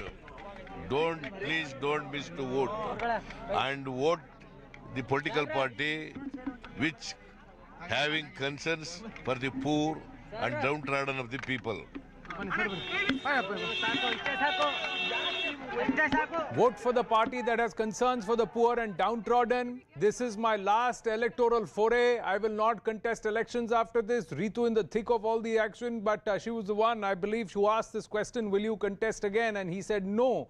More importantly, he said that he's confident of a strong win of the Congress party and that the party will form a government on their own. But ultimately, everybody is confident. The BJP is confident. The Congress is confident. Is the voter confident about their mandate? Is the voter confident about their vote? Is the voter going to come out and is the voter going to make every vote count? That's the big question, and that's what Siddaramaiah said. Ultimately, it depends on the voter, and it will all come to fruition on counting day. Harish Upadhyay also with us. Harish, in the thick of all the action, whereabouts are you today? Well, we are in RMV second stage, and you can see good response here. In fact, a lot of senior citizens too, despite difficulty in terms of reaching the polling booth, they have come here. Thankfully, the Election Commission has made arrangements for wheelchair for people who can't walk up till the polling booth here, the voting room. And we've seen a lot of first-time voters and a lot of senior citizens who've come here. That's been the trend in Bengaluru. Remember, Karnataka has a significant chunk of new voters who've been enrolled over the last 6 to 8 months. And we are seeing a good turnout in that category. Just going back to what Siddaramaiah said, remember, that's an important statement that he says, although this is my last election, he says, I will be active in politics. It's just that this will be my last electoral battle. So if DK Shivakumar ever was thinking that post 2028 his road becomes clear, probably Siddaramaiah is saying that I'm not going away anytime soon. I will be active in politics. Well, there are many within the Congress party who are saying that this is their last election. There is somebody who is now defected from the BJP into the Congress party who's also saying it's their last election. Jagdish Shettar has said that, Mallikarjun Kharge has said that, Siddaramaiah has said that. Everybody is saying last election. Are they trying to pull out the sentiment or the emotional card, or is it really their last? Because they keep saying that, but they keep continuing to remain there. Such is perhaps the adrenaline rush of politics, ladies and gentlemen, and that to electoral politics. But Harish, where all have you been overall? And what's the voter trend, especially Bengaluru. If you've been up and about across Bengaluru, is Bengaluru stepping up to vote? Because last time around, many believe that the 28 seats of Bengaluru is what brought the voter average down to 72% in 2018. It should have been near the 80% mark had Bengaluru turned out in absolute numbers or larger numbers. Absolutely. Last time, perhaps the overall city average was around 52%. In fact, some of the constituencies saw around 45-48% of voting. That was abysmal. That, as you rightly mentioned, brought down the whole state's polling percentage. In the initial few hours, we have seen Bengaluru's poll percentage being on par with the state average. That's something that is of relief. But remember, in parts of rural Karnataka, we will see voter turnout increasing in the last 3 hours, especially between 4 and 6. We will see the voter percentage increasing substantially. But if Bengaluru doesn't, follow the trend, then we will see once again Bengaluru's polling percentage being just around 50%, 50-52%. There's a worry.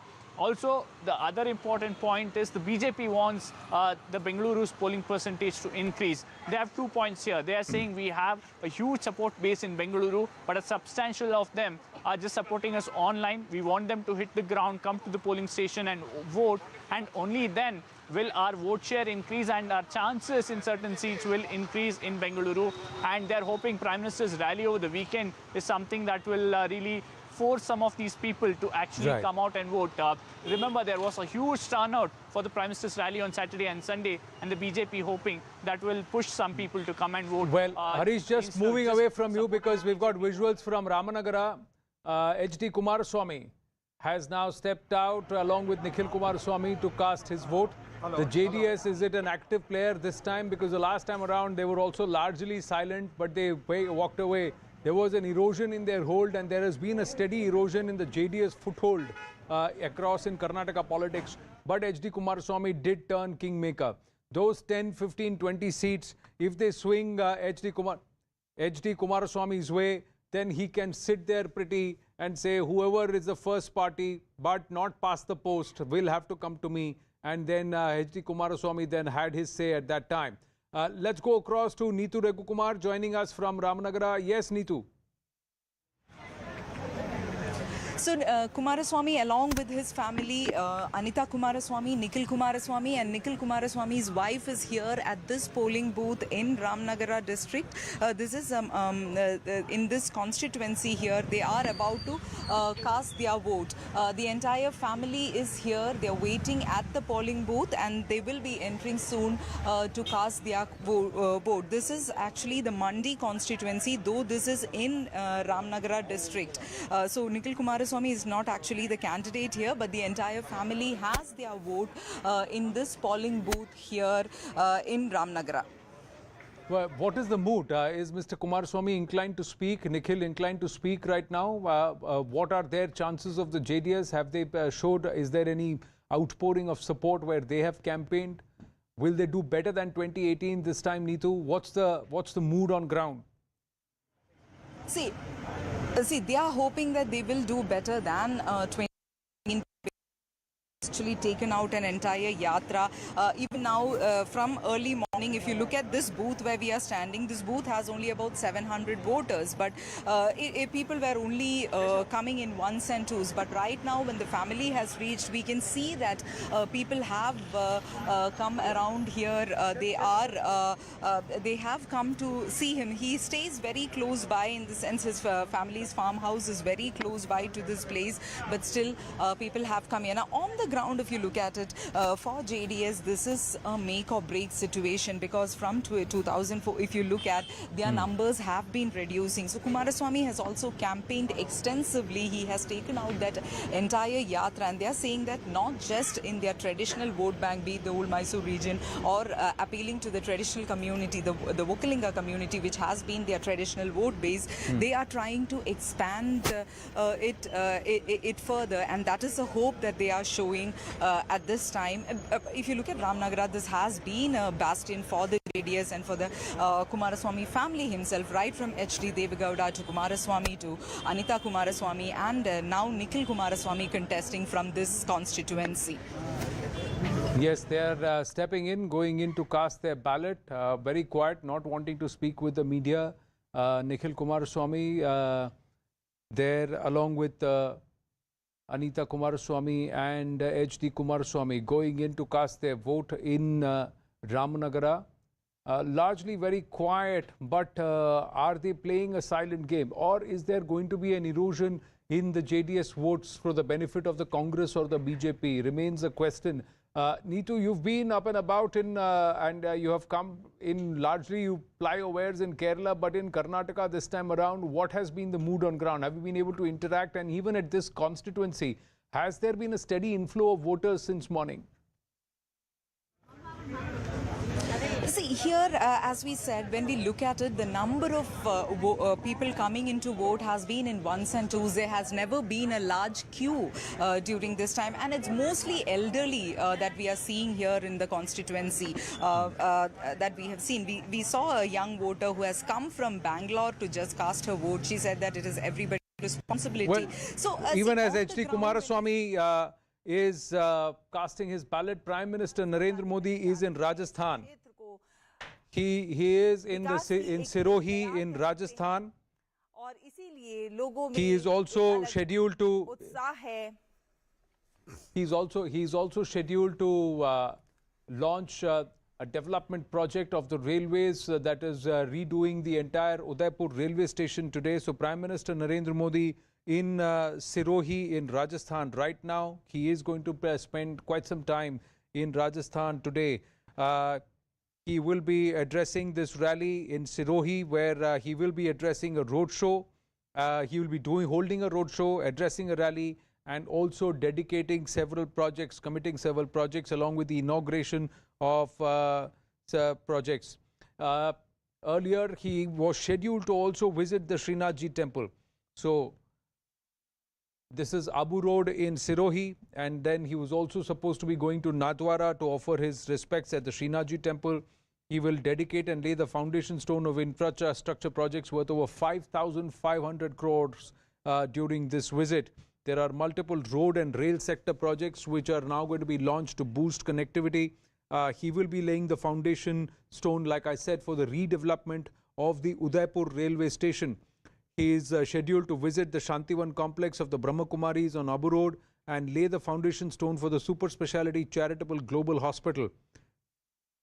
Arun Danta is joining us. Arun, polls sometime in October, November in Rajasthan this year. Prime Minister Narendra Modi on ground in Sirohi in Rajasthan, Nathdwara to meeting the Brahma Kumaris on Abu Road. Is this perhaps the beginning of the BJP's campaign for Rajasthan?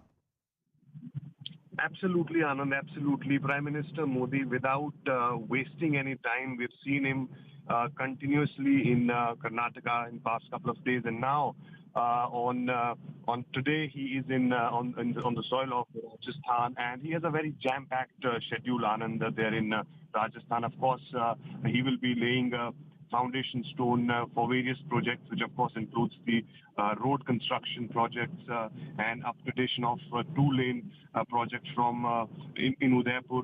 And apart from that, of course, he will be visiting Brahma Kumari Center as well. There will be a roadshow as well. And apart from that, of course, Prime Minister Modi will be addressing a gathering as well in his visit to Abu Road, Udaipur. And therefore, Prime Minister Modi is sending a clear signal that he is not in resting mode at all. We've seen him in back-to-back road shows and rallies in Karnataka. In fact, he has done around 16 right. So this is a mega roadshow there on Abu Road in Sirohi in Rajasthan. Huge number of people turning out. A lot of the BJP support on ground. The BJP hoping to cash in on the anti-incumbency as they claim against the ruling disposition and Chief Minister Ashok Gehlot. There is again a huge amount of friction within the Congress party. But the BJP also doesn't have a clear face or a clear leader in Rajasthan. Aman Sharma now joins us with more. Aman, so the Prime Minister on that path to Vikas and now committing several projects in Rajasthan, including the redevelopment of the Udaipur railway station, projects worth more than 5,500 crores to be either dedicated to the people or launched now. So absolutely. See, I think with the Karnataka election today ending, clearly the BJP and the Prime Minister is looking at the elections coming up in the all-important states of Rajasthan, Madhya Pradesh and Chhattisgarh, and especially this development pitch, the double-engine Sarkara, as the PM has been stressing in his campaign in Karnataka.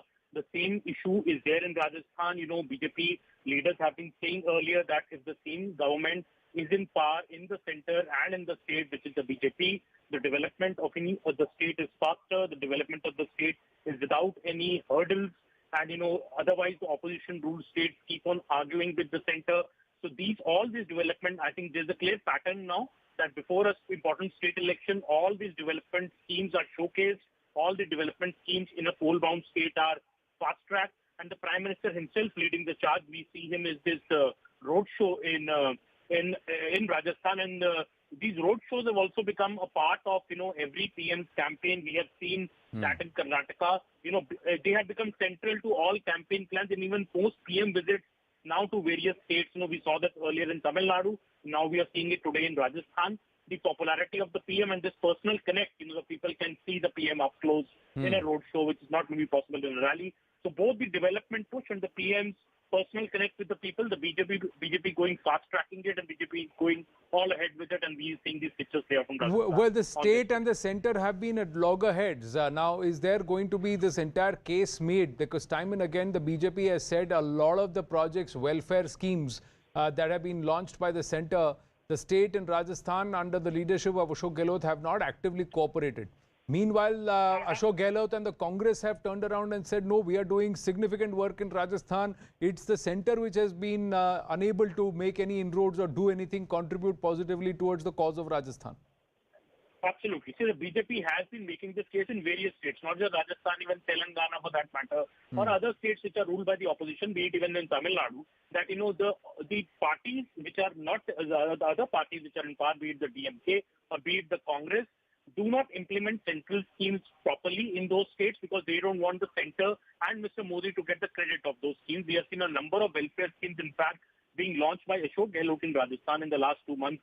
The most importantly being the health scheme that he has launched for free treatment of people in government and private hospitals in Rajasthan.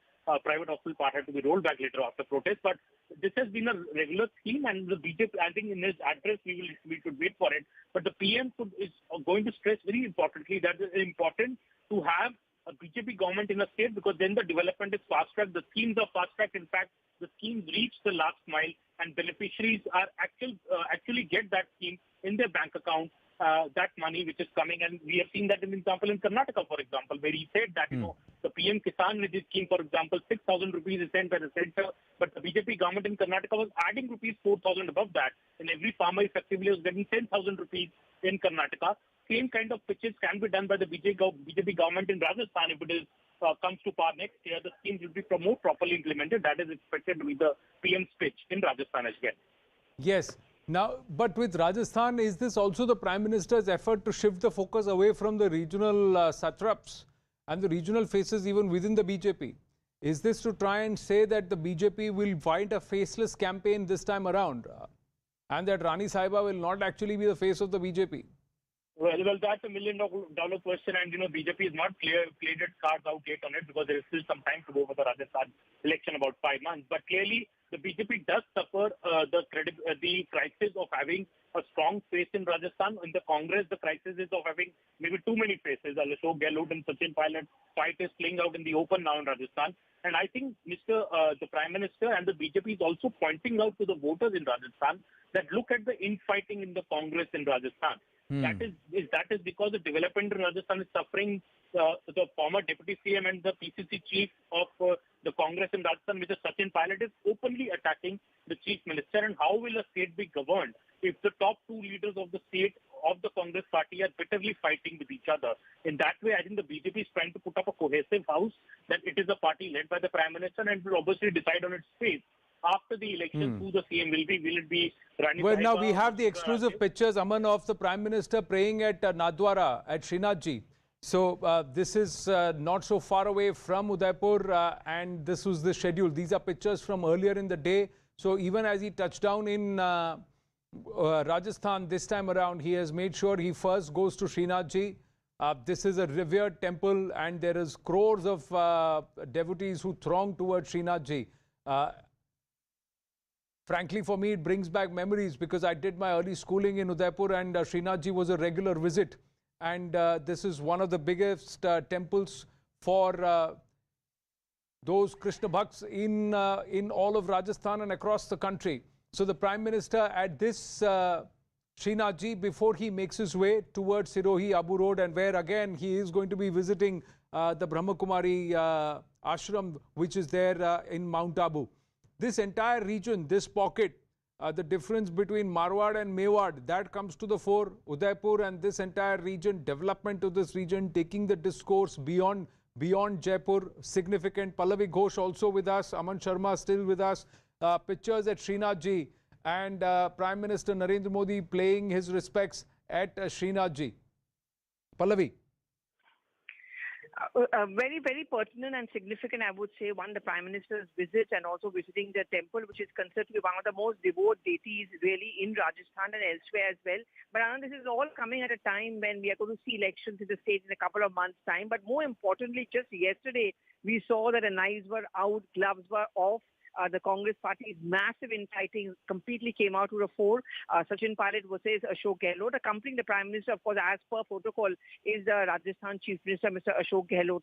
But, I think that's going to be an important point. The Prime Minister going ahead with the developmental work, very clearly sending out that message that you may be... And I remember the Prime Minister, when he was last time round in Rajasthan, had made a reference to the fact that while the Congress Party is fighting with each other, we are here to do our job, which is essentially to ensure that development takes place for the people of Rajasthan. Also, the very quick messaging which goes across is that the Congress Party is soaked in infighting and never provide you a stable government. You only have to then look at the BJP. But the Prime Minister, if that infighting outed between Ashok Gehlot and also Sachin Pilot, Pallavi, it also outed the role of Vasundhara Raje Scindia in Rajasthan. Now, is that going to hurt Vasundhara Raje's cause, even though she has said that this is the worst insult that Ashok Gehlot could have ever hurled at me? The whispers in the corridors of Rajasthan, and that's an insinuation which often comes in from Sachin Pilot supporters, is that Ashok Gehlot has been soft on Vasundhara Raje Scindia and vice versa. I mean, you also cover the BJP, so you would know this better, Anand, that the BJP has been very, very careful about announcing any kind of a CM face, particularly in Rajasthan. Vasundhara Raje Scindia, charismatic, a very tall veteran leader. I don't think any political party, and certainly not the BJP, can kind of afford to oust her or afford to antagonize her. And she's certainly going to be one of the most high-profile faces as far as Rajasthan politics go. I think Vasundhara Raje Scindia's very strong outburst and scorching of all those allegations and points made by Ashok Gehlot was essentially also a message she was sending out to a party that please don't go by this whisper campaign against me, because it only tries to demoralize our cadre and also show me down. Yes, interestingly, Srinath ji has its own story, Pallavi and Aman, that this is again infant Krishna, a 7-year-old Krishna Swarupa. That's the presiding deity at Srinath ji. In Nath Dwara, it itself means the Dwar or the gateway towards the Nath or Jagannath. That is Krishna.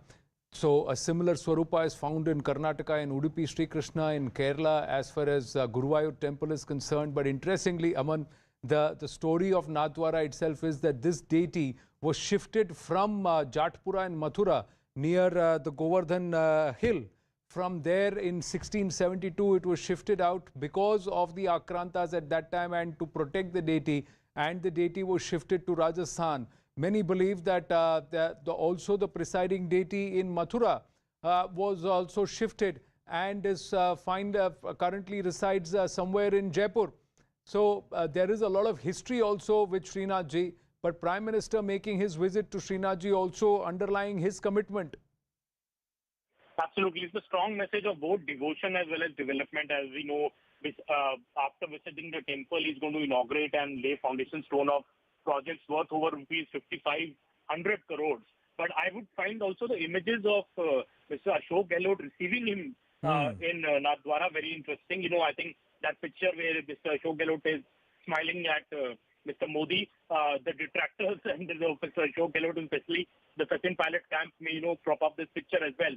to show that though it's a part of political courtesy, and we have seen the Telangana Chief Minister not turn up to receive the Prime Minister when the Prime Minister visited the state, but Ashok Gehlot showing that political courtesy and the protocol of receiving the Prime Minister at Nathdwara, and being there while he'll be launching all these projects today. A lot of projects being launched for connectivity, for road and railway sector, to upgradation of many two-lane projects in Udaipur and Rajasthan both. So clearly, I think the development pitch is strong, and we should also remember that Karnataka is voting today, and watching these pictures on screen, a very subtle messaging by the Prime Minister, both on the front of devotion as well as strong development pitch in Rajasthan. Well, will that have an effect, or has now Prime Minister now become a past master of how to scout the model code and also to continue to send the message across? Or would you see it as a pre-planned function or a program based on his itinerary where he is continuing on the path? Karnataka, now it is up to the voter. The campaigning is over. Whatever has to be done, the mind of the voter would have been made, and she and he would go down and cast their ballot, Aman. But in Rajasthan, is this going to be a tricky one? Because what the fate of Karnataka, will it impact what happens in Madhya Pradesh, Chhattisgarh, Rajasthan, three big states that are also going to come up for polls ahead of Lok Sabha 2024. His meeting all the pundits there, playing, giving the respects, the historical significance of Srinathji itself, the importance in the Vaishnava Parampara, even all followers of Advait Vedanta, or more importantly, those who remember the history, that this presiding deity, this Balakrishna, should actually have been in Vrindavan, but was moved out just to protect it from a marauding and invading Aurangzeb. So that's also another history of Srinathji. Absolutely. And the point you mentioned about Karnataka, obviously BJP is looking at the Karnataka state very, very closely, and Congress obviously would want to win Karnataka to carry on the momentum, especially after the Bharat Jodo Yatra, and show it as a victory, show it as an impact of the Bharat Jodo Yatra and Rahul Gandhi's disqualification. But I think in the last 10 days in Karnataka, the BJP put up a very, very strong comeback, a very, very strong fight the BJP put up. It's a close election, touch and go, as many people are saying. And obviously, if we remember from 2018, though BJP was the single largest party in Karnataka, it could not form the government. BJP lost in Chhattisgarh, Rajasthan and Madhya Pradesh, but came back with an even bigger number in the 2019 Lok Sabha election. So I think the voter is very clearly differentiating now between a Lok Sabha election and a state election. The state election is being fought on state issues, local issues, and I think that is what is going to determine the Karnataka election. But obviously the BJP clearly putting it the point, and the word that the PM used for Karnataka, to make Karnataka number one state. I think it was a strong pitch on development, and a similar kind of pitch now when we see the PM later going for his developmental programs and his speech significantly. I think is going to focus a lot that how BJP could bring that difference back to Rajasthan, and BJP was bringing that development to Rajasthan when it was in power 4 years back, and how that process may have been halted after the BJP went out of power in Rajasthan. The spotlight shifts, but the Prime Minister tireless. Even today, Sadananda Gowda had said, Aman, that the Prime Minister has swung at least 2 to 3% votes with his roadshows. Would you want to credit the Prime Minister more? Because many believe that the BJP got some energy into its entire campaign only in the last 10 or 15 days, purely because of the adrenaline that has been injected by Prime Minister. Absolutely. See, I think that I could split the Karnataka election, Anand, in two ways. Before pre-25 April, when we thought that the Congress was setting the agenda, maybe it had an edge. But I think things changed post the Congress manifesto and the self-poll that the Congress did by announcing that it would ban the Bajrang Dal, and then the PM's roadshows in Mysore, and especially the one in Bangalore. I think the 2-day roadshow in Bangalore really set the agenda, and the Prime Minister cashing in on the point that, first, he was called a poisonous snake by Mr. Mallikarjun Kharge. That gave the PM, a point to attack the Congress. And especially this Bajrang Dal controversy, I think Lord Hanuman became a theme of the last week's election. And no better than the PM to, send this message across to the voters that, by banning the Bajrang Dal, the Congress was in fact attacking the devotion that people have for Bajrang Bali. And obviously the last thing which happened is that infamous tweet by the Congress social media handle on the speech of Sonia Gandhi about the sovereignty and integrity part. Again, the Prime Minister on the last day of the campaign peered into the Congress on that point. I think these three events, the poisonous snake remark of Mr. Kharge, the Bajrang Dal ban promise, and the sovereignty tweet by the Congress, these three things gave a lot of ammunition to the BJP, and the Prime Minister has totally encashed on it in the last 10 days definitely BJP had a strong spring in its step in the last 10 days of the campaign, and BJP feels that though the Congress peaked early in its campaign, BJP peaked in the Karnataka campaign when it really mattered in the last 10 days when people really decide which way they're going to vote in an election. Well, how does that swing fortunes for respective parties? We'll have to wait and watch. The voters in Karnataka have to cast their ballot. But then shifting focus to Rajasthan, now with Prime Minister with a roadshow, it's actually not a roadshow in Nathdwara. It's actually just a darshan at Srinathji in Nathdwara. And the roadshow is in Abu Road in Sirohi. So we just make that correction on our screens. But more importantly, with the BJP is also quite fractured in Rajasthan. Is this also a message saying that everybody needs to just rally behind the Prime Minister if Rajasthan has to be won at two levels, the state level and also at the central level for Lok Sabha? Is this a message to the likes of, Vijay Scindia, Mrs. Scindia, Rani Saiba, if you were to look at her, also to others, aspirants like Punia, like Arjun Ram Meghwal, like Gajendra Shekhawat, like Rajyavardhan Rathod, and some of the other leaders who are all within the fray to try and take perhaps pole position or emerge as the face of the BJP. Do you believe this is perhaps setting the groundwork that the BJP's campaign in Rajasthan this time will be a faceless one? Absolutely. Read CP Joshi also, BJP realizes that there are challenges in Rajasthan, and Pallavi would be able to better say it from the Congress side. But there are challenges in Rajasthan. Obviously, there are camps, be it the Gajendra Shekhawat camp or the Vasundhara Raje camp, who gets the prominence, and there is a lot of talk that will BJP again project Vasundhara Raje as the CM face, or will it go for a faceless election? That is a call that the BJP still has to take. But increasingly, it seems like BJP will fight the Rajasthan election on the plank of its development pitch, on the plank of Narendra Modi as the PM face who's leading the campaign. And it seems like the message here is that, like they spotted in Karnataka, like with Mr. Yediyurappa and Mr. B.S. Bommai, projecting a united front, the similar kind of front should be projected in Rajasthan. And the focus should be on Prime Minister Modi and strengthening the hands of the BJP government at the center by winning Rajasthan. And even in 2019, BJP had swept Rajasthan in the Lok Sabha elections, winning all seats. Even Mr. Ashok Gehlot's son could not win the election in 2019 from Jodhpur. Yeah, because many would say that Mr. Ashok Gehlot has pulled up Vasundhara Raje's name or thrown it up there. Many would see it as a jibe or an insult, but also it brings her, puts the spotlight on her. Now, is this visit today at various levels trying to say that where the spotlight should actually shine? Because she still holds sway over at least 60 to 65 of the MLAs within the BJP. Absolutely. I think the BJP has been taking a lot of enjoyment in what is happening in the Congress camp. I remember the last time when PM held a event with Mr. Ashok Gehlot was present, Mr. PM took a jibe saying, "I'm thankful to Mr. Gehlot for coming at this program at a time when there is a crisis in the Congress in Rajasthan." And, obviously Mr. Gehlot praising Ms. Vasundhara Raje for saving her government will not